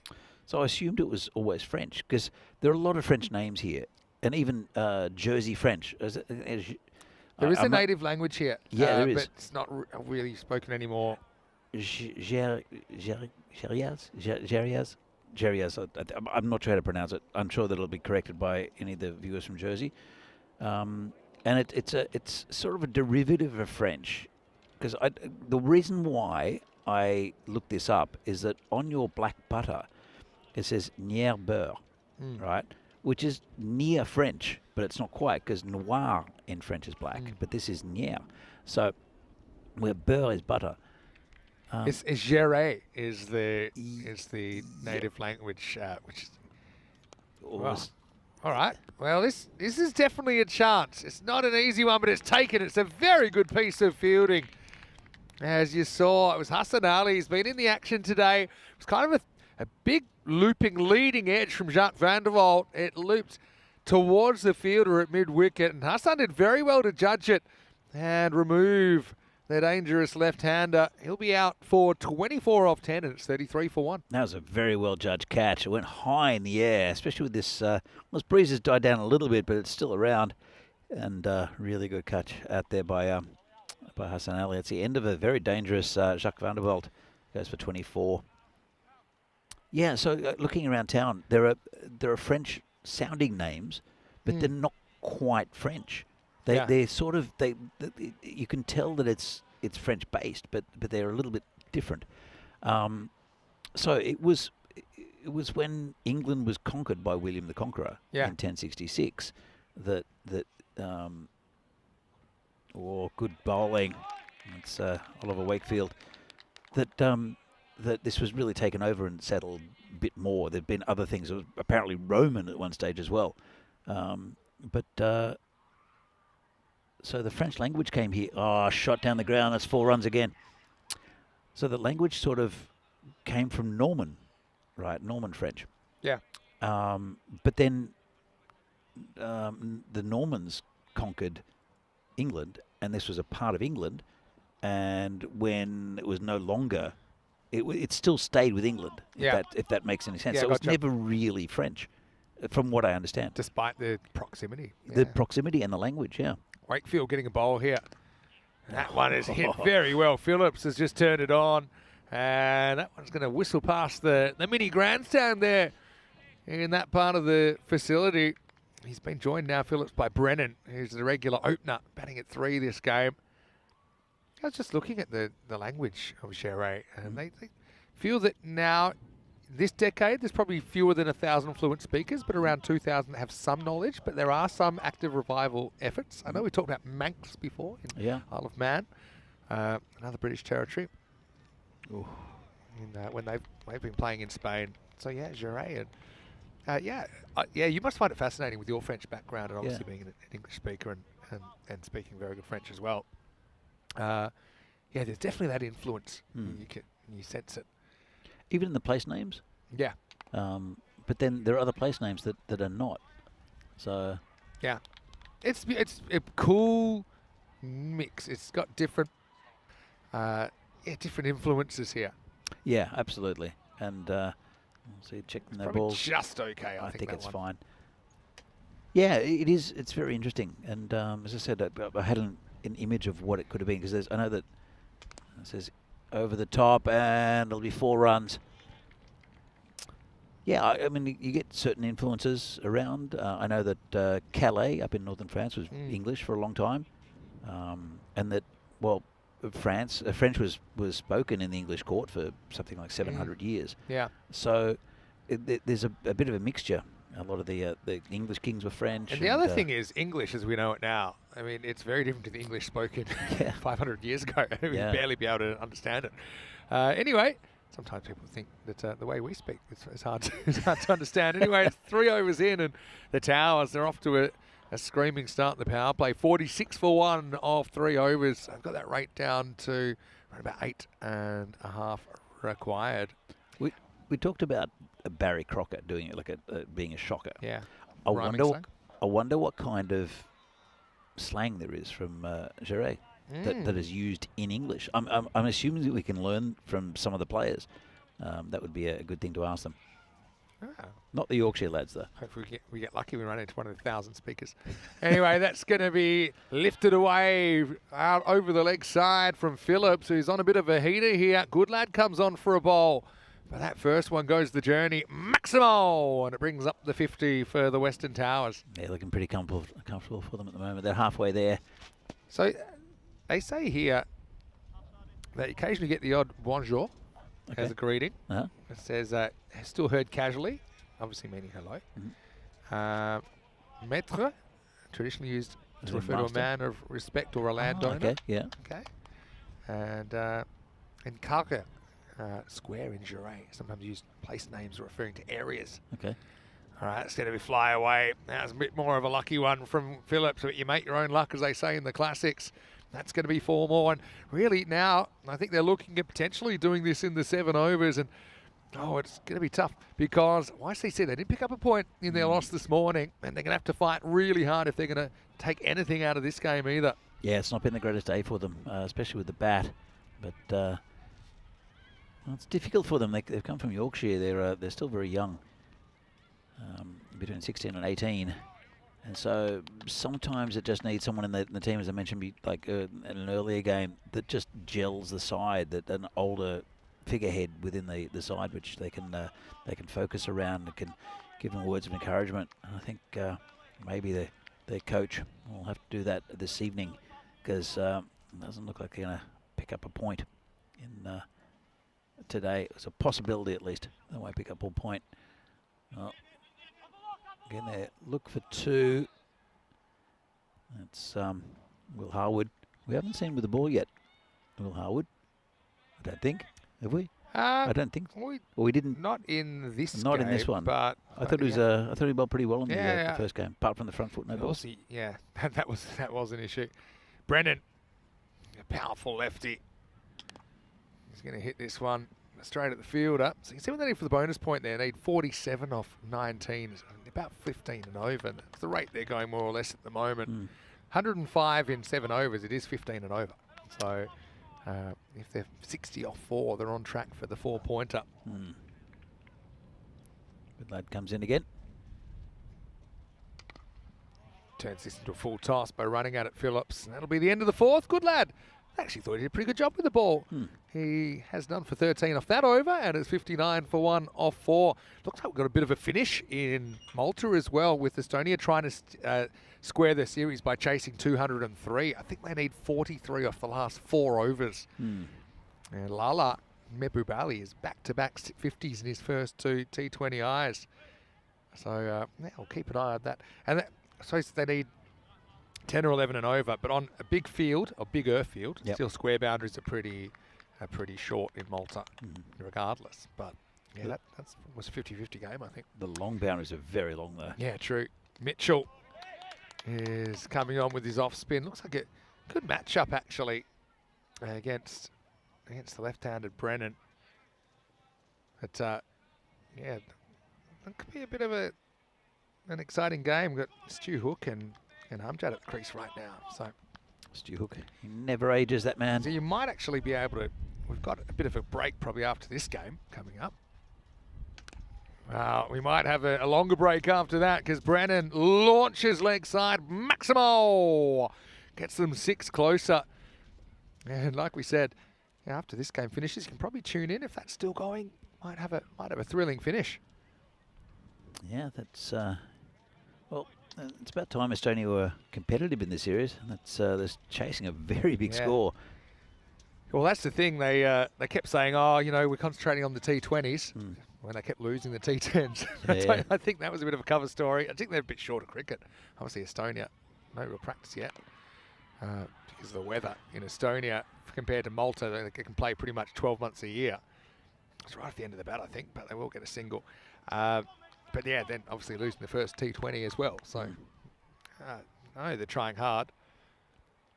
Well, that one he over pitches, and that's going to go even further, I think, leg side. Well, we've got a smaller crew of volunteer ball retrievers today. I suppose now the school's finished, or preschool. But Maximo, 6 more, this time off the bat of Brennan. Well, he's definitely practicing his cricket. He's got keeping gloves on, but chasing the ball as well. That's cool. He's got. I feel like I need to have a bit of a run around. Maybe I need to do a keeping session. I think he's got them on a bit like baseball supporters with the mitt trying to catch the. Wouldn't you love to see that come into cricket? Oh, great! Oh, he's got another chance. Well, it could be gone. Oh, what a good catch! That's an excellent catch from McRae, and he robs a Maximo in the process. And who knows? That could be enough to have YCC take the point out of the game. That was absolutely hammered to deep forward square leg, and well, you can see, and it hasn't been the best day for YCC, but you can still pull a highlight out. Phillips is going to go for 34, and the wicket will go to Mitchell, who is probably pretty thankful to take a wicket. 73 for 2. Here's Birrell. Well, to be honest, yesterday he probably hit the ball better than anyone. So let's see how he goes here. He's got 1 ball to deal with from Elliot Mitchell. Oh, false shot. Gets away with it. Beats the fielder. Kind of runs around it to Sam Martin. And in the end, they'll just get a single, but Birrell will retain the strike. Good over from Mitchell, 1 for 15. As the battle for the point is a pretty fascinating one here. 74 for 2 after 5. yeah, very close run, I think. But that just going back to that catch, that was a fantastic catch there on the boundary by McRae. It was absolutely hammered, and then never easy when they're to your side. No. Any slight misjudgment, that's 6. Yep. It's probably bouncing off his hands for 6, if he's lucky. Yeah. But anyway, 31 off 12 for the bonus point for the Western Towers here. And they would have been a bit disappointed with their first day, despite that miracle win, which kind of covered the fact that they lost their other 2 games. So, their 4 points will be very handy for the Towers here. It's Birrell who'll be facing. Marshall's good bowler. He's coming back to bowl the 6th. It's going to take some stopping, but it will be stopped.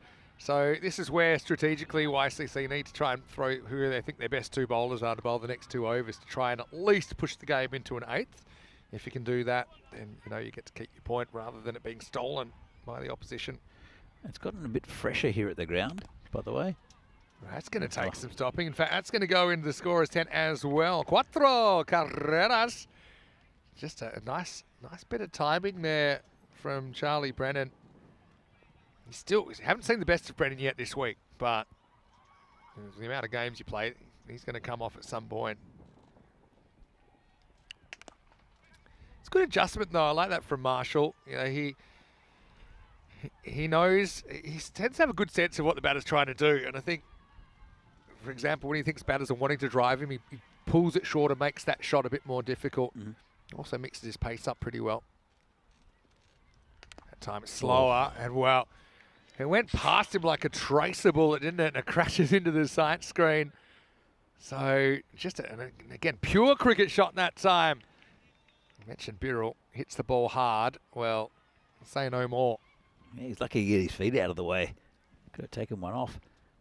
That was hit very, very hard. Oh, it's poor delivery, that one. Yeah, put away. Maybe just tried to cramp him for room, but Birrell gets the hands free and gets the hands out in front. So 17 off 7 now required to take all the 4 points. YCC having to fight very hard to hold on to anything here on day 2. I like what I've seen so far from Dan Birrell. He was pretty good fielder down on the ground as well, but doing well with the bat. Nice ball for Marshall. Again, hit very hard, this time straight at the fielder, who does the job. Max Turner, that's the end of 6, and it's 89 for 2. And this is why the bonus point has really livened up so many matches that otherwise look pretty one-sided. Having said that, yesterday it looked like the Towers might not even get a point out of their game. They end up winning it. But here now you've got a game within a game for something that's very, very valuable. Every point's valuable in tournament play. And the Towers need 16 off this over if they're going to take all 4 points. Yeah, look, it is a really good idea that when that came in, a really good initiative, because it does affect things a lot. I'll give you a good example in a minute, but also there are 4 teams to qualify for the finals, only 1 miss out. Yeah. But it's very important, the placings as well. The top 2 definitely go to the have a second chance. They go to Turner for the first time, but it's not going to be a great start for him because that's over the hill and far away. Well, Jack and Jill have to go after that one. Maximal Birrell once again displaying his raw power. He gets the equation down to 10 off 5. Conveniently, I think there are stairs there. Oh no, it's a little path. Little path he's gone up. That's exactly just guiding him up the hill. That was big. In fact, looks like there's some sort of after-school sport going on up there. That's where it's where the school kids get off the bus. That's what it is. If the bus was still there, the bus was getting hit. 10 off 5 then for the 4-pointer. Gets hit and just a single this time. So a BP thriller here in match 8. Yeah, going back with that bonus point, the Czechs played Hungary last year and won the tournament, even though they'd won fewer games. Yeah, that was because they smashed Romania in that last game. Sazi Buyan scored 160, and that's a very good example. That was in a 3-way tournament. No ball called, plus it's going to go for 4. So that's 5, and it's going to take it down to 4 off 4. So that is one thing that I think the youngsters probably need to take away from this. Again, probably suggests there, from what we can see, that it was a good call by the umpire. But yeah, the overstepping has been a constant issue. I can't remember a team bowling so many front foot no balls, to be honest. Okay, so 4 to win now, and they've got 4 balls to do it. A free hit to boot. Brennan won't do it here with good lad doing the fielding. So 3 off 3. Yeah, so in bilateral series, so I know we'll probably have one in the ECIW, Czechia versus Croatia coming up. The winner of the series is decided on wins, not total points. But the points will come in if it's tied for wins. So occasionally, even if it's a 5-match series, you might have a washout. It's 2-2. So it still is noted. But in a tri-series or more, like the one in Hungary you talked about, well, this could be it if it's not stopped. It is stopped. So they stay alive. In fact, it was another no ball, that last one, so it was still a free hit. So consecutive front foot no balls. And that has really, I mean, the two extra, really now, if it wasn't for the no balls, they'd need 3 off 1. Yep. But now they need 1 off 3. Yeah. That's the difference. Maybe it's a little bit of experience, but Yeah. you're right about those front foot no balls. They really shouldn't be bowling them at this level. All right, here we go. Score's tied, any score wins it. Oh, is that no ball as well? I think it was. So, It was. You know what's so funny? Not funny if you're the bat. He'll have to eat a dot for that because he won't get the 4 runs because the no ball actually breaks the game. And so they'll end up doing it. And Brennan's going to finish on 22 off 9. Again, I think it's a very unfair rule because you do get credited with facing the ball. But the game is over. And, 3 front foot no balls in the 7th over. Unfortunately, just sinking YCC, who don't take a point out of day 2. It's the Towers who take all 4 in match 8, and they end up winning with 21 balls to spare. Yeah, they'll be very happy with that, the Western Towers. And they're going now with a 2-2 record after playing 4 games. And Yorkshire Cricket Club, or Cricket College, I should say, not having their best of days. And still without a point today, even though they did pick up a win yesterday. As our players walk off the field. This is coming up next. You'll see Western Towers again against the Central Commanders, and that should be a good game. And ring the changes as well, the Towers, obviously playing back-to-back matches. So James Wiseman came in. He had a very good day yesterday. Harry Brooks as well, as we mentioned, very famous game, but he's made his own name so far. He had a decent day yesterday as well. Central Commanders, though, Sumareh, I don't think he's bowling this week. Just speaking to him with his ankle, he's looking after it. He's just playing as a bat. Scott Van Breeder, who's a rugby international for Jersey, is back in the lineup as well. Heward back behind the stumps for them. And Central Commanders have won the toss and elected to bowl, with that game starting in 40 minutes. And I think we have a bit of a thriller in Malta. We've got the golden ball graphics. I might just tell them that we'll go to super over if it is if it is a tie. But anyway, let's go back and look at this. In the end, it was a kind of almost adjusting the goalposts. They needed to do it 7 overs, take all the points, and they did. Western Towers very happy with that performance. Yeah, look, absolutely. And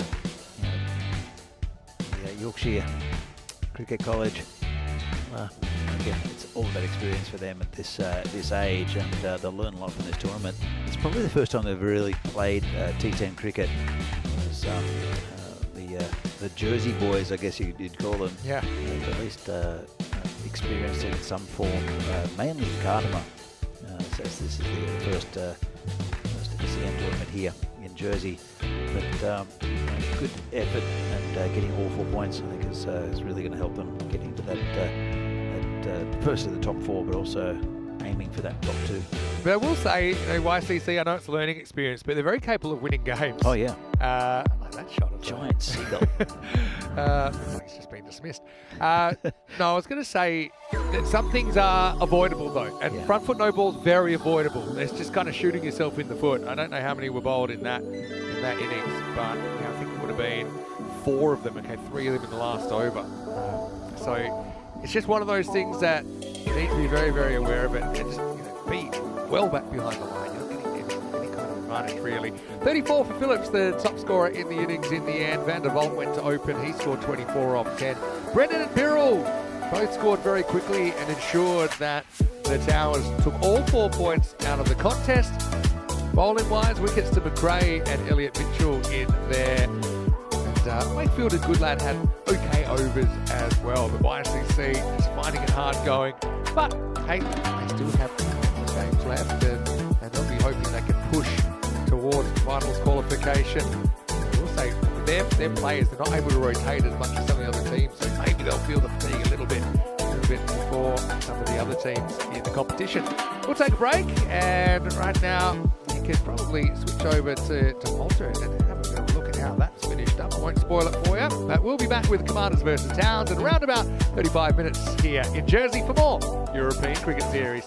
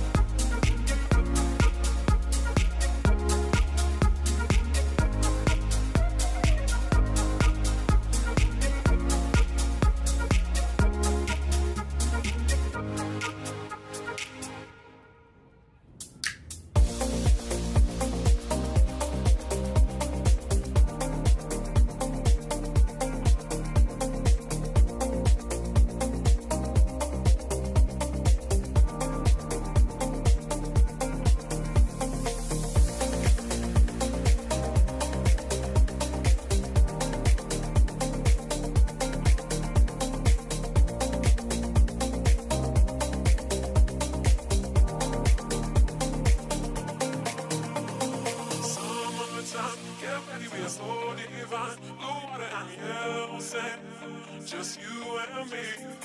Summertime, get ready, we are so divine. Blue water and yellow sand, let's live our dream. Summertime, get ready, we are so divine. Blue water and yellow sand, just you and me. Summertime, get ready, we are so divine. Blue water and yellow sand, let's live our dream. Summertime.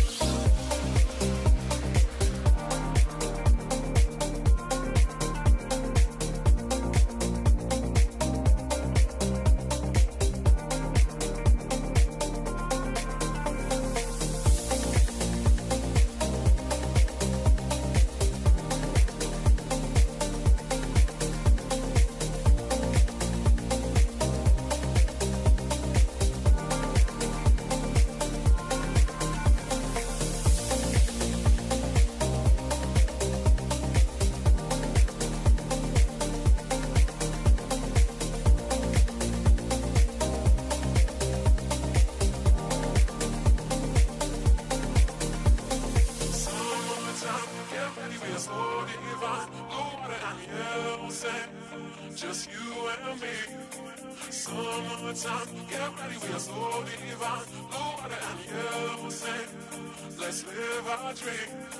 Summertime, get ready, we are so divine. Blue water and yellow sand, just you and me. Summertime, get ready, we are so divine. Blue water and yellow sand, let's live our dream. Summertime.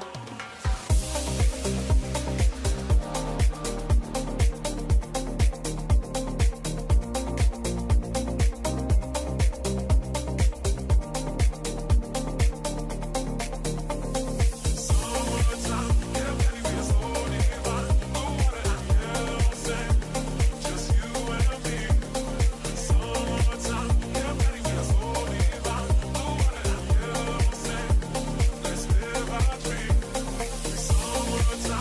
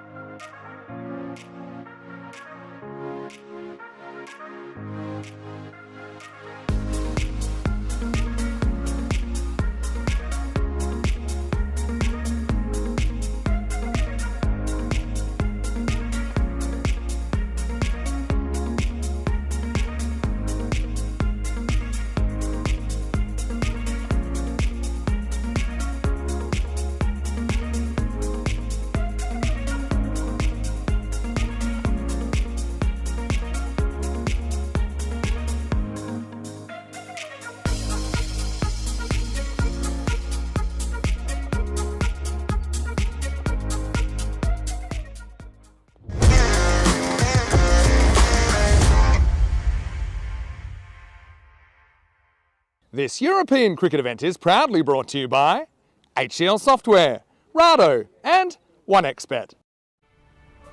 No one is an island. But everyone likes to visit one. In Jersey, you're only ever 10 minutes from a beach, or a historical monument, or even this. And if that's not enough, our island doubles in size when the tide is out. So you get twice as much to enjoy. Jersey, where sea meets soul. Come and pay us a visit at jersey.com. Hello and welcome back. Still 2 matches to go here on day 2 of the Liberation Series in Jersey. Match number 9. We'll see the Central Commanders with their first taste of the action here on a Super Tuesday on ECN. And they're taking on the Western Towers, who play back-to-back. Over to Charles Croucher now for the coin toss. Thanks, Vinny. Central Commanders with the Western Towers to call. Tails. Tails is the call, and it's a head. We'll have ball. Commanders won the toss, they're going to have a bowl. So the Commanders have won the toss and elected to bowl in this one, so the Towers will be batting first. I don't think they mind that. I think they feel that they're good defenders. We saw that yesterday in that dramatic win over the Southern Spitfires. But the Commanders didn't have the start that they wanted, didn't take a single point out of their first match. They did recover in match 3 with a win over YCC, but they will feel that it's their day to get moving now, and they'll be hoping to finish strongly here and pick up some points. Of course, it's very, very even at the moment. Every game is a toss-up. Danny Hudacek is standing by, and I know that you're looking forward to this one as well. Match 9 on the way, with the Towers being sent in after the Commanders have won the toss. Over to you as we get ready for the first ball. Well, thanks, Vinny, and welcome to everyone here. A lovely Jersey for this European Cricket Series. 4th game of the day, 9th overall. And it'll be the Central Commanders against Western Towers. We just saw the Western Towers win pretty comfortably against YCC. And back-to-back games for them against the Central Commanders, who are 1-1. It's the Commanders that won the toss, elected to bowl. Interesting for them to want to chase the Western Towers. Well, it's the Commanders that are favourites according to the supercomputer. I think it's pretty even. As we know, all these teams are pretty evenly stocked with players from the different geographic regions of the island. So it's I like the shirts. They're very similar, but just different coloured. We've got the reds of the Central Commanders and the yellows of the Western Towers. But very simple. Of course, they're, I guess, manufactured teams. It's just for this tournament. There's 4 sides, and they've obviously made them fairly even distribution-wise. So we have Van Breda, who will come into bowl. First up, Scott Van Breda.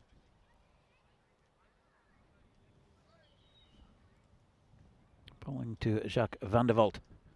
First ball. And edgy 4 runs. How many have we seen go down there? Dodgy inside and outside edges today. And that's a good start for the Western Towers. Big, thick outside edge. No chance for the keeper.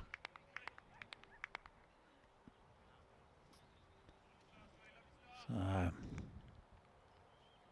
Dewhurst is the batsman at the non-striker's end. Here comes Vandreda again. And again, dodgy outside edge, another 4 runs. Well, there's a man back there, but inside the circle, of course.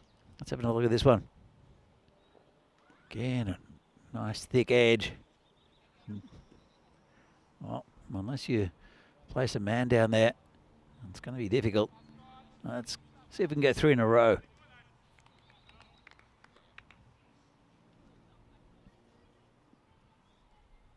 Comes in. And just dab down on the leg side. Looks like Vanderveld might be limping a little bit.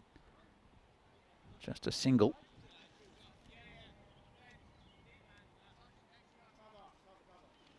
So to get chatting to a couple of the locals here. Just about all things Jersey. It's a fascinating little chat. I'll fill you in with some of what we talked about a little bit later. As Vandreda comes in again. And a little inside edge onto the pad. Just another comfortable single. They scamper through, but no chance for a run out. So 10 on the board so far. A couple of balls left of the first. And again, it's a little bit chillier here. The sun's gone away. Bit of cloud cover. No chance of rain, we don't think. But you never know. Things change very quickly in this part of the world as far as the weather goes. Vanbreda comes in again. Bowling to Vanderveld. And, well, no wedge that time. Just the bat going into the pitch. It's the noise you heard. So look at this. Not far away from the bat. Not too far away from that off stump either. Final ball of the first. And a pretty even start, to be honest. There's 2 dodgy edges getting boundaries, apart from that very tidy over. And dug that one out. Just a single to point, and the end of the first. The Western Towers are 11 for no loss.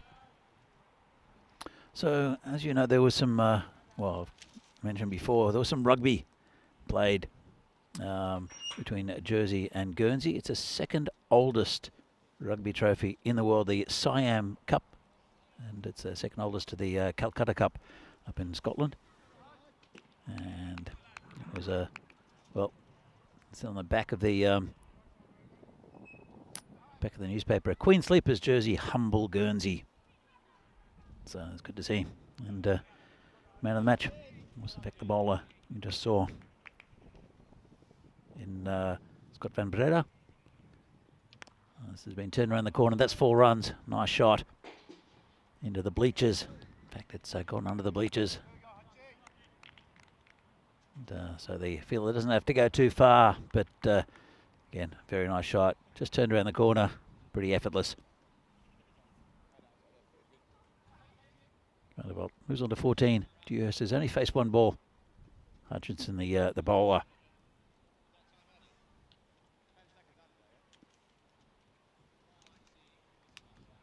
Good to see you all in the chat. Again, Wayne is there. Hi, Wayne. I know you were watching. This is cut down to deep third man area, and that's 4 runs again. Yeah, you're watching the Estonia-Malta game, which was a bit of a thriller and a fantastic finish and a great result for Estonia. Of course, the night series in Belgium has started with Phil G. 3 games tonight. Good to hear his voice as well. So listen to a bit of the one of the games. This is, again, punched nicely to the mid-off area, just a single. And De Volt has moved on to 19, hitting to all parts of the ground. Good piece of fielding. A little bit of fancy footwork to kick it back to his mate.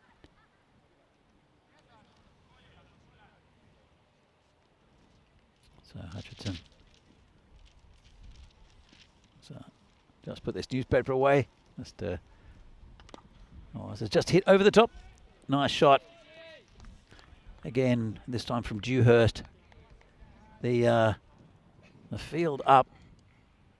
There are 2 players back, as per usual, with the power play. They both square the wicket on either side. This one hits straight though. And nicely hit again. Pick the gap, 4 runs. This time on the offside. So runs being hit all around the ground. Just picking the right delivery and hitting through the ball. Good shot by Dewhurst. So where do you bowl to these two? Hutchinson, 17 so far off this over. 28 for no loss are the Western Towers. Final ball of the second.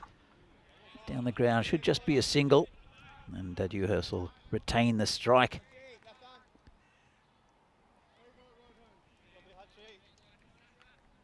Yeah, I was having a chat and talking about the state of cricket in Jersey. They've got about 6 players that are playing in the in England at the moment. As we see here, Eastern Royals up the top with 3 wins from 3. Western Towers with 2 wins, 2 losses. Playing at the moment against the Central Commanders. Haven't seen them yet today. They'll be playing a few games tomorrow. And also the final game of the day against the Southern Spitfires, who we saw in the first and second game today. Busy day for them. They only just play the one game yesterday. So a new bowler will be Ashraf. And this is lifted in the air. Player coming around, won't get there. He'll cut off the boundary. Just a little bit too far away. But, created a chance first up, did Ashraf. I'll bring the left-handed Jacques van der Veld back on strike.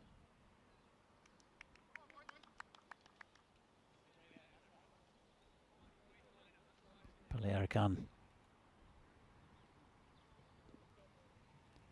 See if he can get a wicket. I need one at the moment. This is just played into the pitch. Just a run. Good bowling by Ashraf. Bring Dewhurst back on strike. This right-hand left-hand combination, of course, always an issue for bowlers trying to adjust their line. But to be fair, there've been very few wides bowled in this tournament. Ashraf comes in. Hit nicely to the fielder, who does well. Comes off the boundary. Could have been a chance for a catch, but probably better off just getting the body behind it as he did there. And that's Dom Blampied out on the boundary. Come off a certain 4. And full toss, probably going to be called a no ball as Reece Palmer does the fielding. Well, let's have another look. Well, it's pretty close, just under, I think. At batting stance, it's pretty close, but the umpires will let it go. Ball comes in again. Head over the top of cover, and it's gone all the way for 6. It's peppering the officials' tents there. There's the scorers and the third umpire. As it's been picked up by Joe Foster. He does a bit of fielding.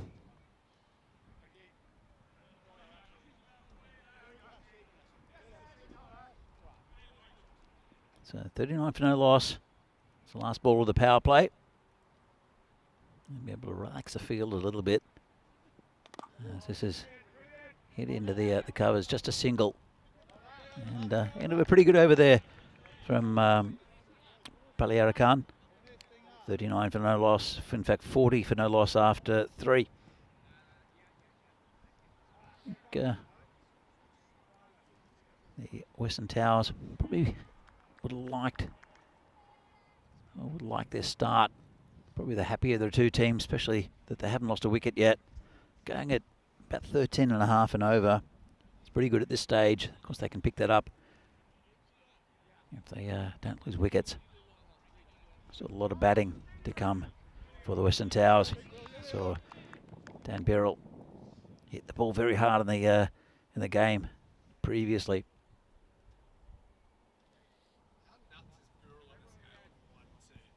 So it'll be Will Ray to take up the bowling. Bowling to Dewhurst, who doesn't quite get all of it. And straight to a fielder. If he got a bit more, it might have carried. Again, just not quite getting onto it. Bring Vanderveld back on strike.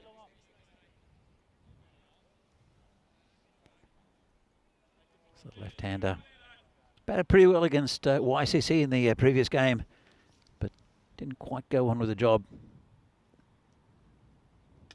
That's it firmly, and great piece of fielding.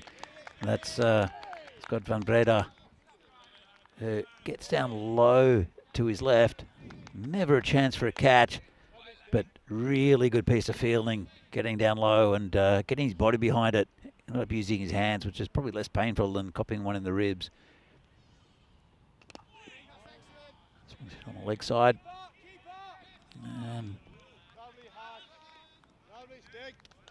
And just another single. 43 for no loss. Been a good over so far from Ray. Only 3 coming from it. Just the 3 singles. Bowling to the left-hander. Oh, well, that one's been absolutely hammered. Hit the, well, it's not really a bouncy castle. It's a football target game type thing that I saw being used earlier on. Saved it from hitting the clubhouse. That was beautifully hit there by Vanderveld. This one's hit in the air. Player coming around. Great effort. But can't hold on to the catch. Stops the boundary. Limits it to 2. Have another look at this one. It's hit pretty high in the air. And we'll just see if they got if they picked it up. Well, I just saw the end of it. There we go. Great attempt. Again, fantastic fielding on the boundary. Hit along the ground. And more great fielding. This time it's Van Breda again. It's like a wall around this boundary. But, if they can get hold of it, they're stopping them. These Central Commander side. 2 very good fielders in front of us at long on and long off. See here, this is the Worm, 13 and over. It's been pretty steady since the start. And well, it doesn't take any great mathematician to know that about 130 is the expected score. In fact, the supercomputer's gone a little bit above that, mainly because they haven't lost a wicket yet of the Western Towers. All right. Well, it comes on. It's Stefan Schausberger. Just another single. Bring Dewhurst back on strike. Taking this run over. By the way, the 50 came up with that 6. 53 for no loss at this stage. The Western Towers. Ball comes on again. Oh, it's a bit of short rubbish. It's a wide. Didn't step out to try to hit it, Dewhurst. Have a look at this. Just left the wide. In fact, it was very wide. Sometimes you just don't want to chase those. Comes in again, and oh, another wide. Getting a bit of swing is Schausberger. But it's very sidearm. That does often bring outswing. Sidearm action. Once towards the boundary and cut off nicely. Didn't get all of it. Did Dewhurst. And again, it's Reece Palmer out there. Cuts off the cuts the runs down. Saved quite a few runs in the last few overs with very, very good fielding. The Central Commanders. Oh, that's gone straight through him. Well, Vanderveld, he got a good start again. 32 off 15. In fact, 16. And Schausberger goes through him. So I wonder if there was a little bit of late swing there to get through the gap. It was a good piece of bowling. Let's have a look. And nope, it was straight as an arrow. Just took out the leg stump of the batsman. And well, it's a good ball. But I think Vanderveld will be a little unhappy that he didn't get a piece of it. Let's see, first wicket down. As Vanderveld goes for 32. And again, I was just here replay of that one. Yeah, deceptively straight. It didn't really move anywhere. Another left hand comes on. It's Dan Phillips. And pretty good shot. Nothing Van Breda could do about that one. So gave him pretty rank full toss. First up.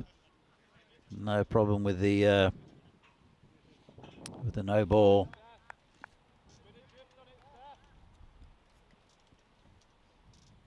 Ball comes on again. And I had to check his shot there. The batsman, it was good length. Wasn't quite drivable. And it was deceptive, and had to change what he was going to play. The batsman, Phillips. He's on 7. Dewhurst on 22. Last ball of this Schausberger over. And didn't hit wide. Nothing Van Breda could do with that one. It's wide of the cover fielder, but just wide enough for Van Breda not to be able to reach that one. Well, pretty bright start from the Western Towers. Vinny, back here in the chilly tent now. Sign me up. I'm the #1 Stefan Schausberger fan club president, CEO, because I loved that. That's good old-fashioned off-spin, kind of just daring the batters to go after him and Shark. We had enough time to swing twice probably on that one, but he missed it. The stumps got castled. You're calling Schausberger an off-spinner? I would say it's an attempted off-spinner. Yeah, he's rolling. I don't know, the first two were sidearm that swung. It's, yeah, a bit of the old Bruce Yardley, maybe. Anyway, here we go. Here's Paliakara, and it's just going to be in the air. It should be an easy catch, and it's gone. So Phillips is going to have to go reasonably early, out for just 7. And Ashraf comes on with immediate effect at 67 for 2. Yeah, it was, again, just not the greatest shot. Got away with it during the first few overs by mishitting them or getting towards the boundary. This one, really nice little catch. And it's Blampied who celebrates with the bowler.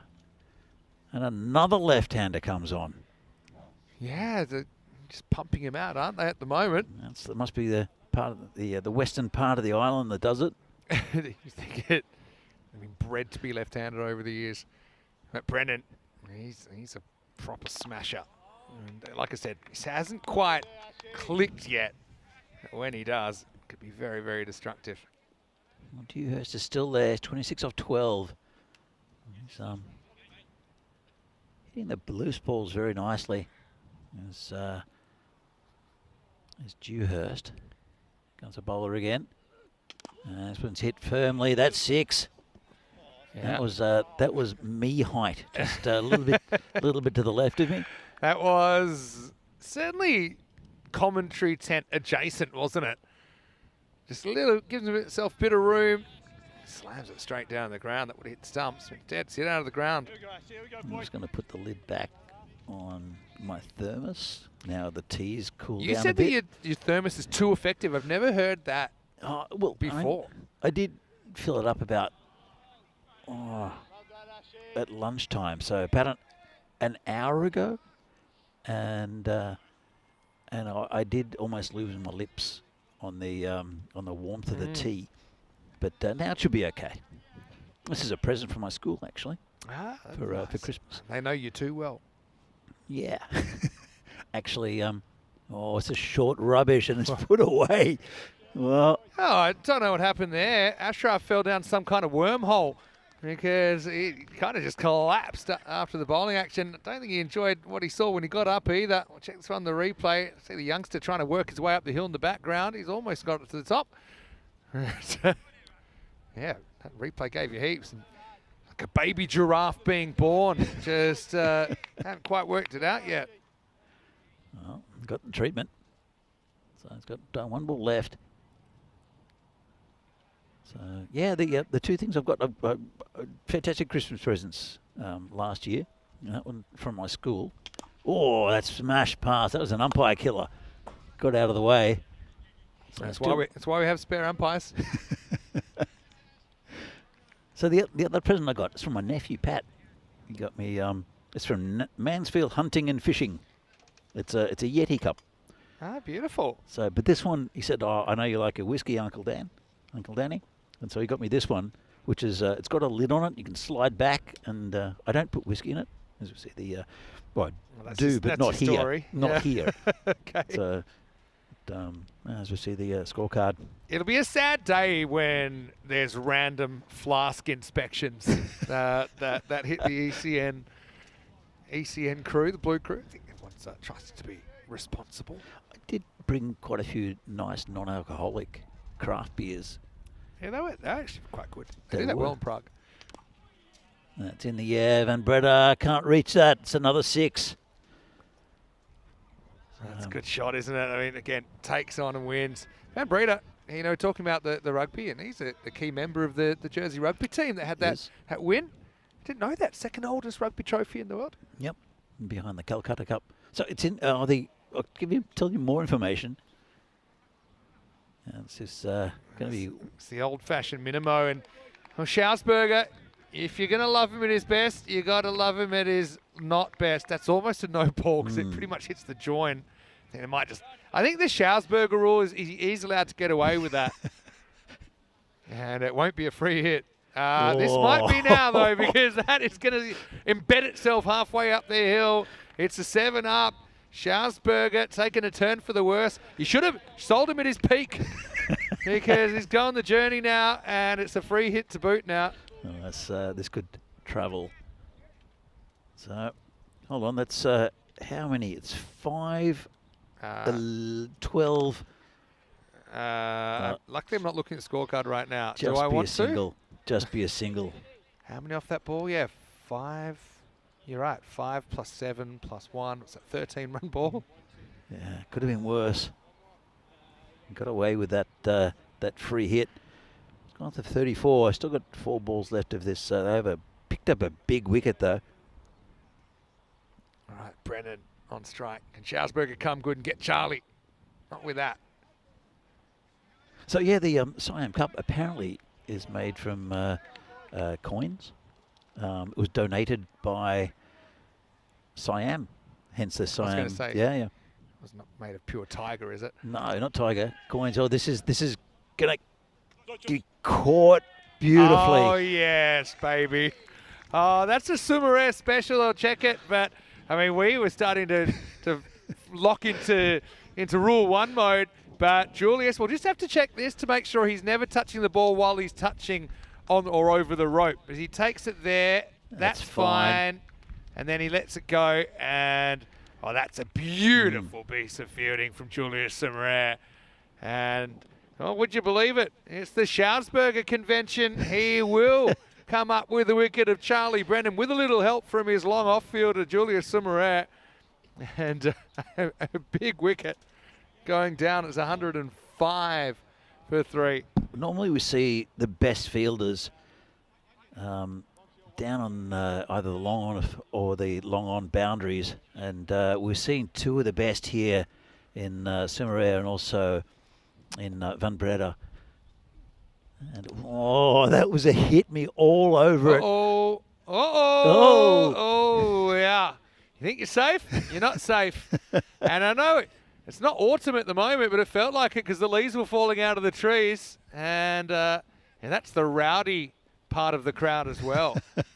So that's going to be 6 runs. That was, again, not a great delivery from Schausberger. He has picked up 2 wickets. Whoa, that's huge. Well, it was the best of times, it was the worst of times for Stefan, who that's another tree it's almost knocked down. He's got 2 for 47. Hey, some people used to bowl all day to get 2 for 47, 50 over game. I'm still pro Schausberger. I know he's gone a little bit out of fashion since the last 2 bombs going the journey. Anyway, hey, you know what? It's better than 2 for 47. 3 for 47. Last 4 to come. Could be 3 trees in a row. Oh, he almost got a wicket with a terrible delivery. Funny, the umpire every ball looks like he's getting ready to duck. That's not a good sign. And that will be the end of the over. Birrell swings straight through it. And it's 117 for 3 after 7. That's expected score 148. But the run rate at the moment is looking a bit higher than that. We've seen 170 chase. We've seen 160s chases so far as well. So don't count out the Commanders just yet. But Schausberger, enjoyed his 2 overs. They're entertaining, weren't they? 6s, wickets, very catches. entertainment. Well, he's picked up the only 2 wickets. Oh no, not the only 2 wickets so far. He's picked up 2 of the 3 wickets so far. He's picked up the only 2 wickets off his bowling. Anyway, here's Will Wright to bowl out. And this is going to be 6. Nice shot again. Yeah, more practice for the net as well. And we haven't quite worked out what happens when the ball goes over the net, hits the building and comes back into the small children. But it's only happened once so far. It's only happened once so far. And there were no small children. So well, luckily all lived. Not today at the moment. Anyway, Dewhurst, by the way, brings up his 50 with that shot. It was a monster 6. An 18-ball 50. And he's holding this innings together really at the moment. Another good shot over the top. And this one is bounced off a tent. Andy Dewhurst, take a bow. This is a really good shot. Backs away, smacks it over cover. And once again, one thing I've really liked about this series so far with the Jersey-based teams is that they're mixing up their lineups every game. They are giving lots of opportunities to players that maybe we don't see too much or that we haven't seen on ECN before to make their mark. Yeah, some very good players in this part of the world. And this one just gets past the fielder, and that'll be another 4 runs. Well, he's hitting about all different parts. Actually, most of the batters we've seen so far, batsmen we've seen so far have done that. Van der Vault as well. It's a nice little tuck away. It was a really good shot, actually. Didn't try to overhit it, just caught up with it. And you can see there, Dewhurst wagon wheel, very strong in front of the wicket. And yeah, slightly more runs on the offside, but a pretty even split. You like to see that. Yeah, look, just shows the quality of the cricket that's being played on the island. So, Ray, he's got 3 balls left of his spell. He's gone for 28 He'd so love far. a wicket though, wouldn't he? Would love a wicket. Will trade it all for a wicket. He's going to try around the wicket. His tactics will involve hoping for the best as well, because he's running to Dewhurst on a heater. 62 off 30 now. Quarter of the innings still to go. Such a batsman's game. Oh, that's one that he would like to take back. It's another tree hit. I believe we had 3 or 4 different trees hit in the last 5 minutes. That one took a branch. But yeah, that was full toss. Peppering squirrels. You're right. I think you see him go back over the wicket now. So that expected score has grown into the 160s now. How many times have you seen that failed experiment? Let's try to go around. Oh, it's a better delivery. Much better. Yeah. I can understand you're trying things, aren't you? Just maybe changing the angle. There's no real sound theoretical explanation except for it's different. Yeah, yeah. But hey, Dewhurst on 68. It's batted really well. Last ball for Ray. That's hit firmly past the fielder, 4 runs. Yeah, it's an expensive over in the end. Goes for 26, coming off the back of the supersonic Schausberger 32. So that is a 2-over period of 58, and this score up to the clouds at the moment. It's 143 for 3 after 8. Yeah, can still mount quite a few. I expect to score 173. Well, that's expecting 15 and 15, but Yeah. based on the last 2 overs, that might be a bit on the low side. Always the chance that you might be able to take a wicket, get a new batter out there though. But have a look. It's pretty hard to move the worm after the 5 over mark. But a couple of monster overs are seeing them up. Now they're on 179 pace actually. They've lost wickets on the last few overs as well, but the runs have just kept on coming. I don't think they'll mind. The wickets aren't really an issue at all for the Western Towers at the moment. Blampede, the captain's going to come on and he's going to try and keep it tight. Still got Van Breeder to come back if you want. He could bowl the 10th potentially. But I think Dom's actually a pretty handy bowler. He's kind of slides the ball in. He's got a nice kind of over the wrist action. Here's a fashion thing for you, Benny. Oh, I know, dangerous, but okay. What do you think of bowlers with black cricket shoes? Good question. Oh, Didn't go much better for Dom, did it? He's just been bombed about 90 metres. Maximo Birrell. He's having a good series. in a fraction of a second, I'd go back to that moment. In a fraction of a second, I lost that because of the tent, not being able to see the tent. All I saw, I turned around to the bleachers with the spectators and just them turning their heads backwards, all four of them at the same time. They weren't nervous about it because that was miles over them. Black cricket shoes, I don't mind it with coloured kit. I think it's come into the game. I will say black cricket shoes when you're wearing whites, for me, that is kind of peak village. Well, what about with black? Black on black? But I don't mind. I don't mind because, if anything, the white shoes stick out with the coloured kit. Yeah. Is that a good thing? Yes. Okay. I just think there's something about it. Aesthetically, I think it looks good. Whereas I'm still not convinced with the black shoes. In any other setting, white shoes with black trousers would be a proper fashion faux pas. True. But yeah, I'm going to say I'm pro coloured shoes. But hey, that's not a surprise to anyone that's been watching the network for a while. Simirat should clean up here. Birrell kept to a single, brings up the 150 for the Towers. Tall tower of a total coming up. Yeah, 150 on the board. It's a big task, but honestly, I'm also pro matching the shoes with the rest of your kit, which I know a lot of players around Europe have been doing, especially at the international level. Really? Yeah, quite a bit. I tell you what, the jury's out for me on wearing different coloured shoes on different feet. Yeah, have you seen that with cricket? Yeah.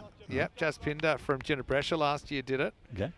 And I didn't know whether he kind of also had the reverse combination, because he must have spare ones that he's not using. Maybe just found two different shoes. I heard of some people have feet that are different sizes. Everyone does. Oh yeah, you're probably right. I think the left foot is normally slightly bigger than the right foot. Significantly enough to buy two pairs. 152 for 3 after 9. Blampede actually pretty good apart from getting smashed first ball. Miles, he only goes for 9 in the over. He'll only get the one over. I think they will go back to Scott Van Breeder.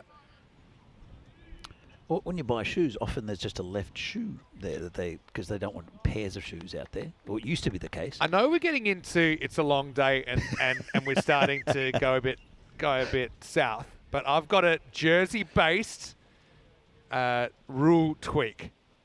Okay. Van Breeder comes and bowls a wide. Do you think in the European Cricket Series in Jersey that you should be allowed one tackle as a throwback to Sumerair, who flattened Hassan Ahmed back in the ECL, and you've got Van Breeder out there on your side? Should you be allowed one tackle per game? You'd be looking over your shoulder. So, when you can't break a partnership, just gives you another. You're saying it's a pretty batter-friendly game. Let's give something back to the fielding side. Tongue-in-cheek, Julius gave me a little wink there. You do what you have to do. Let's probably file it under that. A shirt front gate still gets talked about over 12 months later. That's good bowling. Come back well here. They're staring down the barrel of 170s now. It's looking more like 160s here as Van Breeder. He's a fun player to watch as well. We saw him recently in the ECL for the first time. Looks like a rugby player, doesn't he? Yeah, what do you say? Very good looking. I mean, his ears seem reasonably well attached to his head, so that's a good sign. Oh, Great bowling again. I always think it's funny. I mean, I love my ball sports. I love my rugby as well. Yeah. But any sport where you have to tape your ears to your head to make sure they don't get ripped off, you know? It's, yeah, you can understand why some people would think twice before taking it up. But, you know, he's a good multi-sport athlete, Van Breeda. 3 balls to come.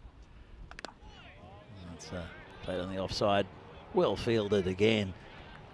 And very impressed with the quality of the fielding in Jersey. Will Ray that time moving quite quickly and low down to his left.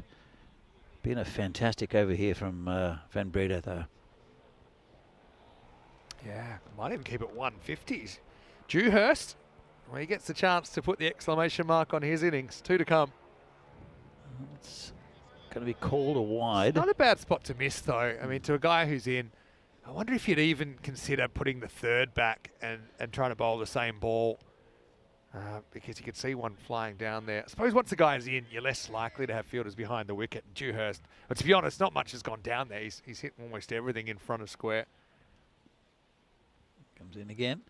And, well, it wasn't the one I thought, but it's a bit of an unlucky one, really. You make your own luck, though. Dewhurst up to walking 677 and the score 159 with a ball to go. So it looks like we are looking at another 160s chase here in match 9. We haven't seen a deep fine leg or a deep third man for this whole tournament. So, well, today at least. Yeah. For this whole day. I'm not sure about Occasionally, yesterday. You do see the third back a bit more than the fine. But anyway, here we go, last ball. It's pretty well hit, but we'll just get the single out of it. We'll end up on 160 even. So 16 and over. Pretty easy maths that need 16 and over plus 1 to win here, the Central Commanders. It's a challenging chase, but it's certainly one that's possible, isn't it? Dewhurst, well, he really showed what he could do, and this is one thing I've really loved about coming to Jersey for the first time, is we're seeing a few more players that haven't featured on ECN before, but obviously are very, very suited to the format. And if we've learned anything here, and you talked about it earlier today, the ability to have a cricket technique, you know, it just gives you more options, more ways to score. There's been some real driving masterclasses so far. But the Towers 160 for 3 off their 10 overs. Dewhurst bats through the innings for 78, scoring at 3 a ball. Early on, Jark started with a couple of sneaky little edges that went for 4. I think he found that pretty hilarious. Not sure the fielders found it so funny, but yeah, it was a tough one for the Commanders. So we did see them use a couple of different bowling options. I like that as well. But there's also a bit of the spectacular, including a juggled boundary catch and a few that were almost catches that the outfielders attempted but blocked anyway.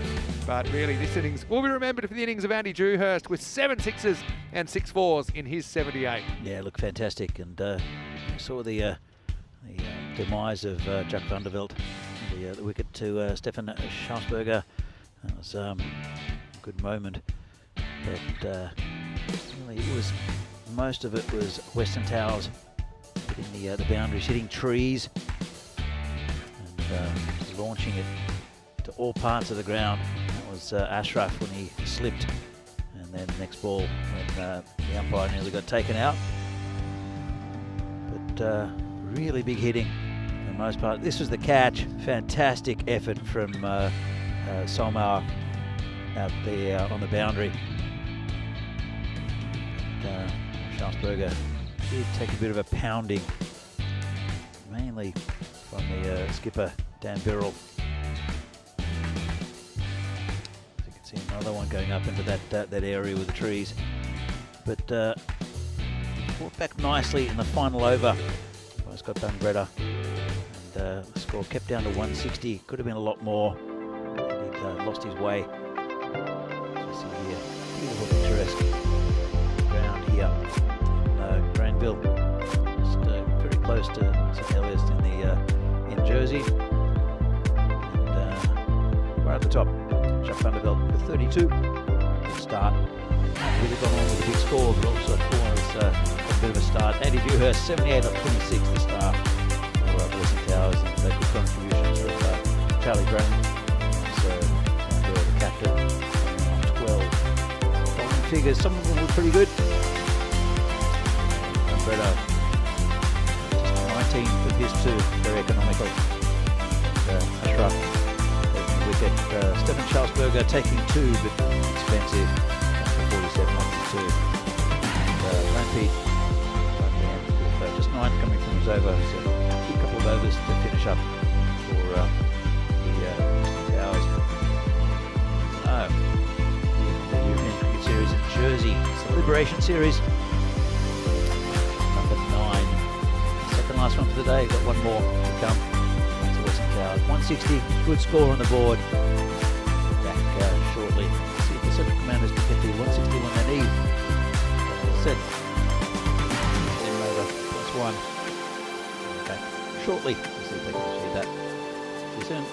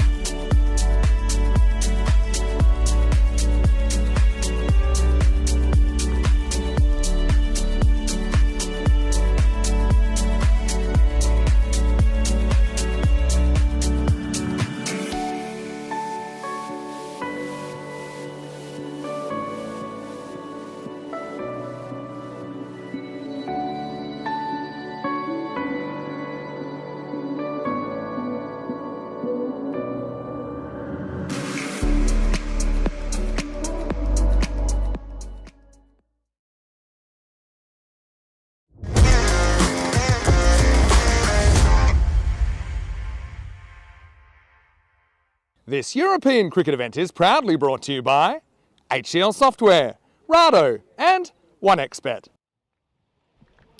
And welcome back to Jersey for this European Cricket Series.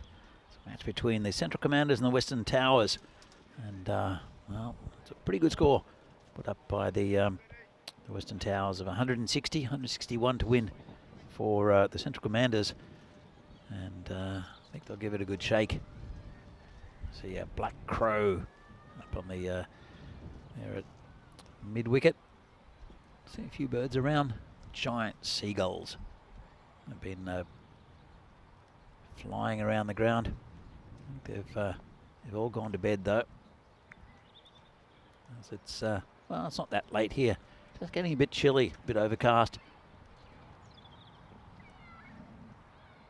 Looks like it will be the skipper Dan Birrell to open up with the ball for the Western Towers. Didn't bowl in the last game, which was interesting. Just spreading the love a little bit with the bowling.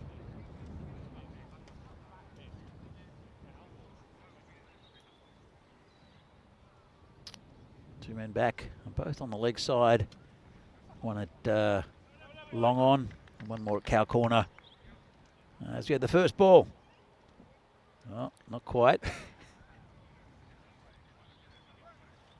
a bit of a lap. And then comes Birrell. And tucked around the corner, nice shot. A little bit short. And that was a little bit too easy for the batsman. Now look at this one. Just short and on the hip. And easily put away. First boundary. That's Simmer out. Healess, the batsman at the non-strikers. Be a good contest between these two. Simmer out, of course, well known to the network. As the sun comes out again briefly. Oh, it's a nice shot on the leg side, and that's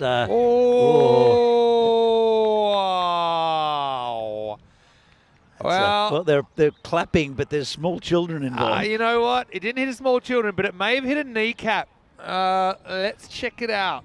Luckily, there. Oh, he wasn't watching. Oh, I reckon he's taken it in the hip. I think he has. He wasn't watching, and luckily someone was getting out of there. Oh, wow. And he's protected by several blankets, luckily, but this one is going to go the journey. And that'll send the other spectators. Almost had consecutive spectators hit with sixes. Birrell's a liability with the bat or the ball. As this over's now gone for 16. We're only halfway through it. That's, again, a nice shot, but it's dropping quickly from those trees. Another look. You could tell, yeah, he's smart. He's trying to go back over the road now. Oh, Simmer, 16 off 3. You know, the thing with Julius, he's had good starts pretty much every game, but he hasn't. I don't think he's made it out of the power play yet. So, let's see. Well, still quite a bit of the power play to go. Oh, it's a nice shot. Oh, that was absolutely hammered through cover. Best shot he's played so far, I think. Yeah, let's think. He's not a one-trick pony, Julius. He was player of the series in the ECL recently, winning it for Farmers. But yeah, that one ends up in the officials' tent, I think. So it does go magical. 20 off this over. We've already seen a 160s chase today. We've already seen a 170 chase last night. Oh, it's another good shot. 4 runs. Again, just clipped off the stumps. That's the thing, though. He's got amazing wrists and an ability to pick up length. And so he knows, you know, on this pitch that if it's kind of above top of the pad, he can just help it on its way. Matching red footwear.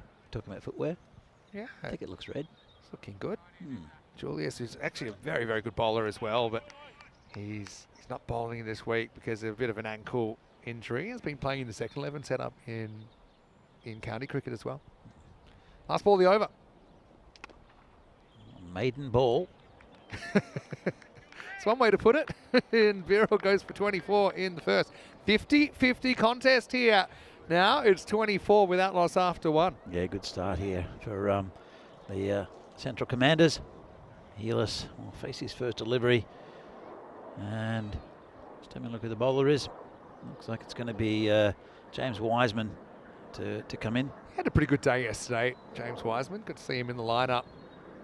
But Hearless gets a chance at left-hander, is on strike, and he showed yesterday he's a very talented player as well. Bit of a thriller in Belgium right now as well. It's Royal Brussels trying to chase 151. Right now I think they need 17 off 5. And Belgium ball, that's possible. It's possible off 3, 2, 3. Could be. All right, so Wiseman to Hearless. 161's a decent-sized chase. It's going to be called a wide to the left-hander.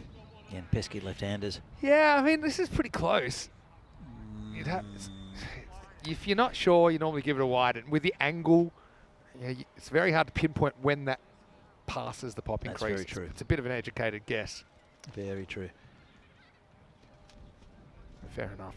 If you're not sure, normally it goes against the bowler. It was angled away as well. So it's very open fair call. stance, Hearless. It is an unusual stance, isn't it? So it's like a semi-chander pole. Gets a little bit of that. And gets Summerall back on strike. One thing we haven't had so far is golden ball. I was going to say, back in your day, you were a bit of a golden ball magnet. I was until they've had a bit of a drought streak, yeah. Yeah, it was. I mean, Prague's normally good for a golden ball.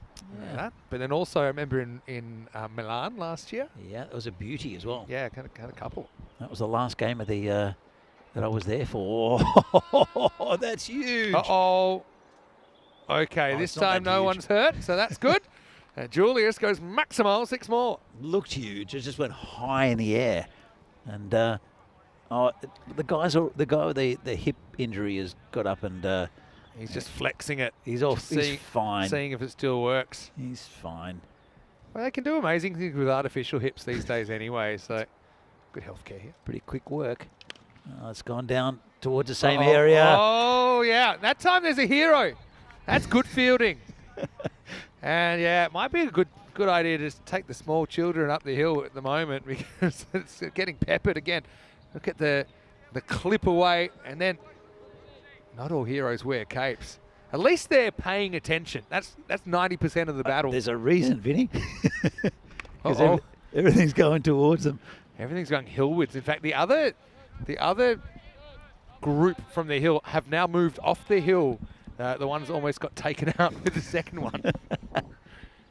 So, yeah, Friday's Liberation Day, and if we get good weather especially, I think we're going to have a big crowd here. And then in women's on the weekend, I think we've got a great crowd being the weekend as well. Well, it's a nice shot on the leg side this time, and beautiful shot. And this time it's the dog walker that's under it. And now the dog's been trained very well, is looking at the ball, decides, no, I'm going to leave it alone. And the runs just keep on flowing at the moment. Hearless goes Maximo. I've seen quite a few dogs around the ground today, and dog gets a little freaked out by the ball hitting the bleachers. We have had, I remember in Barcelona once, a ball getting hit out of the stadium and the dog running off with it. Really? Yeah, pretty good one. Another lost grizzly. Oh, shot. Well, he's come to play. In fact, it's Hearless who's hit 2 in a row. Yeah, Wiseman's over, going off the rails as well now. He's gone for 19. So, yeah, Central Commanders in command at the moment. They're up to 64%.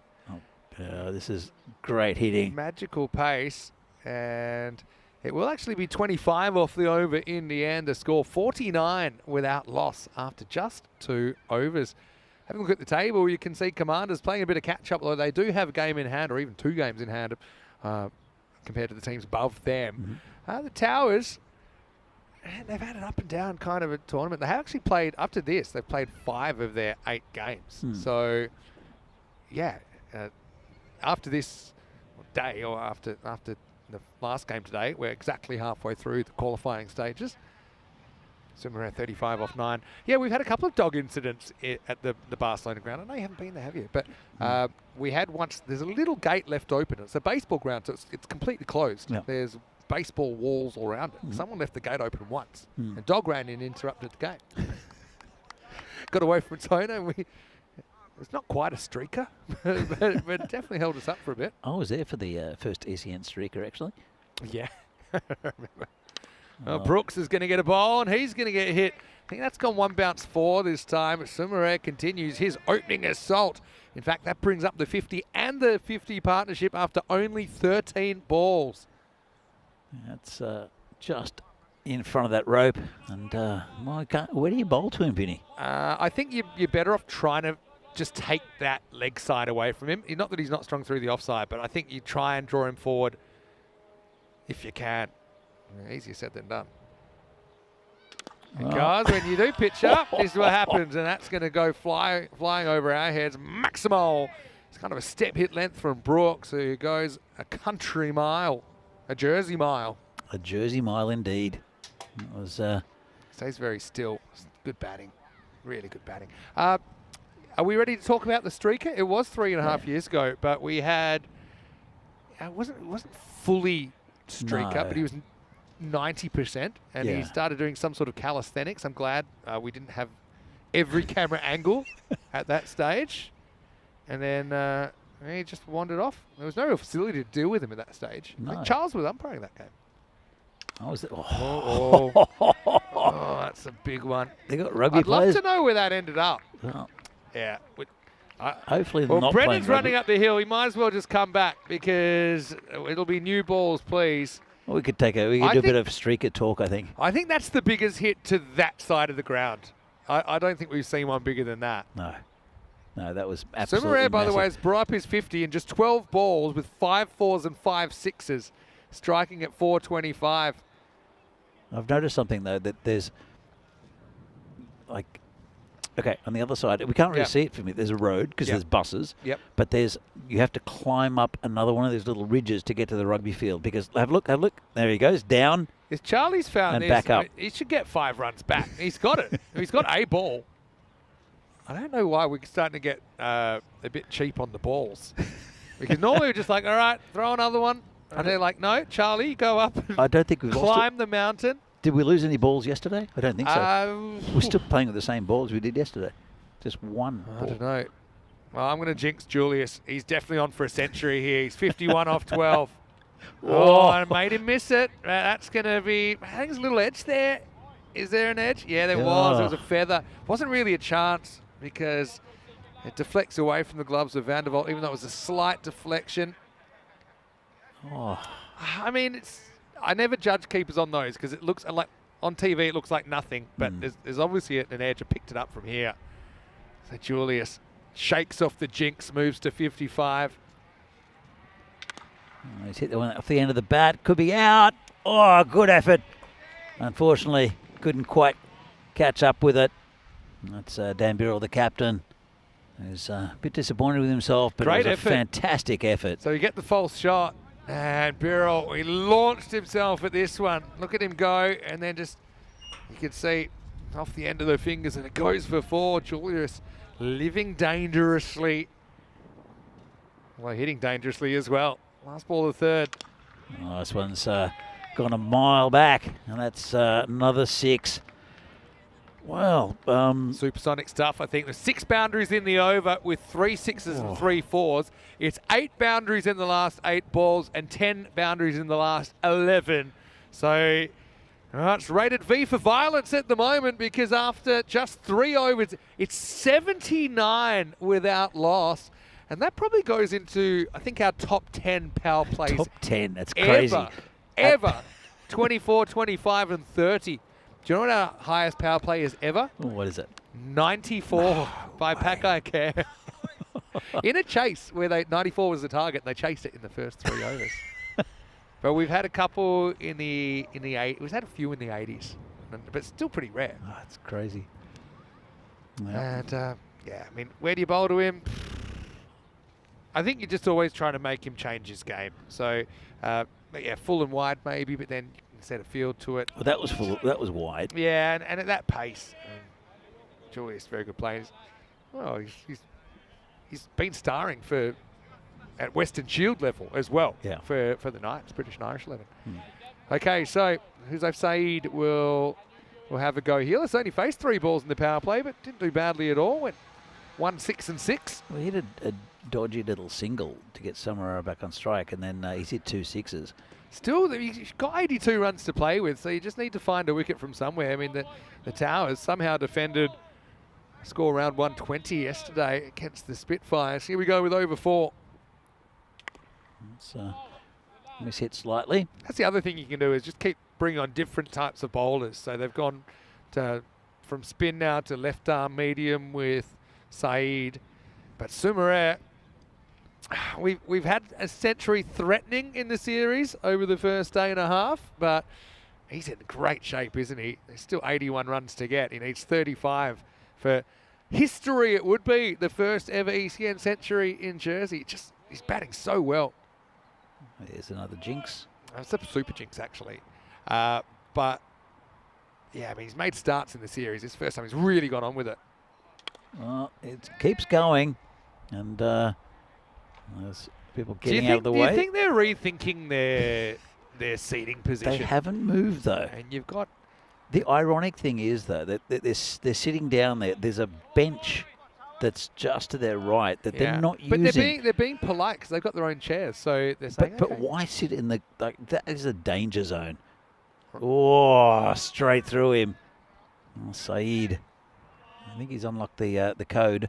Hello to Rico. Good to see you. And yeah, we were actually watching Rico, that amazing finish in Malta. Last ball finish. Well, last 2 balls were critical. I mean, the Maximo second last ball tied the scores. Oh. Ooh. Well, no one's getting hit. And luckily that group moved because that's right to where they were. But there's no real coordinated response you can have in the face of this kind of batting. Sumareh, he sat patiently at long on and fielded what he could, took a good catch in the first half. He knew he'd have a leading role if they were going to chase this down. But right now he's delivering 77 off just 18 balls faced. It's a fantastic innings to watch live. I hope you're enjoying it wherever you're watching this, because this is that's phenomenal for some rare. Oh, that's huge! Where's that gone? Oh, it's far. It's almost on the road. Oh, 83 now for Julius Sumareh. I think it's getting dangerous for traffic. Yeah, look at that. It's traffic adjacent. I'll tell you that much. Oh. How does our insurance policy cover passing vehicles? Well, I guess we'll find out. I mean, this is the time of day where things seem to get hit. Hope we don't. So, anyway, 98 on the board. We're in the 1 ball left of the 4th. Down to about 10 and over here. Saeed trying to win something. Well, Sumareh, rare non-boundary, but it means he keeps the strike. So a 20 run over, actually is probably one of the better ones so far. It's 99 without loss after 4. And also 99% chance to win. Well, 98 now. Healis has only faced 4 deliveries. He's for his 14. He's batting well, but unfortunately can't get much of the strike. I know that in the chat saying Sumareh and Tribe would be boom boom opening. Well, that's what they were doing for Farmers. Yeah. And obviously a very good combination. Zach Tribe's a guy, I think, when the British and Irish 11 get selected again, it'd be worth a good look.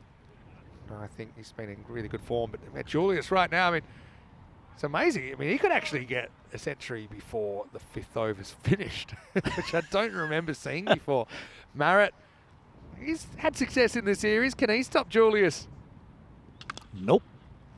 That's didn't get all of it. It's taken over the boundary. Nice catch. Excellent. Out there by Dan Phillips. Second good off the field catch we've seen today. Phillips had to run 15 metres behind the boundary to get it, but Sumareh moves to 90 and an air of expectation around the ground right now. Slower ball, mishit slightly. They'll look for 2, will they? Well, they will look for 2, and they'll get it pretty comfortably. That's a man who's hungry for the strike, and he will move to 92. He's got number 1 on his back for a reason, I think. Sumareh. First time we've seen him wear such a low number. I suppose it's new strips for the series. 88's his favourite number that he wears. Sometimes he wears 22. But anyway. And again, high and long, and that's him moving on to 98. Score now 113. And we're in the still in the 5th over. All right, well, big moment now. Julius Summeret on 98. He does have an ECN century before, but no one's ever scored an ECN century in Jersey. Merritt the bowler. And that'll be it. Lovely shot, and that's hit a tree and gone onto the rugby field again. Well, it's a fantastic innings from Julius Summeret. What a player. It's just hitting it so clean. And actually his top score before this was 98 not out versus Ginebrescia. So he's gone so close. That's actually the first time he's made the triple figures. And it's a lightning one as well. A 24 ball ton. And that's right up there with the fastest centuries ever. And he has dominated this innings, hasn't it? And surely on the way to a win here. 12 sixes, 7 fours. That's 19 boundaries in the 24 he's faced. Slow ball and, well, a rare dot ball there for the Western Towers. That's a good comeback from Merritt. I like to keep up to the stumps here as well, Van der Vault. That's probably a sort of ball, he's getting a bit leg side happy, isn't he? With pace off. At least got him playing a more difficult shot. It's another 6. You saw him move across. He does like that leg side, doesn't he, Vinny? Yeah, and that one was asking for it. So little errors. I suppose there's a bit more than a little error. It's, you see, he does like to sneak it a little bit outside off and open it up even more. So there's still 25 and over pace. 125 without loss after 5. Super out on 110. That's, and Healis only faced 4 balls. He gets faced another one here. You think he hit a single? Maybe. Well, he's hit 2 singles and 2 sixes. Both the singles have been mishit on the leg side, and both the sixes have been pretty big. I'm going to throw one out there. They need 36 off 2 overs here. They could take all 4 points. Oh, yeah. Even chasing 161 down. It's, well, Vinny's looking up records, and Healis will be facing. Brooks comes back. That's his in the air. Player coming back and won't get there at 6. Well, it's 6s or 1s for Healis. What sort of world are we living in where you can score 160 and walk away with 0 points? That might be the world we're living in soon. I think the highest to take 4 points has been the 150s. I think I have seen some 150. I don't think I've seen 160 to take 4 points. Remember, bonus points only been in for just over a year.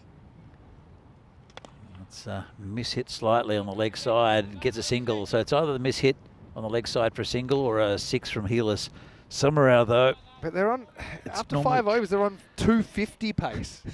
I have seen 257, actually. That's twice we've had that score. That was Hungary, wasn't it? Hungary, but it tied a Barcelona score, Jaguars.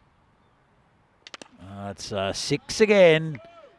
Well, these are real bats and balls. You know, it looks like you're watching stick cricket.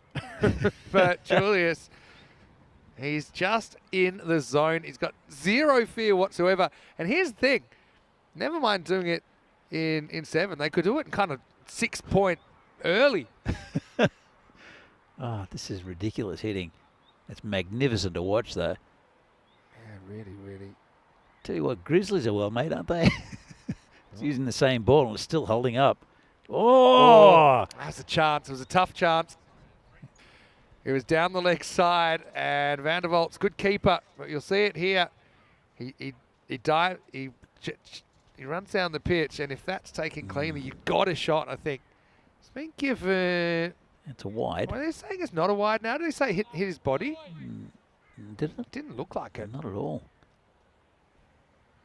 Oh, this is a chance. It's coming towards us. Hit the tent. And that's another 6. It skewed off the roof, and so, yeah, I'm not quite sure what happened to the ball before. Some signal was getting waved off. It looked like a clear wide to me, but hey, maybe Julius even admitted and it flicked my pad on the way past. But The result is going to be another 6 runs. 144, 17 off 7 required for the bonus point. This is Yeah, so it was given a dot the ball before. that was again not the greatest delivery. Another 6 runs, 2 leg side. Yeah, it was hard to believe. The Central Commanders, on paper, I looked at their team and I thought, all right, they're going to go well. But then they got absolutely wiped off the park by the Eastern Royals first game yesterday. Didn't take a point out of it, but they've come good since then. And have a look at Sumarare, 128 and climbing, and the 150 partnership is up now as well. It's 150 without loss after 6. Just 1 extra in there as well. And the other thing is, Hearless, he is actually 21 off 6, so he's got his own personal magical over. So even though it's just a fact he hasn't faced very much at all. Now Birrell's going to come back and try and save a point, but it's hard to imagine how that's going to happen with 11 required to win. Yeah, well, you went for quite a few off his first at Birrell. So this is impressive for the Central Commanders. And it just keeps on, the depth of Jersey cricket just keeps on getting more impressive. And that's been hammered again. Well, Hearless sees, and Hearless does. And I mentioned that he's actually scored at a decent rate himself. It could be over the next ball, I think. Am I missed? No, he could do it next ball. You're right. It's 5 to win. That's And he'll feel that he's been cost a century by Julius stealing all the runs, maybe. Towers, the team you can't take your eyes off. But, right now, the Towers are fallen. Hearless. Maximo wins the game. Misses out. Still some sort of chance. 5 off 4. I mean, if you get him out, you get a new batter out there. Probably keep Jay Sumarare off the strike. It's the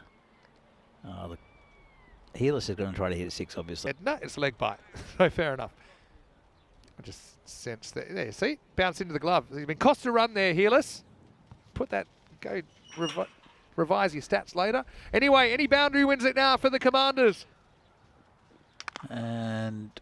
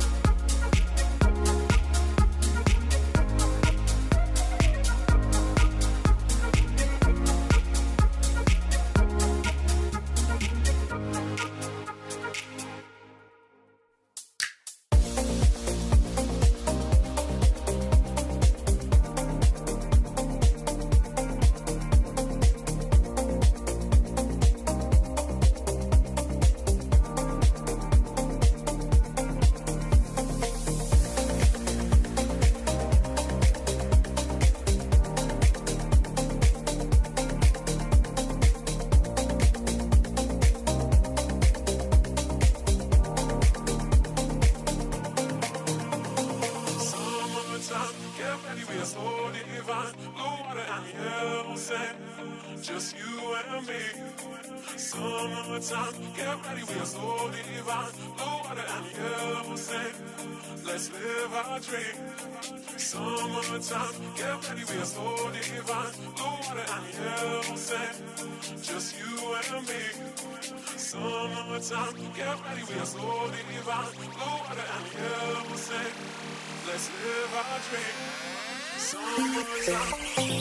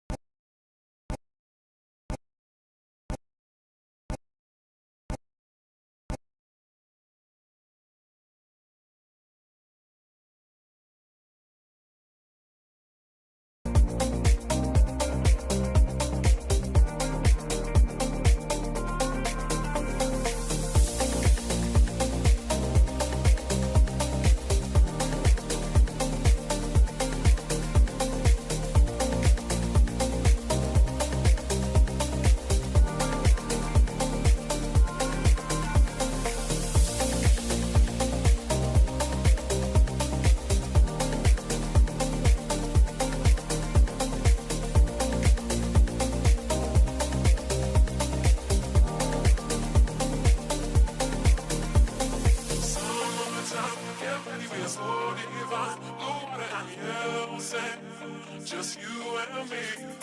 Summertime, get ready, we are so divine. Blue water and yellow sand. Let's let's live our dream.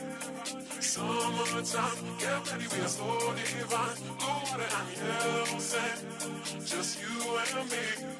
Summertime, get ready, we are so divine. Blue water and yellow sand, let's live our dream. Summertime.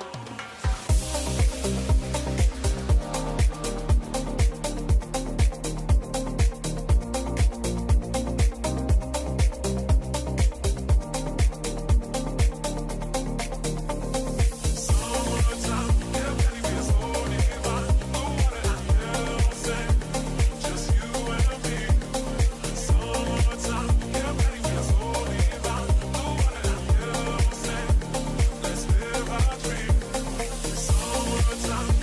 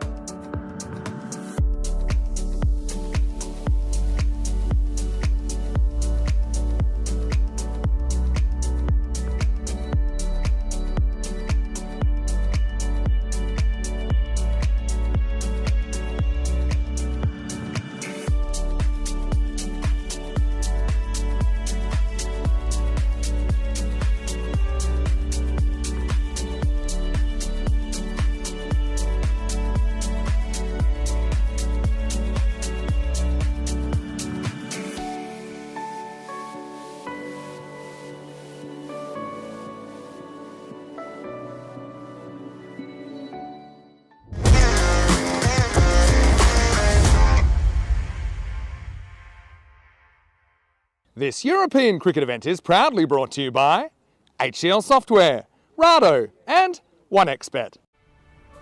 No one is an island, but everyone likes to visit one. In Jersey, you're only ever 10 minutes from a beach, or a historical monument, or even this.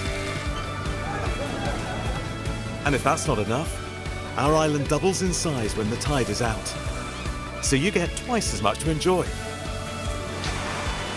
Jersey, where sea meets soul. Come and pay us a visit at jersey.com. Hello, welcome back. Well, time for the last match of day 2 here in the Liberation Series in Jersey, our first ever ECN cricket on this wonderful island. It's been a fantastic atmosphere so far as well. And we're heading into match number 10 now. And yeah, battle between two teams that I'm sure could use the win. The Central Commanders to take on the Southern Spitfires in the last game of the day. Charles Croucher is the sheriff and he's got the coin and the two captains. Let's see who wins the coin toss. Thanks, Finney. Southern Spitfires with the Central Commanders to call. Heads. Heads is the call. And it's a tail. We're going to have a bowl. Spitfires won the toss. They're going to have a bowl. Zach Tribe has won the toss and he's elected to bowl. So the Southern Spitfires bowling first. And look, one of the issues earlier on in the day, they scored 165 but weren't able to defend it. So this time at least they'll know exactly how many they will need to chase. But they did start the day with a very solid win, a 4-point win actually over YCC. So it's their third match of the day. The Spitfires playing a bit of catch up here. And Commanders, well, they're a side that did start with a bit of a tough performance, didn't take a point out of their first game yesterday, but they certainly have a good feeling in their team. I like the way they've thrown the ball around. They've tried different combinations, different players. That's really what ECS cricket is all about. But two teams that can certainly use the win as we go into the last game of day 2. Don't forget, cricket in Belgium happening right now as well. So you've got plenty of choice. You could even multi-screen it. We've got Danny Hudacek ready to take you to the first ball in this one. Maybe random question time, maybe a bit of food chat as well. But let's get ready for the first ball with the Spitfires winning the toss and bowling in match number 10. Well, good evening and welcome back here to Jersey for this European Cricket Series. It is match 10, the final match of the day. And it is getting a little bit chilly here. Bit of cloud cover. And we're going to see a game between the Southern Spitfires and the Central Commanders. And, well, Zach Tribe leads his side well. And it's the Southern Spitfires that won the toss, elected to bowl. Did they just watch the last game? Julius Summerer hit 132 in not many deliveries, and I'm sure we'll see him at the top of the order for the Central Commanders. And Ben Heelis maybe will join him. So it's going to be an interesting game. As I said, the final one of the day. 55% for the Spitfires. Did the supercomputer watch the last game? I'm not sure. Central Commanders got all 4 points. And they're going to try to, well, get through this game as well. The final game, as I said, Spitfires in a huddle. I saw them in the first 2 games of the day. They won one and lost one. But it's a different story with a man in form like Summeral. It's going to be a tough task. No spectators on the hill. A couple in the chairs. A few on the bleachers behind square. Hopefully they're all safe from the onslaught. But if they can get them early, we might see some of the other batting for the Central Commanders. They've got a good bowling lineup to the Spitfires. Let's do all these teams, to be fair. It's a high quality cricket here from Jersey, only in day 2. We'll see who opens up for them. But it is Samara, and also it is Heelis to open for the Commanders. Heelis to the non-strikers end. Looks like it's going to be difficult to see the numbers on the back on these shirts. Not sure why they went black on maroon. will be Joe Everett, of course, to open. Good bowler. Bowling to the right-handed Julius Summerup. The seagull goes past for the first time in a while. First ball. And it's hit straight. Didn't get all of it. Just got past the fielder. And 4 runs. Nice shot. Just got it towards the toe of the bat. I'll have another look at this in just a moment.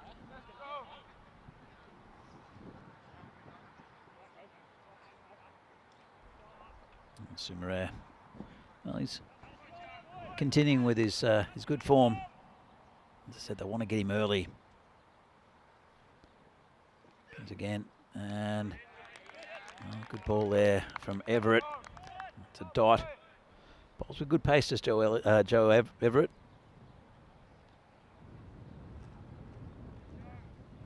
So expected score already 153. Don't know how the supercomputer knows. Let's keep a note of that. Let's see if that's accurate. Good to see you in the chat as well. Hope you enjoy the last game and the fantastic innings. Oh, it's just smashed straight. And that's, again, into the netting near the kids section. And, well, it was going to be Vegemite Rick to face to pick that up. But instead, it was the captain, Zach Tribe, who went to fetch that. 2 players back, both on the leg side. Both pretty straight. Oh, they're not going to stop that one. And that's, well, he has sort of targeted a group of spectators there. I can see a farmer or 2 there. And they're right in the hitting zone. Hopefully they'll get out of the way. So Summerup. It's 14 already off 4. As I said, he hit 132 off 20, well, not many. He hit his 100 in 24 balls, which is pretty quick. And they're changing the field around. They're putting, well, they've got a deep backward point. And Zach Tribe has come up. It's going to be outside off, and well, he's hit it straight, and that's gone just over the van. It's missed our camera as well. So came around the wicket, the bowler, and just to create an angle to try to draw a false shot. This one, as you can see, went over the camera. And again, another big hit.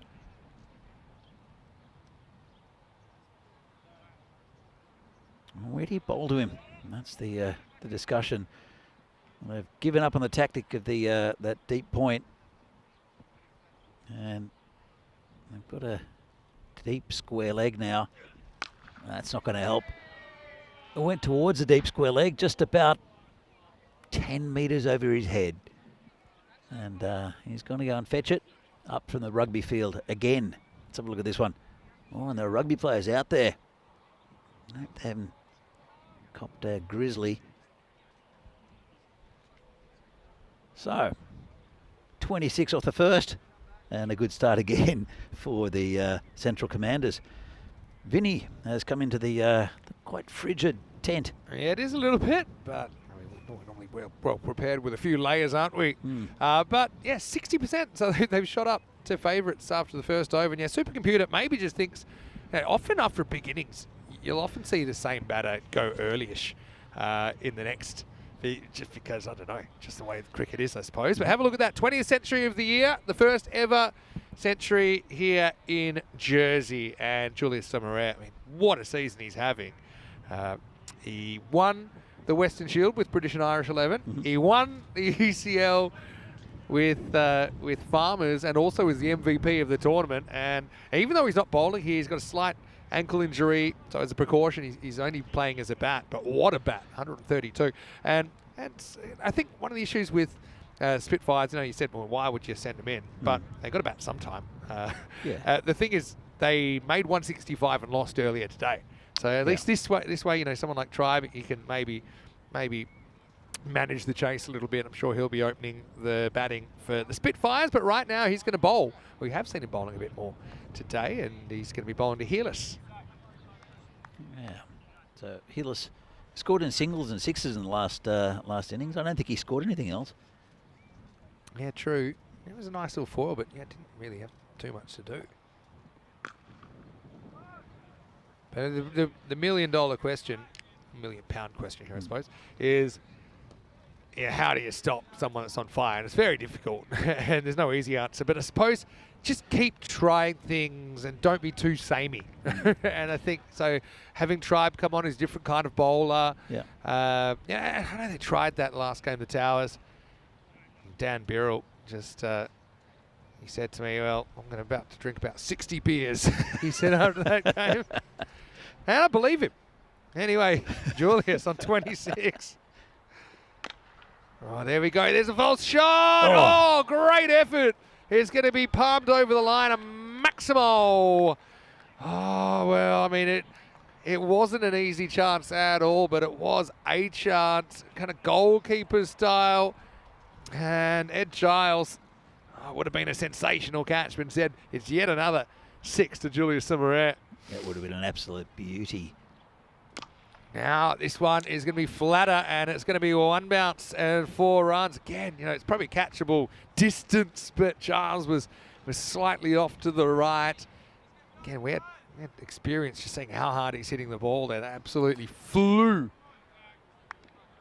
Well, I didn't have to dodge that one, which is good. Just trying to think. Now, what was the exact amount these two put on in the last game? 161.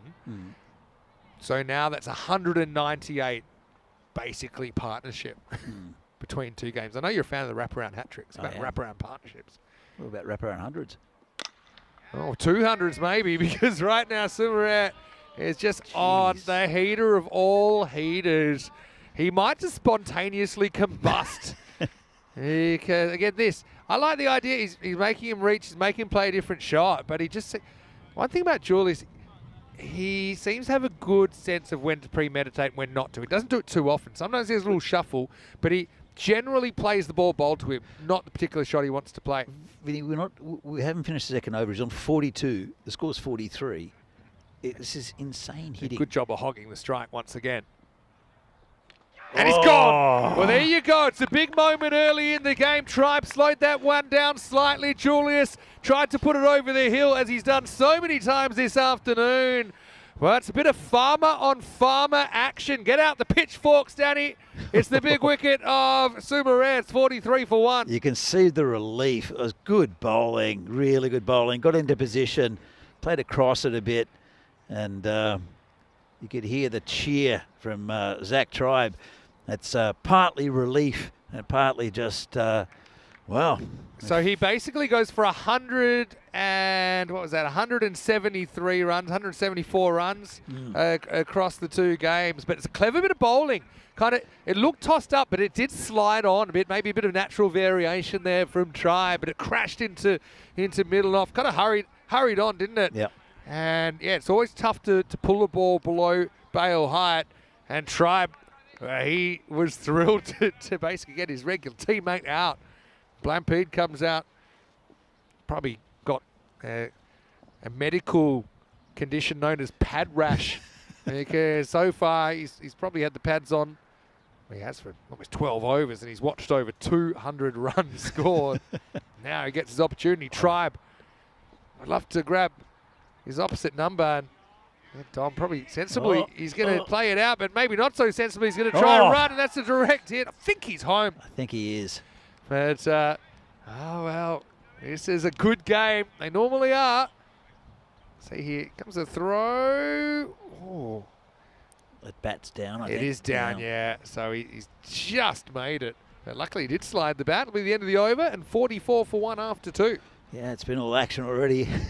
It's It's great. I'm loving this Jersey series, Vinny. Yeah, don't you love seeing the stumps flying as Oh. well? You know what I like about this pitch and how the stumps are in? They don't come out of the ground too easily. Yeah. I know when you have the stump, a bit like in Milan, for example, Yeah. and you just got a thin layer of sand keeping the stumps Like in. France as well. Seems like the pitch puts up a bit of a fight here, but Yeah. you still get the stumps flying occasionally. I love seeing it.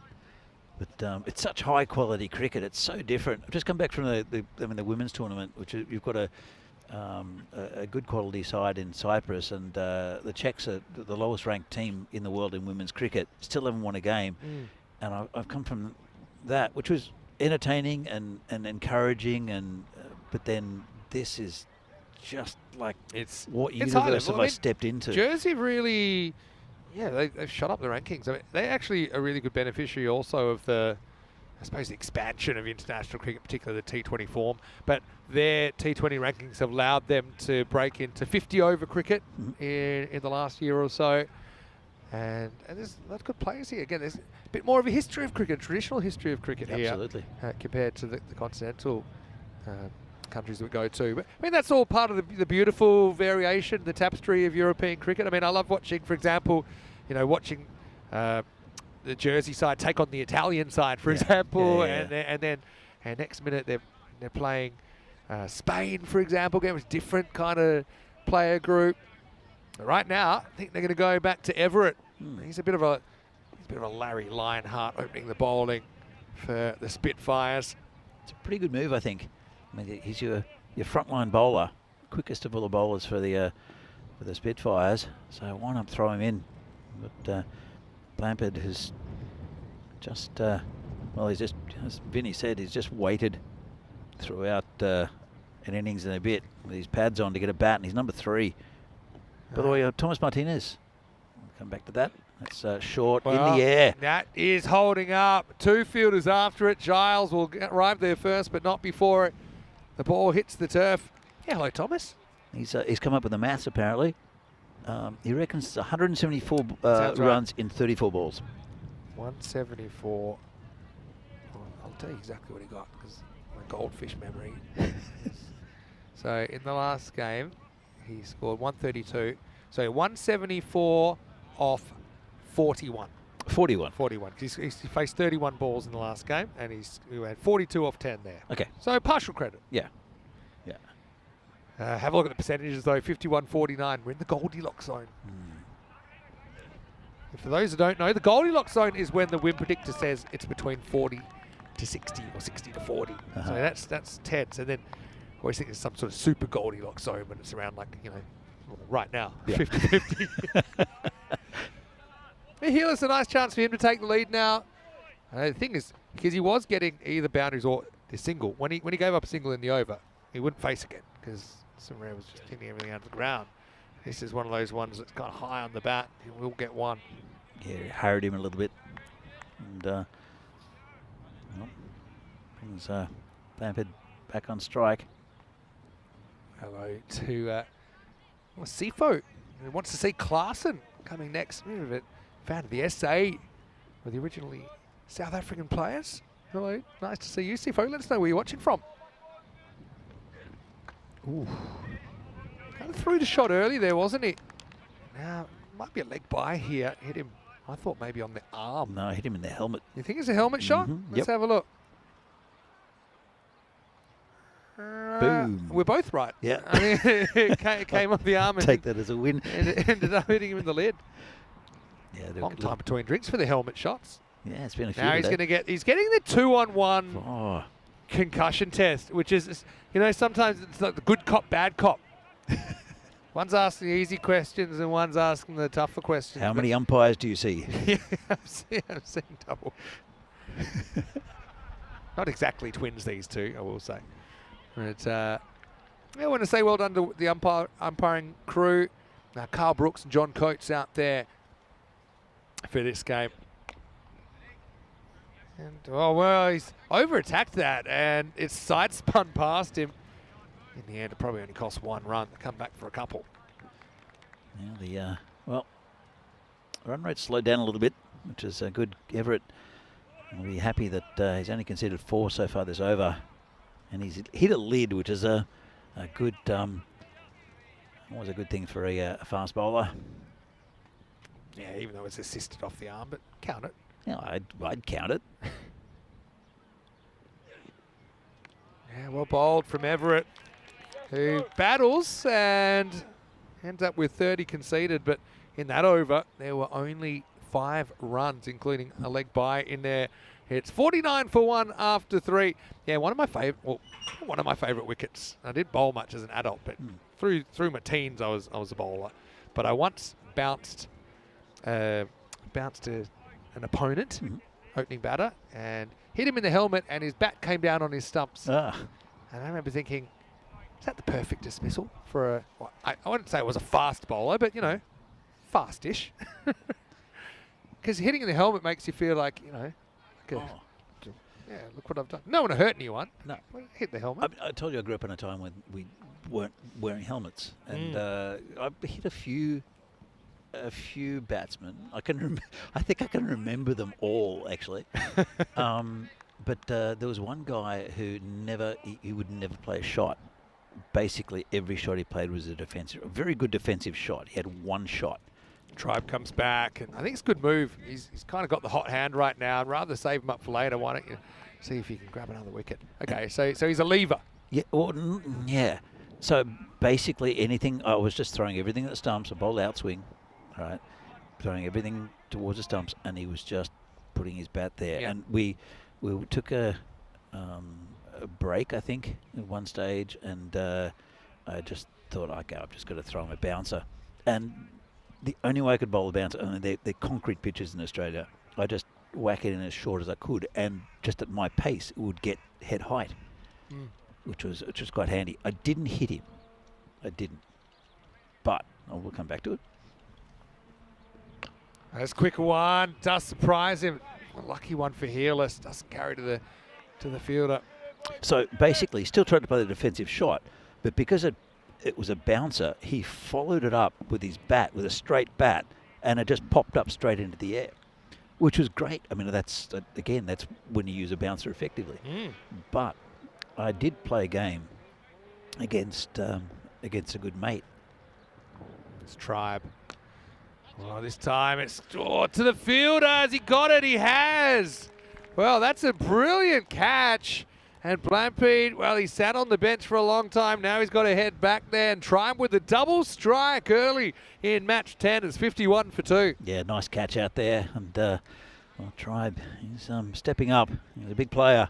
There's Zach Tribe. Nice catch taken out there. It's kind of, I suppose, tied him up. It was in towards the body, wasn't it? But yeah, Blampede, he'll be frustrated to go so early after waiting so long to bat. 51 for 2, and the decision for Tribe to bowl himself again is justified. You can see it was in kind of towards the body, but it wasn't quite the clean contact they would have hoped. And Alistair Webster out there judged that to perfection. And well, I know that CFO wanted to see Clarkson. Now we do see Clarkson coming out at number 4, and he just has to keep the first one out. Good ball first up. And he does vary a lot, doesn't he? Zach Tribe. Quicker one. And hit beautifully. Well, it's going to be 4, but hit over cover. So I'll finish my story eventually. But there's a lot happening in the game. Yeah, there is. You can't take your eyes off it. Lovely shot. And Sam does the fielding. Oh boy, that would have been a catch and a half. It's the Statue of Liberty play. He stuck the right hand skywards, and that's Neil, I think. That's Neil Davies. Look at that. Oh, it's Premier League goalkeeper style. It's just a shame he didn't get the second bite of the cherry. So very exciting start to the last match of the day here in the Liberation Series in Jersey. It's 56 for 2 after 4. Yeah, it's all happening, and good couple of overs there for the Southern Spitfires. The wickets going down, and big wickets too. So 153 now, the score predictor. Going 14 and over. It's a good run rate still, but nothing like it was when our good friend Julius Summerall was out there. Yeah, still on for 153 though, so that's a pretty good score. Ed Giles is going to bowl over number 5. He's pretty happy that Sumarez out of the equation. He had a tough chance to catch him down on the boundary, but wasn't quite able to, and it bounced off his hands for 6. Yeah, it would have been a beauty. So Kroom saying lovely catch. And I totally agree with you. So comes Giles again. Well, this time there's nobody back at 3rd, so an uppercut from Klaasen. Smart shot, really. And so a 1 bounce 4 uses the width to perfection. Commanders will take the boundary. Yeah, lovely shot. You know, speaking of little pop-ups, what your story reminded me of was the only hat-trick I ever took, which was I was on a hat-trick. You know how everyone comes in on the hat-trick ball, but normally nothing happens. But they happen to just be a forward short leg. This was, I think I was 15. And the guy just dead batted it, but just popped up. And the guy who was, for the first time ever, and it was our worst fielder, Stuart Ranford. I called him out. I thought, surely even he can't drop this. And he caught it, and then we went crazy. All right, this is up and out of the ground. Classy shot from Klaasen, who spotted the mid-off, was up in the circle, and he backs himself with the straight bat. Just times it beautifully over the rope. Yeah, lovely shot. Held the pose. And another 6. So anyway, yeah, bowling's a good friend. I don't actually know why. I think it might have, I don't even know why. It might have been that we had 2 sides. I don't know, we used to play on the same side together. I'll come back to that. Well, you can come back to it after this, which is a cut 6, and it's cut with venom as Klaasen shows a bit of what he can do again. He's been waiting to bat for a while.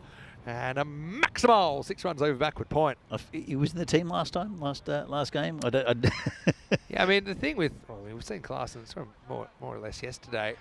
But no, he wasn't in the side last game. It's hard to tell who was in the batting side because we never saw the bat. Yeah, exactly right. But yeah, he's back in for this game, and that made a special sound. And Danny, don't worry.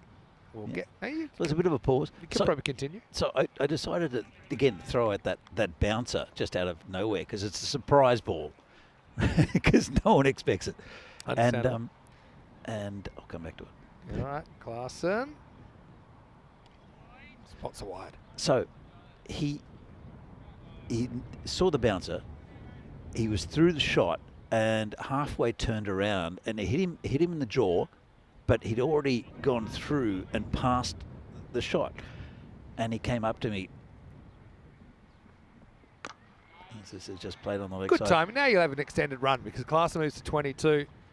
I was going to say it's the end of the over. Of course, that wide means it's not, but you'll steal 20 seconds here. So you kind of think, he's a friend, so I hit him and he was fine. There was no problem. It was a relief. But, of course, as a bowler who doesn't bowl very fast but still likes to bowl the odd bouncer as a surprise ball to hit a batsman in the face, it was like, cool, he's okay, no problem. And then he turned around and said, that's the slowest bouncer I've ever faced.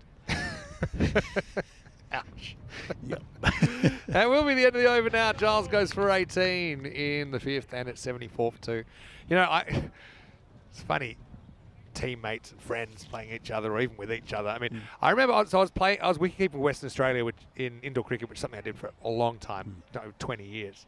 And we had a fast bowler, and I want to say he wasn't the brightest, but he said this comment to me earnestly that I thought he was saying as a joke. But he was apparently serious because he was zipping him through and I'd fumbled a couple. So he said, would you like me to slow it down a little bit for you? And I thought, it's like, oh yeah, good one. He's like, no, is it too fast? And I'm like, no, it's fine.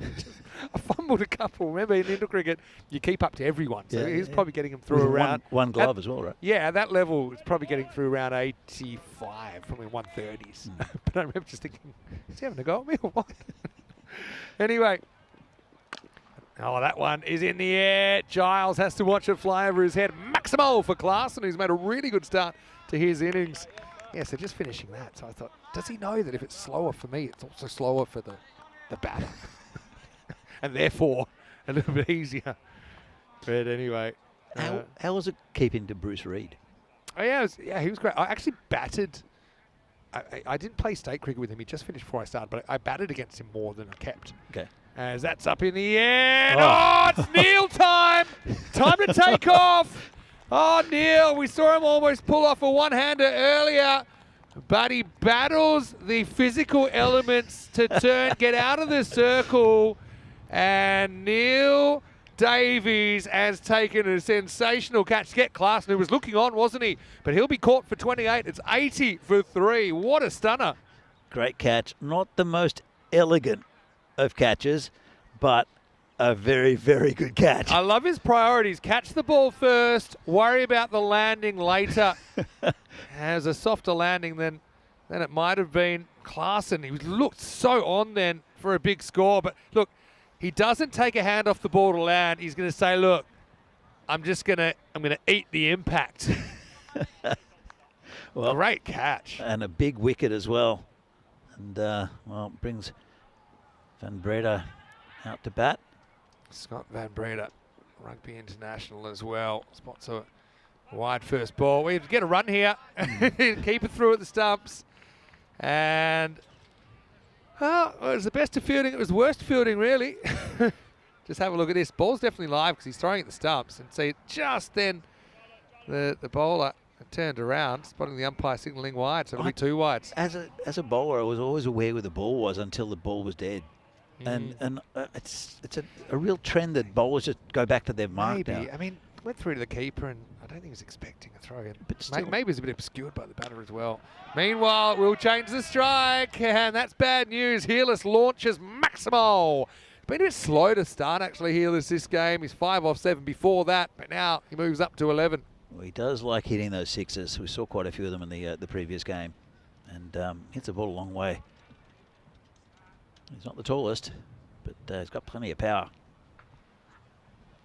Yeah, Langford. Probably not thrilled about the fact that had to change the strike, and Hearless, the lefty, was back on. He slammed him over the officials' 10. 88 on the board. Hearless made to wait this time. And I say the ground footing for the most part has been very good. Not too many excuses on this surface, except for the fact that the ball's getting hit so hard. When you're in the outfield here, you're closer than you normally would be. And so some of these really hard hits, you're getting them while they're still, they haven't had time to decelerate, put it that way. Yeah, I'm hoping we're going to see quite a few spectators, especially on Friday, I'd say. We've got quite a few here. And then the weekend as well, don't forget that. That's going to be great, I think, for the women. Oh. What a ball. It's a really good slow ball. But Langford, have a look at his hand here and how he just, I think, rolls out the left of the hand. What is it? The back of the hander, actually. Excellent ball. That I didn't see that at all live. It didn't look like it was out of the back of the hand. You had to see it in the replay to see it. That was a very, very good ball. Really well disguised. Last ball of the over. Tries it again. And why wouldn't you? Although this time I think will be called. It won't be called. The umpire change of heart. Maybe he's just going to get his hat out. Let's have a look. Is it close? No, it's definitely fine. When it passes the line, it's definitely fine. And then it kind of breaks. But that's an excellent back of the hander from Langford once again to finish the over. 15 come off it, but he does come up with a wicket thanks to Neil. It's 89 for 3 after 6. Yeah, it was a good end of the over. I think he did get that. Got hammered a little bit by Hearless, but it's I'm going to be controversial here, and I'm going to say Hearless. He's got this over for me, and if he doesn't seem like he's on, he's batted a long time. He's probably feeling it a bit. Someone like Scott Simpson, maybe you'd inject him in to hit some late maximos. Maybe, but I'm just thinking outside the box a little bit. It's a nice shot. Having said that, he's gone pretty close to hitting a boundary here. Not that he's batting badly, but I think probably not a bad thing to give someone else a hit that's really a finisher.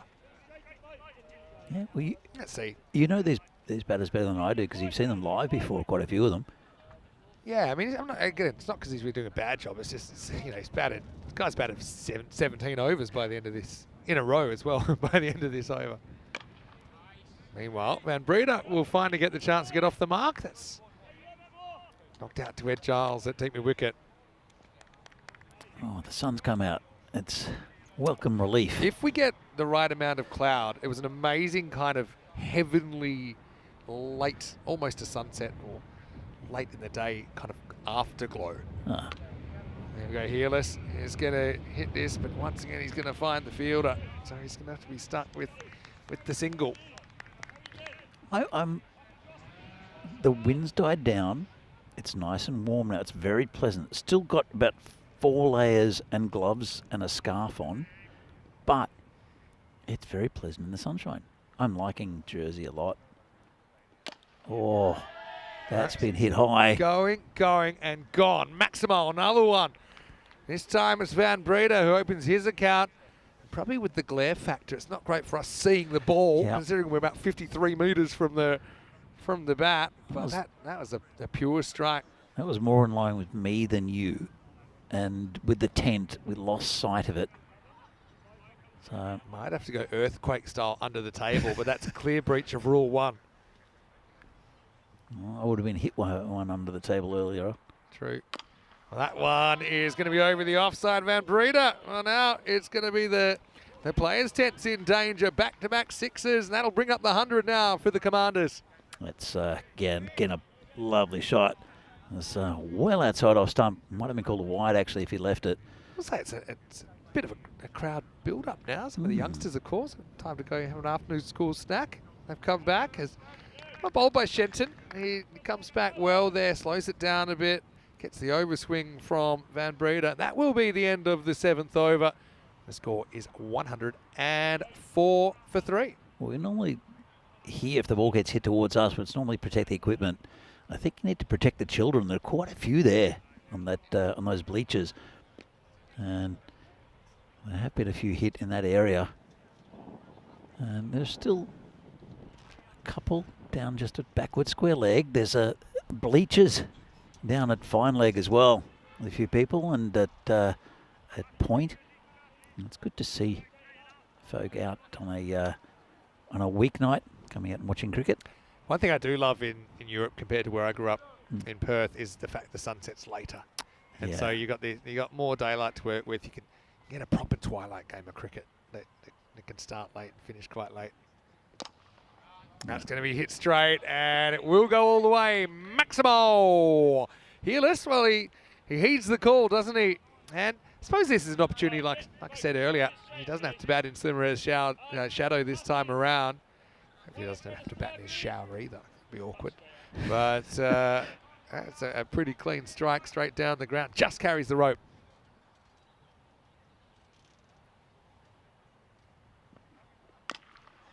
That time should just be a single. I would say most teams have been pretty good with the clock. This time they've got about 8.5 minutes to bowl 10 balls. So there's been just a bit of an intensity. Obviously not so many wides compared to some series as well. Though I know the YCs had some issues with no balls, but I've been impressed with the pace of the game. Yeah, it's going to be a wide as right on cue there. The other thing is that quite often in games that get a bit heated, you'll get arguments between players, and you'll get captains moving players around every ball, and that doesn't happen here. It's all pretty well structured and pretty well disciplined. This is hit pretty hard. It's good effort down there. I mean, that was a tough one. It was like a worm burner, really. Van Breeder is going to get it away from the fielder for 4 more. Yeah, good effort. I saw a nice catch down there earlier in the innings, but this one just not being able to catch up to it. And Andy's got a bit of a trivia, on Neil Davies. I'm not going to fact check it. I'm just going to read it out. Okay. That Neil apparently won a silver medal at the Island Games many years ago for trampolining. Oh, okay. Now, I'm going to take that at face value. Thank you, Andy, for that. And, well, maybe Neil's got some of the old moves. I wouldn't mind maybe a somersault celebration. Standing backflip or something. Meanwhile, this one is leaving us. It's lifted up to the top of the hill. And that's on the road, I think. Van Breeder finding his muscles as the score climbs above 120 now. Yeah, nice shot. Just whipped it away. And it's on the road again, as Willie Nelson would say. So, what have you made of today's cricket, Vinny?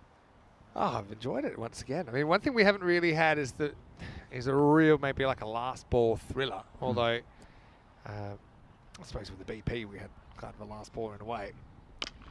That is going to be hit, and well, it's more work for the ball boys and ball girls. Might as well stay at the top of the hill because that's where they're all going.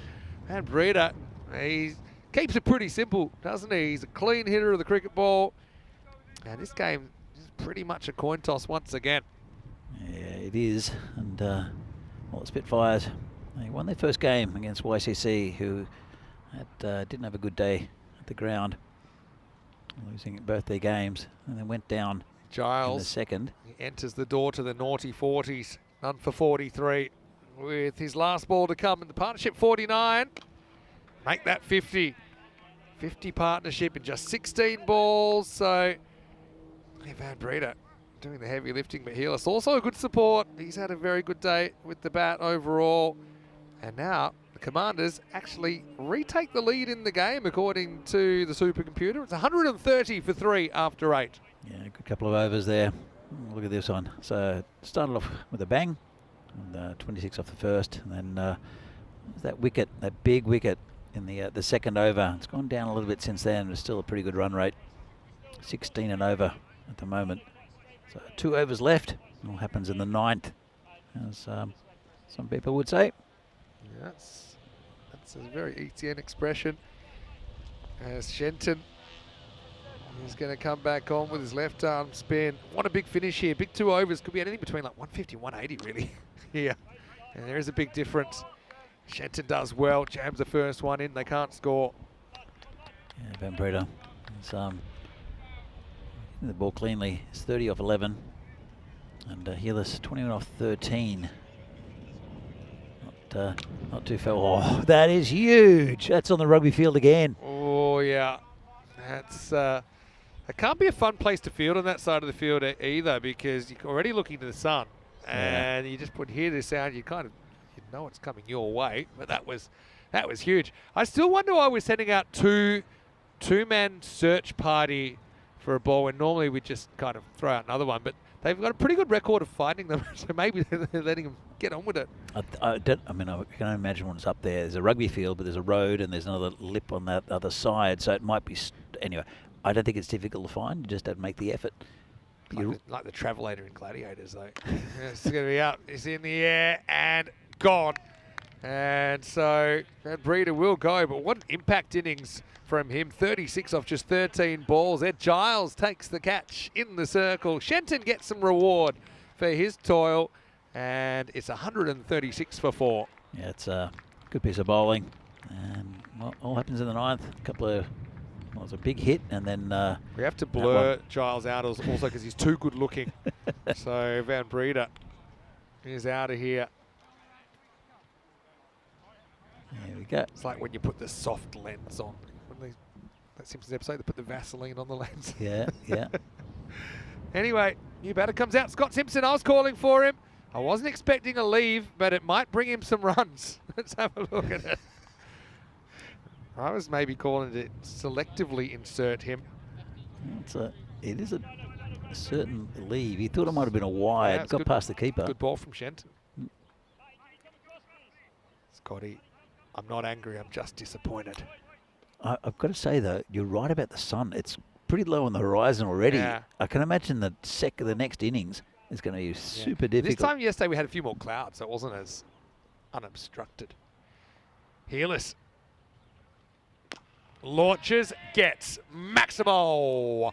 He moves to 27. Again, he might set a record for lowest percentage of strike in 2 games because he's only faced 14 balls out of the 53 in this innings, but he's had plenty of personal highlights today as well, Ben. Last ball of the 9th. There you go. He goes back-to-back. Shenton, like I said, he toils hard, but the left-hander at the other end wasn't a great matchup for him. As Healis goes boom, boom, and after 9 overs, it's 149 for 4. You were talking about dragging him a couple of overs ago, Vinny, so... Only on kind of mixture of maybe fatigue and the idea of maybe getting someone like Scotty Simpson out there.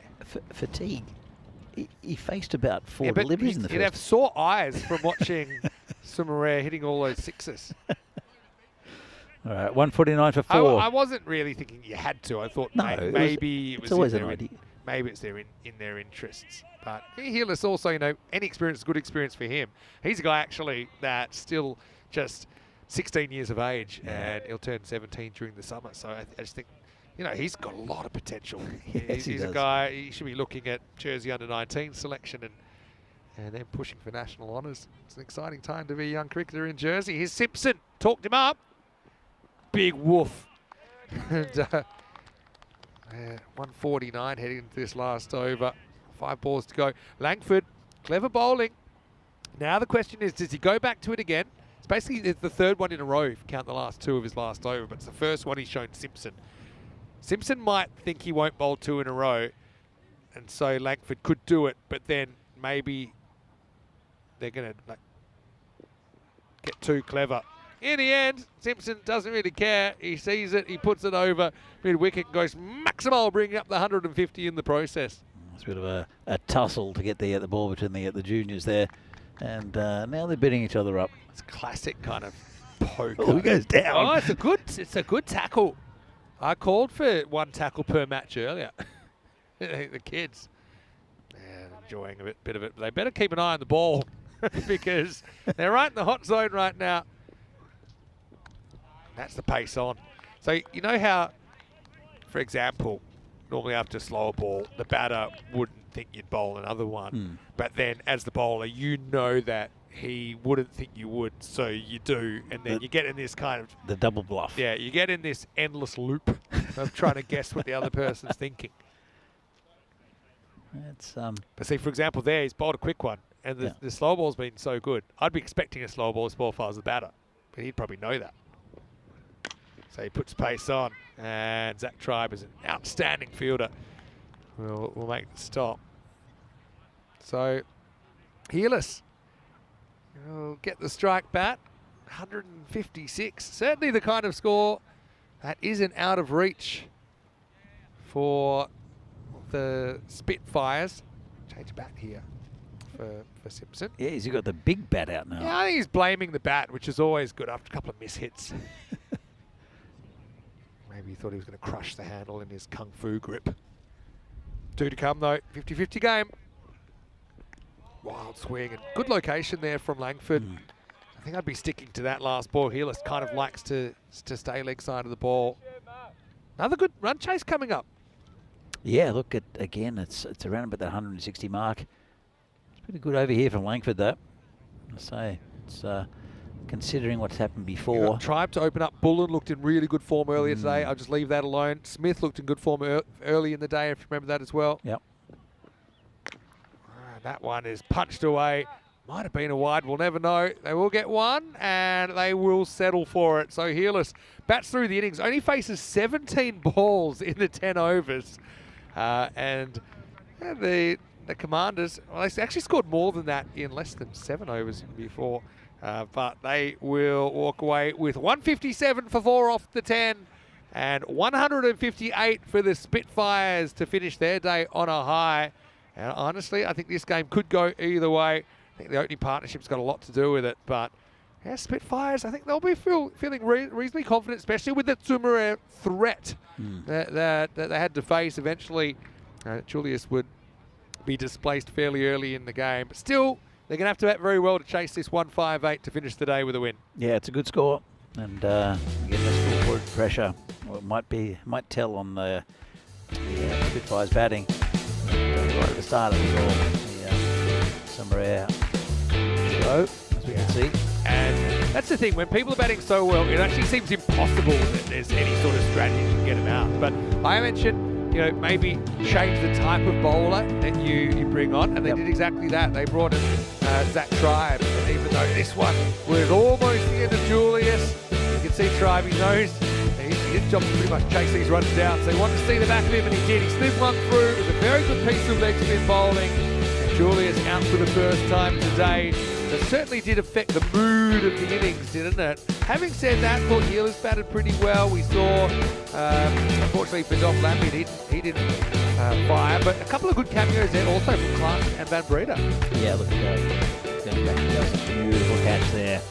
So, blasting off. And, Well, yeah, speaking of the catching, you're right. Alistair Webster took a good catch against Lampede. Then we saw Neil put down a one-hander, but beautiful kick shot, wasn't it, from Class, high elbow. But yeah, all the Neil Davies fans out there, you're going to like what you see in a second, because Klaasen, he was on, wasn't he? He got to 28, but then you might fool Neil once, but not twice. And they're inspecting that part of the ground right now to make sure it's still playable where Davies landed, because he wasn't going to take a hand off the ball, and he made a bit of an impact. But hey, that was a good catch. And look, topsy-turvy kind of innings, and we even saw the win predictor switch several times who was favourite in the game. But yeah, I like Klaasen. He was a bit unlucky, I suppose, to fall when he did. Otherwise, looked on for a 50 or more. Van Breda hit the ball pretty well. 5 sixes in his 36 off just 13 balls. And well, Healers once again more watching the batting while he was out there, but he steers his side to 150 plus. So 157 for 4 is the final score. And yeah, I feel the power play has a huge impact on who's favourites in this game. As you see, Sumaré, despite being out really early, still topped the scoring with 42 off just 10 balls, and he was out in the second over, 34. Healers ends up with a strike rate of 200, batting through the 10. Cameos from Klaasen, 28, Van Breda, 36, just 7 extras, not too bad at all. And they end up on 157 for 4. Zach Tribe will know he'll be very important in the second half of this game, but actually the big wicket of Sumaré actually probably means that, based on what we saw before, they're not chasing even more than that. Yeah, look, there's a pretty even contest, and you're right, the power play will be a big one for the Southern Spitfires, and that's that man Zach Tribe again, who took the big wicket of Sumaré. Will be very important. Oh, well, 225, really good figures in what's been a pretty high scoring game. Yeah. Langford, I thought, bowled really well. I liked his slower ball, and he just seemed to have a good knack when to bowl it. 1 for 23, his figures, and Shenton, the other wicket. We'll take a break, back with the last innings of day 2 when we return. 158 for the Southern Spitfires to fire up and keep marching up the table. Vinny Sandu here, Mr. Maximo, with Danny Hudacek. We'll take a quick break and then see you very shortly for an exciting conclusion here in Jersey. You're watching the European Cricket Series, the Liberation Series.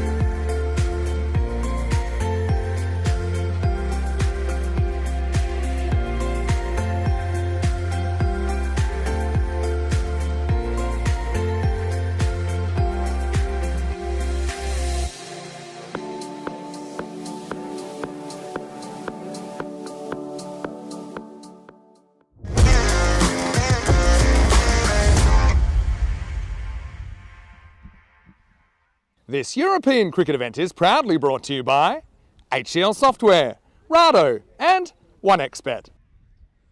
Hello, welcome back to the beautiful Granville National Cricket Centre here in Jersey, where we're getting ready for the last innings of day number 2. Central Commanders against the Spitfires, two teams that would love to take the W here in match 10. Commanders 157 for 4 off the 10 overs. And so the Spitfires 158 to take the victory. Would say 157 is still above par. I mean, it's still par 135, 140 maybe. But you would say the Spitfires have a good shot with Zach Tribe opening the batting. We've got Steve Bullen as well, who batted very, very well earlier. See that he's out there as well. But the Commanders, well, they had a commanding 4-point win. I think the highest score ever to take the 4 points on the chase, chasing 161 in match 9. And they would love to take more points. When you sound of here, Mr. Maximo, that is the grunt of Danny Hudacek, who's back with me to finish day 2. Yeah, was that a grunt? Oh, just a grunt of agreement. Yeah, and not a bad grunt. Okay. I didn't want to call it a moan. Anyway, here we go. Tribe starts by smashing one at cover, and they won't get a run. Scotty Van Breeder is opening up. Well, it was funny because there was a bit of a comment there from Julius saying he didn't see it. I didn't see it either. Well, he's the only one protecting us, so I'm worried. And now this time, will he get the gap? He won't. Well knocked down at point. I mentioned the power play. Huge 3 overs coming up because the power play can kind of make or break a chase like this. If you fly, like the last game, to be honest, when the Commanders were batting, if you, what were they, 79 after 3, and suddenly you're chasing like a very normal score. But if you can get a couple of early wickets, push that rate up, it starts at about 16 and over, push it up over 3 a ball, there's a long way back. Yeah, Breeder. Very right, Vinny. Misses the mark this time, but I like that. When he misses, he normally just misses that side, and you'd rather kind of give up 1 wide than bowl a Gundy ball that's going to be pulled away for 6. Hey, good to see young and old enjoying the cricket today. I'd love to know in a day how many spectators we get, because remember it'd be over 100 today when you think about from early morning to now. Are you including the school kids who walk past? Yeah, we can include them to boost the numbers. No, it's been great. I know it's a working day here in Jersey, but I think anyone that could have gotten here has gotten here to enjoy it. And don't forget, there's a lot of spectators inside as well. I know they're watching on the TV sometimes. Yeah, it's quite comfortable in there. It's called The Boundary. Is the restaurant cafe here. It's a pretty good name for a cafe. So a ball. Luckily, Julius sees this one, and rare fumble, but it won't cost him anything. Tribe just single so far, basically, for these two. Bullen played some really nice shots. Very, very strong driver of the ball. So far, so good for Scotty Van Breeder. Gets beaten outside the off stump this time, Bullen. It's been a very good start from Van Breeder. And not too far away from that off stump. Yeah, it's a beautiful time of day. In the late afternoon sun. As long as you're not a fielder on the leg side. Yeah, true. This one slides into the pad. And I think they're going to leg by here. They decide just to hold on to the ball. But what a good first over from Van Breeder, playing some sort of game here in match 10. There's only 5 runs off that over, 5 without loss after 1. Yep, very good over. And just the start they'd wanted. The Central Commanders and Spitfires. Well, you can almost scratch that over off and start again. Hey, just saying, do you know that century by Soumaré was the 20th century of the year, and there's been 19 hat-tricks, and there's a hat-trick ball right now in Belgium, and it's not taken. I was just having a quick comparison. But, you know, with we're not having Barcelona this year because we did Madrid instead, it's brought the centuries versus hat-tricks down to about 1-to-1. Because last year we had 150 centuries on the network. I'm not saying it's all Barcelona, but what a year for centuries. 150. Yeah. And I think we had about 48 hat tricks, so it's about kind of 3-to-1. Just a little interesting aside. I mean, we do show a lot of cricket, to be fair. That's true. As that's a cracking shot from Bullen. Simpson comes on. Maybe slightly over pitch, but it's a good shot, hitting it on the up, And there was no chance for the fielders there, 4 runs. Yeah, he hits the ball so cleanly. He's good at getting that front foot down the track, but still remaining very balanced. He's got quite an open stance, so he basically has 2 eyes on the ball. Well, the shot of the day for me was the one he hit straight down the ground in the previous game, or one of the earlier games. Now this one will be down to Julius. Another little fumble. And once again he gets away with it. That's 2 in a row. Double fumble from Julius, but costing 0 runs. How about that catch he took earlier, though? I think that's my HCL software player of the day. He's tiptoeing around the boundary line. Yeah. Boundary rope. Yeah, it was a fairly handy dismissal. Oh, that's an amazing shot from Tribe. That's gone so far. It's a back foot off drive. It's like a computer game shot. It's an amazing bit of hitting. And it's gone 20 metres over the boundary, 6 runs. It's, well, a bit of a loss of words of the hitting we've seen today. It's all pretty correct as well. It's not, it's not just slogging. This is beautiful cricket. Comeback ball for Simpson. And this is going to go as well. Maximo. So it's more of a straight pull from Tribe, who gets going at a good time, trying to keep the Spitfires alive in the contest. Yep, look, it's, again, I have to say the first over went to their commanders. The second one going to the Spitfires. 22 on the board. So they're going 11 and over. They need about 16 and over. So still behind. A couple of balls left in this over, though. This is the time I am worried if there's one that was just to sneak over Julius and come into the commentary box, because we don't have a great look at it at all. Now he's going to hit it hard, but good ground fielding. They've fielded what they've been offered so far. As Blampede, the captain, doing the work at cover. I do have an alternative with my headgear. I've actually got a cap I can wear. I think partly it's because a lot of the talks done have been in Prague, so I just get forgotten. Yeah, they're like, hey, I reckon Phil's got those. This is where the game is. Just turn up. Yeah, Phil's definitely got merch. He's got some merch, does he? Oh, he's doing a night series in Belgium. He'd be freezing. He's got more time to ask for it during the day when he's doing nothing. Oh, umpire. Well, third umpire warmed up, actually, when that ball got hit, because that has almost hit.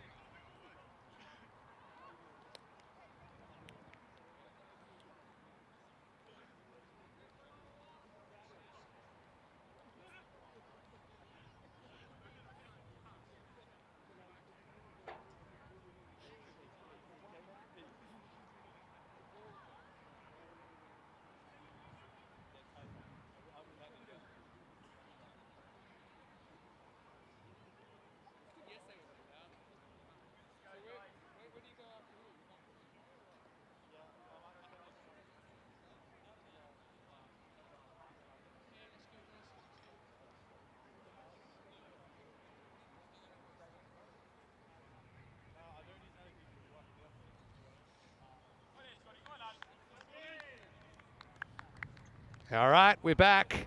The Y2K bugs tried to knock us out, but nothing's going to stop us bringing you the cricket. I'll even give you the score. It's 27 without loss off 2 overs as Van Breeda's going to come back, and Julius does very well down at long on. Slides down to his left, keeps it to 1. Again, apologies for the slight technical issue there, but everything's been reset.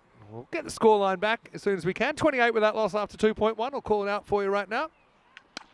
Again, very, very well struck all the way along the carpet. Finds the gap, finds the boundary. 32 now off 2.2 overs. That was cracked by Tribe. He's got to kind of, you can accept that if you've Van Breeda. He's only gone for the 1 boundary so far, which is a very good effort from the big pacer in the power play. Now, Tribe tries to find that gap. Won't be able to get it this time. Just the 1. 33 now off 2.3 overs. The run rate required is in the 16s, so a couple behind the rate, but not too much. All right, time for some Funkalicious. He hits him full. I mean, he showed it early. See it on the replay. Did he get outside the line here? Oh, no, it wasn't that. It was the fact it might have just missed the leg stump, and I think it's a very good decision. Normally with the ramp, the batters will actually get outside the stumps, but that's one when we saw it straight on. It hits him in line with the leg, and probably with the angle, it's just going to miss. 33. 2 balls to go in the over. This one up in the air, not going too far. It'll only be a single. So a very good power play. I said, power plays can go one way or the other. This one certainly gone to the Commanders, even though they haven't taken a wicket. Now, the negative of not taking a wicket is you've still got 2 very dangerous players there that could click at any time. I wonder if, I think they will make a change. See who bowls next. This time he will find the gap, just opens the face, and that time it's the gap he's been looking for a while, Zach Tribe. He will get 4, and that will be the end of the third over. 38 without loss as the scoreboard comes back. Danny Hudacek also comes back. Nice shot by Zach Tribe there. Very nice shot. I did, again, around that part of the ground, I cannot see it on the ground at all with that sun so low in the sky. It must be difficult for the players as well. Yeah, all part and parcel of having a summer sport where ideally you do want the sun out. But Well, true, but not maybe running. not straight in your eyes. No. It was Dean Jones, I think, the first player to actually wear sunglasses. Oh, yeah. And apparently it was a game in England where funny that you need them in England, but he bowled and the umpire said, well, I'm taking your hat, but there's no way I'm taking the sunglasses. Oh, really? Yeah, it was 1989 Ashes, I think, or maybe 93, probably 89. But now it's pretty standard. I remember Greg Matthews in sunglasses as well. Yeah, and also would bowl in the cap Yes. occasionally towards the end of his career, Greg Matthews. Apparently still, I don't know if he's still playing now, but he's played for a long time, even after he retired from professional cricket. Anyway, this is in the air. Is it a chance? Not a chance in the end. What a great effort it was. Did everything he possibly could to turn that into a catch. That's Van Breeder down there, but it will be a maximum of 6 runs. Yeah, it's a very, very good effort. He's a great fielder, Van Breeder. But It's like a line out. He should be experienced. Anyway, that's going to be kicked away by Bullet. Beautiful little bit of work. Another tree gets hit. And that time for Paliarakan, it was a bit of a full toss, but a stylish looking glance away for 4 more. yeah, lovely shot. Bullen, he's 18 off 10. Tribes 27 off 10. 48 the score. Got to get a move on here. And they will. That's going, and that's gone as well. Maximo says Carreras Mas. And, well, there's the race up the hill. Well done. And hopefully it doesn't end up in an aggressive wrestle this time, but still 6 more. That one straight over our commentary tent. 50's up, I think, after that shot as well from Bullen. I left it about a fraction of a second after it had left the bat. I didn't see it. So, well Another judged. full toss. This time they've got a real straight fielder. I like this field position because it just kind of scrambles your circuit sometimes. Especially someone like Bullen, is a natural straight hitter and straight driver. So it's his instinct that's a safe area. Just a single that time back to Tribe. And even for Tribe, I'd have it. Basically 3 fielders doing the job at 2.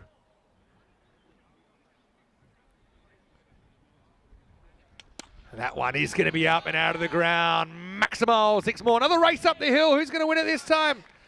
Oh, well, great work by the youngsters. They'll sleep well tonight. Yeah, they've got a bit of work to do. None of them have headed towards the parents, though. Haven't seen a mad scramble on the bleachers. Yeah. It's been a while since we've seen someone hit. It's been at least an hour and a half. This over's gone magical. Last ball of it to come. Good ball, actually, from Ashraf. His best ball was his last there. Jammed into the block hole. Tribe has to just jam it out for a single. It's the end of the 4th over. And the Spitfires are trying to work their way back in at 62 without loss after 4. Yeah, again, they're still well within the range to get this. That's a good look at it. Yeah, look, they're actually slightly ahead at this stage.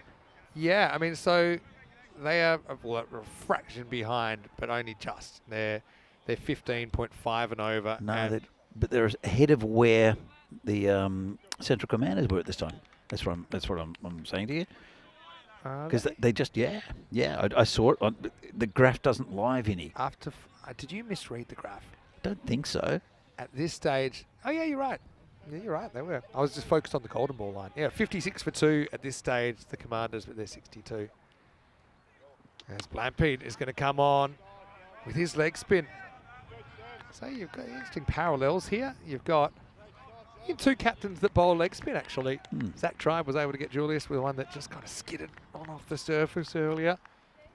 And now you've got Blampede coming on, trying to break the opening partnership as well. But that's a good straight hit. And again, well, maybe you need the dead straight man there because that's where that ended up. That's going to be 1 bounce and 4. Once again, Bullen, called it a minute ago, he's a guy that he's almost genetically engineered to think straight and hit straight. And I crashed into the side screen. I don't understand why they moved him. And this one's in the air, and heads up, kids, out the way. That one almost collects another spectator. Maximo, 6 runs. And yeah, don't be a hero, kids. We want you to have a long life and a happy life. And let's just say they've done more fielding than the actual fielders in the last 5 minutes. They're loving it too. Well, I'm loving it as long as the ball continues to evade them. And us. Get it from up the hill. Good comeback, actually, from Blampede. Make sure that Bullen can't hit that off the front foot. Yeah, we always say that this T10 cricket's just faster and everything's happening at lightning speed. But this, with these batters, with these fielders, and it's just amplified even more.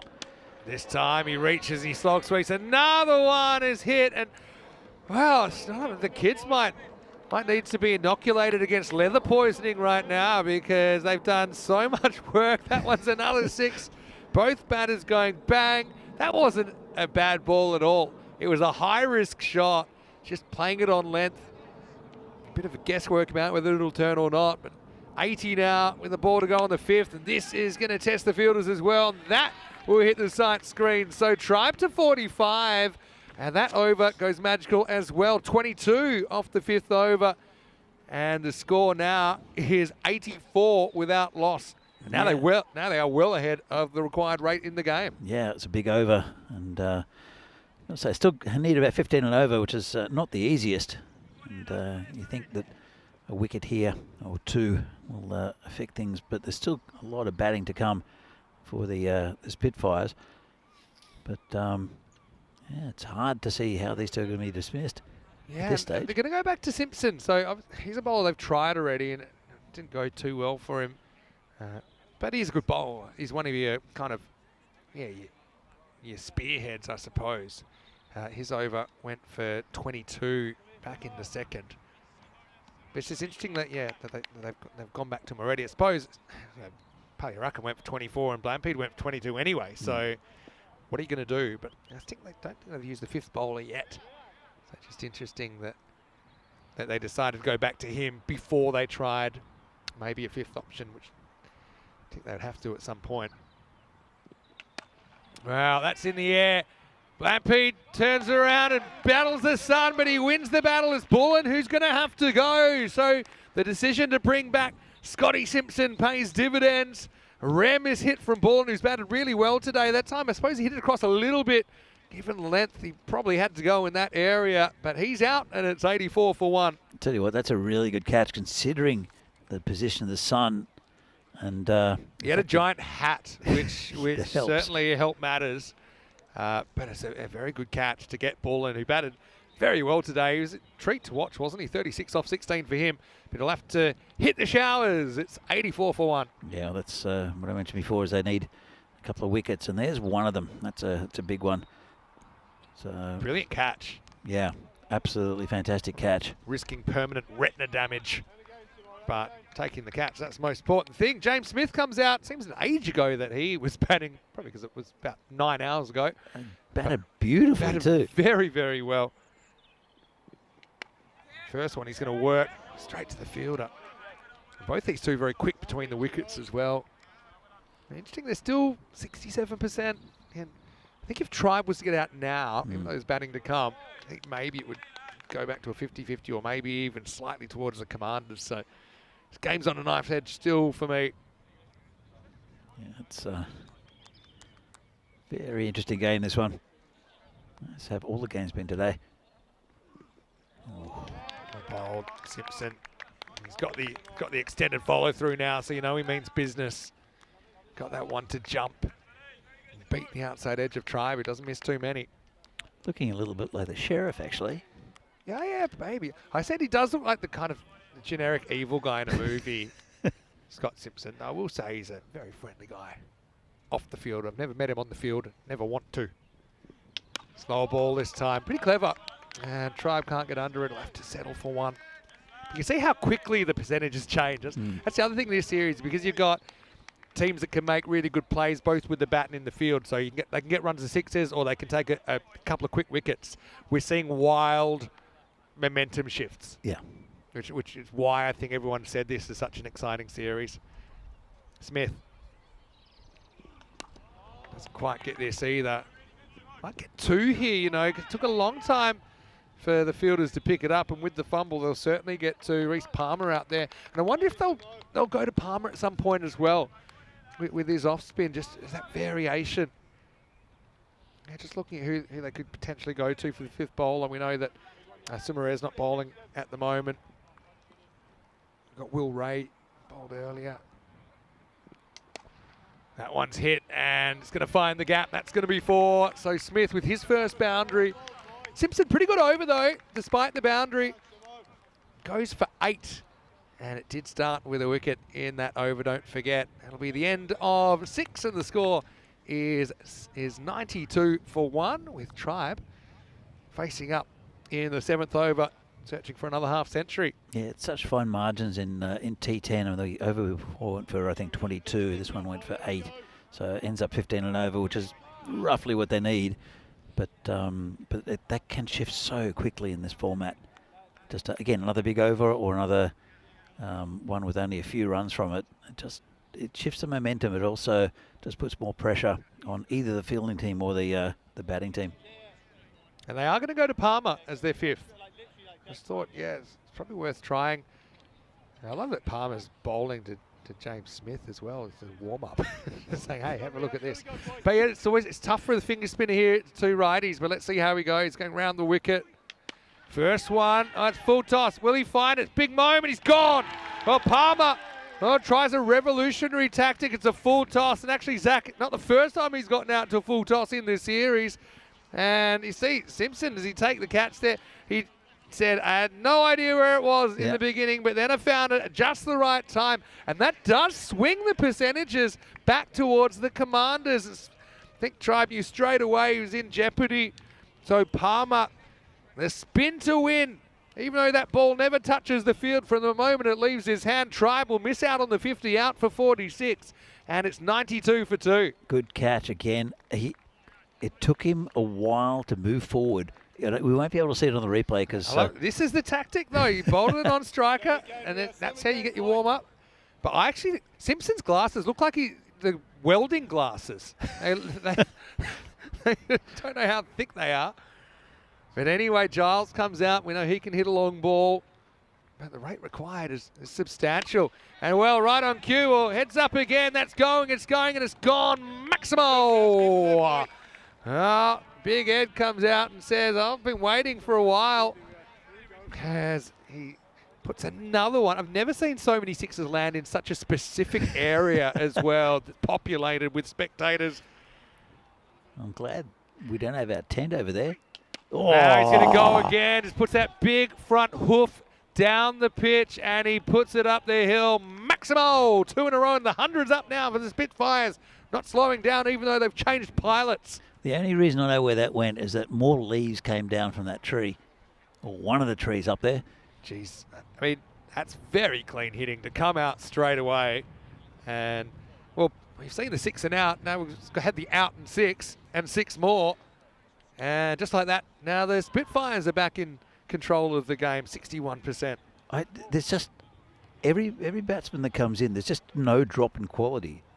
They're just hitting cleanly, hitting through the ball, and it's just kind of electric to watch. In the Goldilocks zone, Palmer tries over the wicket. Might go slower here.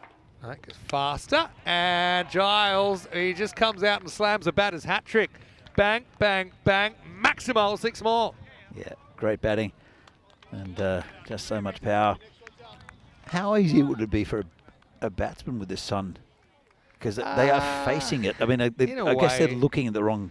They're looking down the ground, but still at the same time. You don't mind some periphery sun, but there are some grounds I've played at where just because of whatever the way the pitch is, that you do face the sun at one end. So typically that's why cricket pitches are north-south. Yep. But not always. It depends on the space you've got.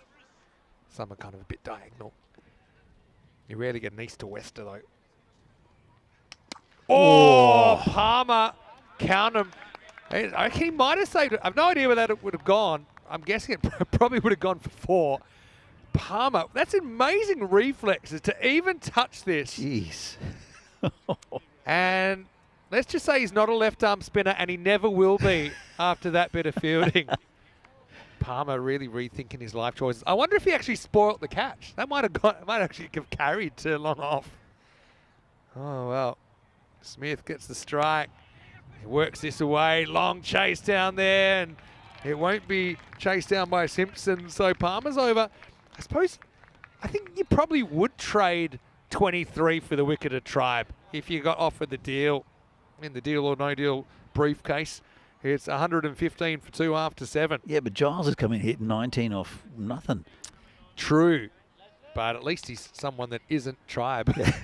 So this is what's coming up tomorrow with, I suppose, 10 more matches and then finals in this men's Liberation Series before we head over to the women on Saturday. But we start at 9:15 a.m. GMT, 11:15 in Central Europe, 2:45 in India. Starting with the Royals taking on YCC, so it's going to be the Battle of the Blues for the first time. And the YCC team have the early games tomorrow, so that's nice for them. They can go and explore Jersey in the afternoon. But it all starts again tomorrow, same time, same place. As this is in the air, and it's an opportunity, and it's taken. So Giles goes. It was a short time, but a good time. But he's going to have to get moving. Van Breede takes the catch, and a good communication between the two straight fielders there. Another wicket changes the dynamics again. Blampede a little bit short, but he tried to muscle it down the ground. Didn't make the distance, 115 for 3. Yeah, good catch, and you're right about that communication. I thought it might have been a collision, but it doesn't happen in this with these sort of sides. They're very well coached and very experienced as well. And Giles, good little innings, and a quick one as well. So new batter comes in. Yeah, Gurner, he had some batting earlier on today. Showed he can hit the ball well. Blackbeard's an awkward guy to face first up. He's non-standard. This one jumps a bit on him, gets a high on the bat. I think a 2 here. They were slow to get to the ball, but a good throw might have had him in trouble. Keeper there, Heward, using that tactic where he's kind of in between the thrower and the stumps. I always feel this is not as all it's cracked up to be, because you're still going to have to make a big movement towards the stumps. But anyway, they do get 2. Good hustle by Gurner. And that's going to come off. I think it's come off the pad. We'll have to wait for the signal. But it's going to be, 4-leg buys. So if you can't hit him, kick him. Let's have a look at the Gurn. It's off the back hip actually, and deflects away from the keeper, Heward. I think it might be just off the back of the chest, like on the back. Depends where. Yeah, off the love handles. Yeah. Not the bat handle. Oh, Yorks himself here. And Heward quick to jump all over it. So they're still ahead, but I'm just a little bit surprised given that Smith hasn't really fired yet. I suppose on potential, It's still an achievable rate. They're pretty much right on the golden ball line right now. That's in the air, but not for long. Simpson in the dark classes. We'll keep it to 1. Well, do we have one more twist? Do we have maybe a real nail biter to finish the day here? Still plenty to do for the Spitfires. Well, still, the run rate's still at just about around where it started. Yeah, well, Simpson won't get this, so that's going to be up the hill for 4. And Blampede, he does get the dangerous Giles. Has got some more dogs to have a look at as well. It's the end of the 8th over, 126 for 3. Yeah, little miniature, I don't know, little papillons or little Chihuahua type toy dogs. Yeah, I don't know if I'd be walking them that close to the boundary at this stage, but anyway, we're between overs, so maybe it's okay. Hey, have a look at that. The worms are dancing a dance there on the graph, and you're right. They're pretty much right. Well, they're actually right at, well, shade below 16 and over. The rate required is 16 and over. So they are right on golden ball pace, put it that way. And I was wondering who they might turn to, because they still, will they bowl Palmer again? Might be worth it, but we're going to go to a 6th bowler here with Will Ray. He had a bit of a tough time in the previous game, but it would be a good time for him to step up. Gurner, remember, we talked about earlier, his brother apparently is a chess grandmaster. Yeah, we'll get to know if he likes chess at all. My guess would be maybe doesn't. Anyway, here we go with over number 9. It all happens in the 9th. It'll set up the finish. First one in the air. Julius is going to hold on to the catch low down. And Will Ray, just dial WW and you'll get some action.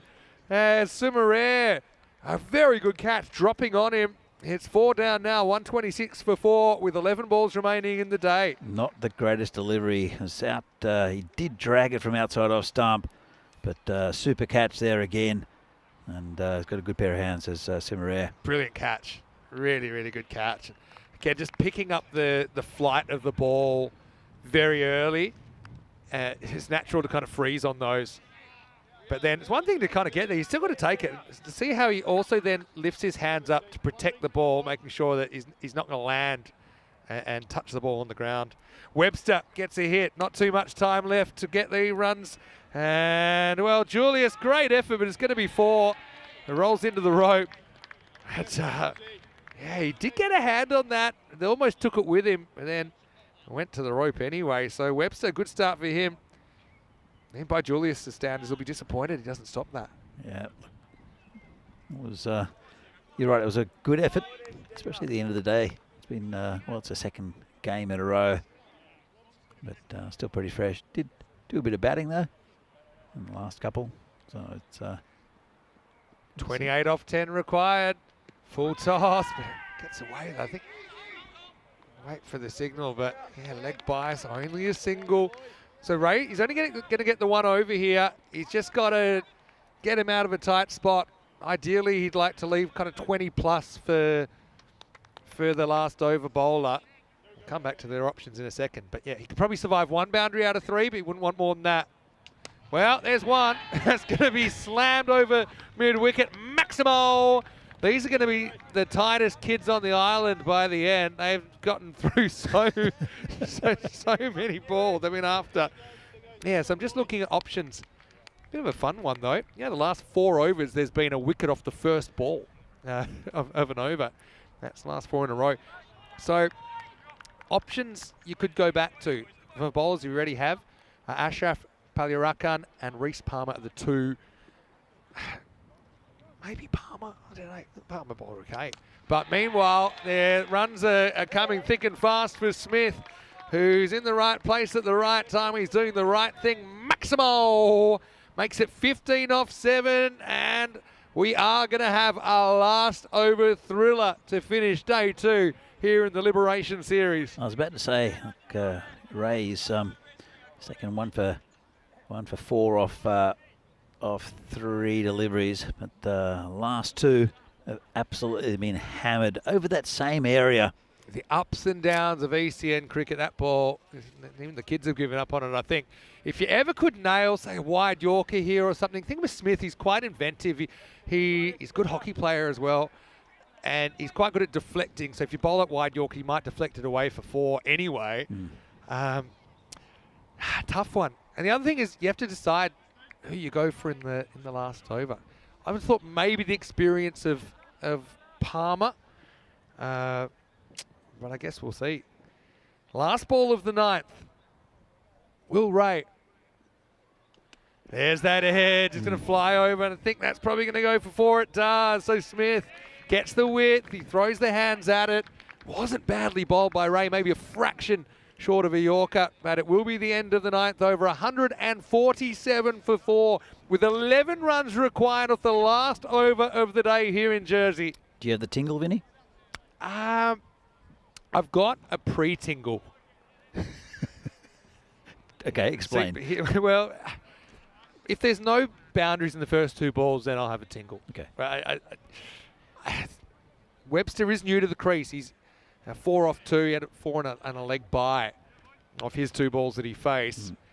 The odds tell you the story. The 4 times out of 5 they should do this. But is this the 1 time in 5 they don't? They don't go back to Palmer. They go to Ashraf Palliakaran. Well, do you give Smith the strike? Yeah. Yeah, you take a 1 here. You just don't want to dot. Smith's got the hot hand. He's 31 off 9. Webster's probably looking to score a boundary, but he doesn't want to swing wildly and miss. Here we go. 11 to win last over and make that 10 to win. Palliarakan just misses the mark first up. Yeah, it's a funny one. I would actually, I'd love to have a third, but I don't know where you're going to pull him from. Do you trust him to go offside? Well, that's hit very, very hard, but down to Sumarare. 1 bounce, and they only get a single. So this is the contest that'll decide the game. Ashraf against Jamie Smith. Well, 9 off 5. It's hard. 1 boundary, it's close. 2 boundaries, they win. A wicket, though, will change things completely.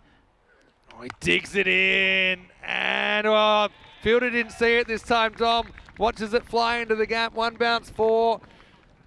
Palliarakan, he thought he was Michael Holding there for a second. Banged it in, tried to go upstairs, and Smith, very good cross bat slap player. So now you're down to your last chance saloon. Could this be another big 150 plus chase? Yeah. Here in Jersey. And remember now, a 6 wins it. Got to keep the ball on the field 4 times, basically. It's a hard ask. Oh, good. Oh, now they're going to go for it. Oh, 1, and that's all they'll get. Jeez, Betty wishes he bowled that one the ball before. That was a perfect Yorker. Every run is crucial. Bounces over the stumps. Maybe Jamie knew that it wasn't going to hit the stumps. So Webster, 1-800 dialer hero. 4 off 3. 3 singles here, and you got a golden ball. Just saying. And I think they're considering just trying to put the squeeze on, saying, hey, let's try and manufacture a dot. But you kind of got to find a balance here. I don't mind even maybe having mid on, mid off up, just to maybe create a run out. I think Webb says pretty simple, get bat on ball, see what happens. 4 to win.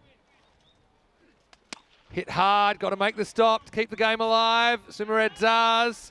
There's one of the singles. So it's a huge ball coming up. I don't think you've got the option of not running to when there's an easy single. You've got to trust that Webster can force the result. So there's one of the singles that we said 3 singles would be a golden ball. It's been good over that. Palliarakan, he's walking the tightrope without a safety net now. He's got to find that Yorker again. Bowled a good one to Smith last time out. 3 to win. Oh, got to be stopped again. Should be. Is thinking of 2. It's not there. We've got a last ball finish. The last ball finish, folks, is the finish you hoped for. And it's going to be Webster. 1 to tie, 2 to win. The last ball of the day. Or is it? Because if it is a 1, we'll go to a golden ball. And we have some Jersey golden ball history. Old Victorians against the Volfadunch Optimists of Luxembourg played a golden ball in the ECL just a couple of months ago. So one thing's for sure, if you hit it to the outfield, you've got to try and run too. Yeah. But the first thing is you've got to hit it. And credit to Ashraf, he's actually come back. When he's had kind of gun to his head bowling, he's been able to keep the ball on the field. Last ball of the day, 1 to tie, 2 to win. And it gets hit. It's 1 for the winning run. It'll be 4. And it's Webster that wins the game for the Spitfires. What a sensational game of cricket. They chased down 158 off the last ball of the day. A game that went right down to the wire, but the Spitfires get the win and the Commanders are going to have to settle for 1 point. Yeah, good finish to the game, and the pressure was on Webster. Well, he could have always got that single, but the 4 was relieved the pressure completely, and a good win for the Spitfires. Central Commanders went 1-1 this afternoon. Spitfires 2-1 today. Both well in contention. And it was a classic cover drive that wins the game as well. So there's no panic there from Webster. I think he knew, as long as they don't miss it, we're at least going to a golden ball, maybe more. So he just plays the correct shot. And yeah, nerves of steel there from Alistair Webster. He had a pretty good game. Remember, he got a really good catch in the first innings out at deep square leg. And so, well, remember, they were slight favourites at the first ball, Spitfires, and you thought the supercomputer had a drink spilled on it. But yeah, in the end, it's spot on. They do get the win, and yeah, what an exciting finish today. Another last ball finish. I know we had one in Malta earlier in the day as well. Don't forget, tomorrow we will be back at the same time, 9:15 a.m. GMT, which is 11:15 in Central Europe, 2:45 in India, starting with the Battle of the Blues with the Eastern Royals taking on YCC. The college kids have the first 2 games before they do a bit of sightseeing around the beautiful island of Jersey. But again, we'll see all 5 teams in action, building, of course, towards the moment of truth, I suppose. At the end of match 21, team will be eliminated from the competition. The top 2 will get the double chance on finals day. But Danny, what a great day, and what a great finish to the day, hey? Fantastic day's cricket, and it's just high-level quality cricket all around. See some of the highlights here, but no, it's been a joy. It's not often you see this quality. And you know what? The Spitfires, they had probably a good old-fashioned choke yesterday in a game they really should have won against the Western Towers. So that might just put some of those demons to bed. I mean, they were really tested there. They were put under pressure. It was a topsy-turvy game. I think Commanders threw everything they could at them as well. I think there were some very good catches taken in that second innings. Palmer tried a revolutionary tactic of bowling to the wrong batter, but it seemed to confuse Zach Tribe, who then hit a full toss out to Simpson, who was wearing the welder's goggles because the sun was so strong. Yeah, it was a dramatic finish. Don't forget Giles came out and he just went on absolute rampage as well, almost blowing several fingers off Palmer's left hand. But yeah, this was an important one as well, wasn't it? Well held by Van Breeder. Had the backup from Sumarare if he needed it, but he didn't. But yeah, it was a topsy-turvy game. The lead changed several times. It went right down to the last ball. But yeah, Webster will be the hero in match 10. Yeah, look, it was just 6 after 6 after 6 from both sides. And I mentioned Webster, but let's not forget that James Smith gave them that opportunity. They'd fallen quite a long way behind, but he was able to reel off a bunch of boundaries. That was the moment we were so close to our first golden ball in Jersey.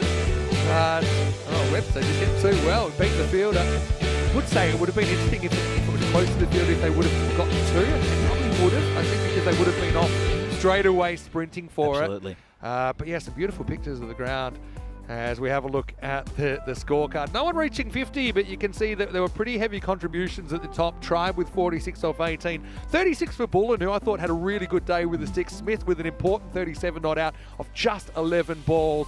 Giles with the ultimate cameo, but it was Webster who was under all sorts of pressure at the end, but he played a beautiful drive that went all the way to the boundary, and they ended up chasing it down off the very last ball. And bowling-wise, well, they tried their best, but they maybe ran out of a few options at the end compared to what they might have liked. Van Breeder, I thought, was outstanding early. Only conceded 15 off his 2 overs. Wickets to Scott Simpson as well as Blampede, the captain, Palmer and Ray. But unfortunately, once again for the Commanders, they find themselves on the wrong side of the ledger. But one thing I can tell you is this table, it's all over the place. Yeah. I think every day, as we expected, we've had unpredictable games. We've had teams winning one game against an opponent, maybe losing the other one. We've still got some teams that haven't played each other, so yeah, really anything's possible. But right now we're halfway through the group stage. Yeah, look, it's fantastic cricket and very evenly matched sides, and really anyone could beat anyone. And well, that's what you get when you divide an island into 4, and then put some quality cricketers into each team. So it's been a delight today. It's honestly it's been a pleasure being here. Obviously the facilities are great, and I suppose the luxury here being a bit more of a bit more infrastructure, I suppose, but it's not just the infrastructure, it's the people that we're seeing every day, and the friendly faces we're seeing every day. It's been such a wonderful series, and we're only just getting started. That's one of my favourite. We need a name for the seagull, which is Frank. That's a Frank. You think it's Frank? Frank the seagull. Frank's pretty good to me. Yeah. But look, I want to say big thanks to all the viewers out there as well. It's been great to have you with us. One more look at what we got tomorrow with the same 5 teams going head to head, and we start a slightly later starter time, like I said, and which means we finish later as well, but it's 9:15 a.m. GMT, which is 11:15 in Central Europe, and it's 2:45 in India. Can switch over to Belgium, though, which is happening right now. Phil G is there, and they're well into their 3rd game already.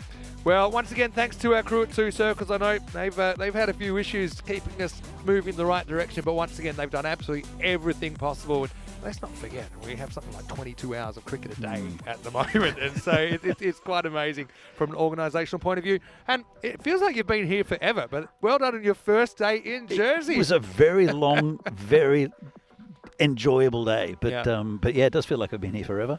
Yeah, well, don't worry, Danny. There's plenty more where that comes from, and I know that I might give you a couple of games off tomorrow towards the end, so you can experience a bit more of the island. But I know you'll be here for first thing, and yeah, Battle of the Blues, pretty important one, I think.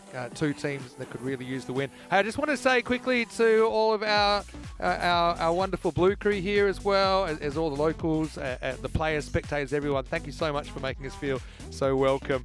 But we will take you to some of the highlights now. Vinny Sounder here, Mr. Maximo with Danny Hudacek. Danny, are you ready for more tomorrow? Are you going to bring the golden ball? Oh, I almost did. Almost did, Vinny. True. 1 ball away. True. 1 ball away.